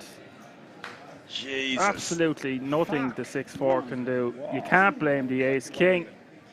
Super unlucky river for the 6-4. Jesus Christ, I felt that, man. You're loving life. I literally felt that. I felt it as much as probably Trunk did.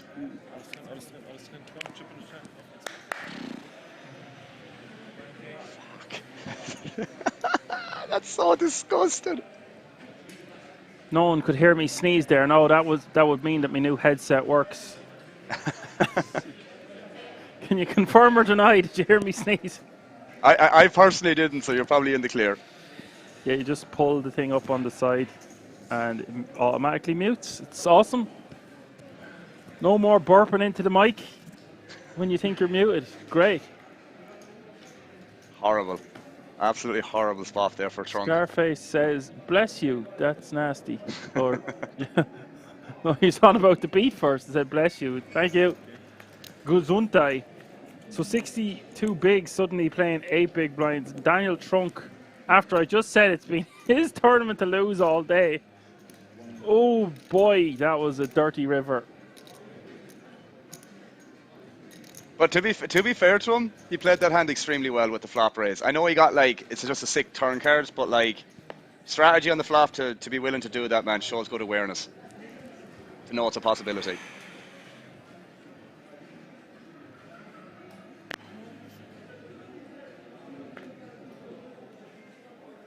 Just catching up with the chat. They sound like if they got money, we would never see them again. But we're not exactly stone broke, like we have been places before. It's going to take Trunk a lot, with all due respect, a lot to bounce back from that, bro. To bounce back from that. That is not easy to take.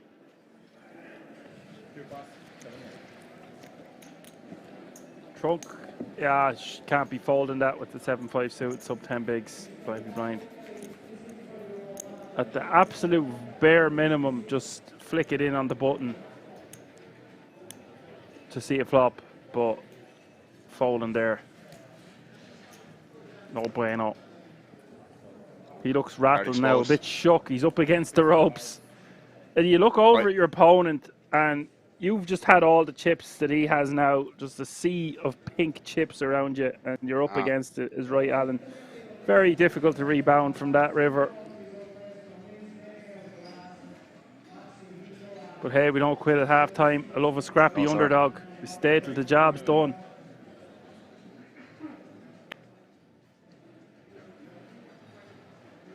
It's funny that you ask me what I'd do if I won 100 grand and not if I won the main event, because we'll save that for tomorrow's stream. Yeah, story for another day, yeah? Yeah. Speaking of tomorrow's stream, we are back for the PLO show, the double stuff, the double trouble. It's the 8 max PLO, same time, same bat channel. Be there or be a triangle. God, that was so disgusting, man. It's really fun opening day here. What a hand. What a sign of things to come. Yeah, what a hand. That. So much equity in that hand. So much money. So much EV. Yeah, 69,800 euro. Guaranteed.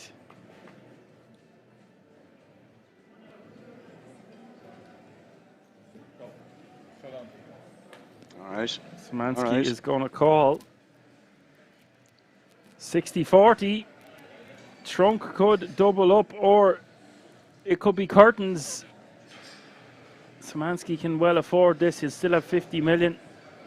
If he loses, doesn't really want to double up Trunk. Trunk with the 2 live cards has to be happy enough to see that.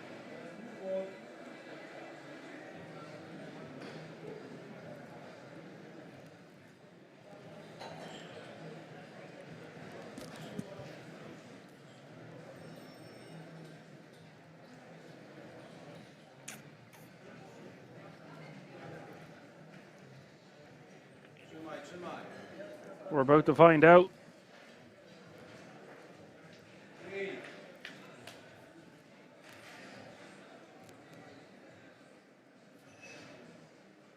Four, 3 deuce, no help to the Trunkster. Szymanski, 3-1 favorite now as we hit the turn.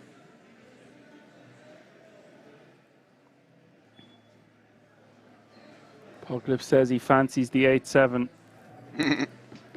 You could have said that about the 6-4 last hand. Ace on the turn. Szymanski is now 1 card away from becoming your champion.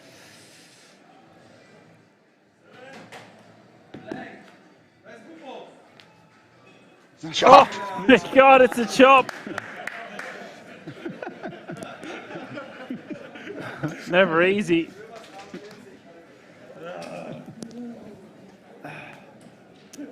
What a moment it is for these two guys. They've guaranteed themselves 70,000 euro cash almost, and a 10k ticket, playing it out for an extra 30 grand and a gold bracelet and all the glory that goes with it.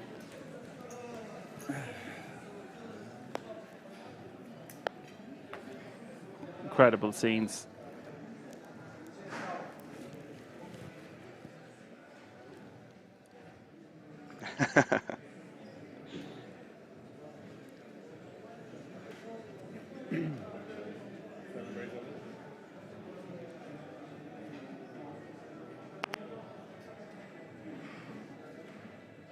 Thank you for that in the chat, Apocalypse. Yes, tomorrow we're back to same time, same bat channel as today. So that means 1:30. Things are getting kicked off. You're used to 2:30 stream, but it's 1:30. That was the starting time today. It's the starting time tomorrow. And then Wednesday, we are going to have 2K PLO. That's going to be at a later time. That's going to be at 6:45 Central European time. So it's 1:30, 13:30 Central European time tomorrow. 6:45 Central European time on Wednesday. And it's a €300 buy-in tomorrow. The final day. And it's a 2K buy-in final day on Wednesday.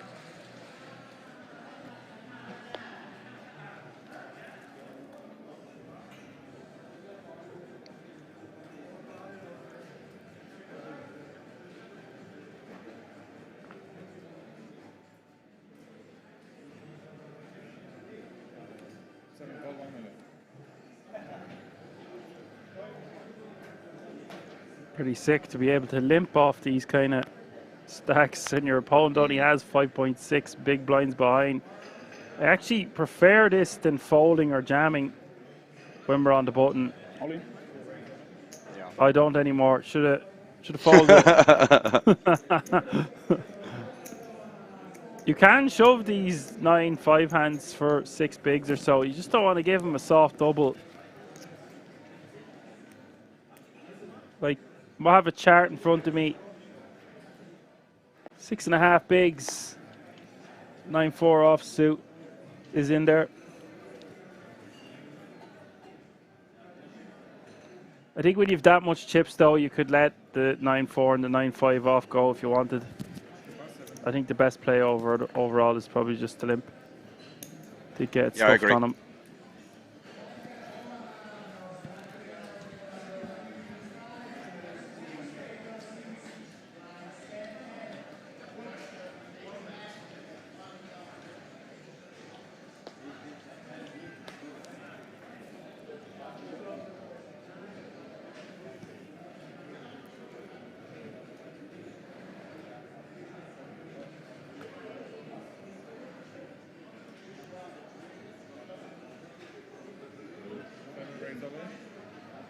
Smansky going to shove his 9-3 suited. I actually prefer this than the 9-5 off.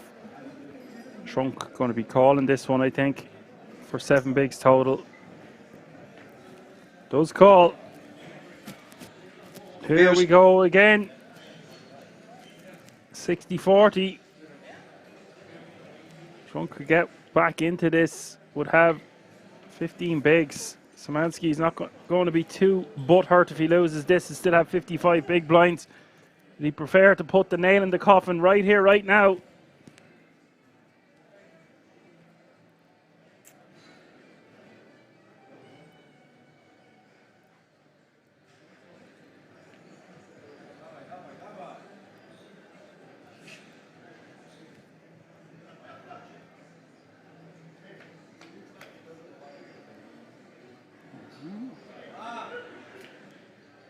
This King Jack 3.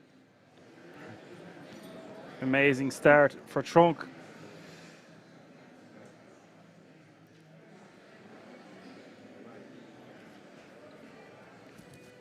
Szymanski does catch bottom pair, needs a 9 or a 3.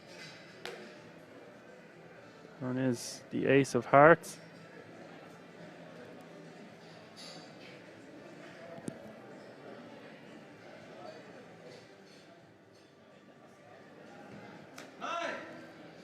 And the river, it is the 9.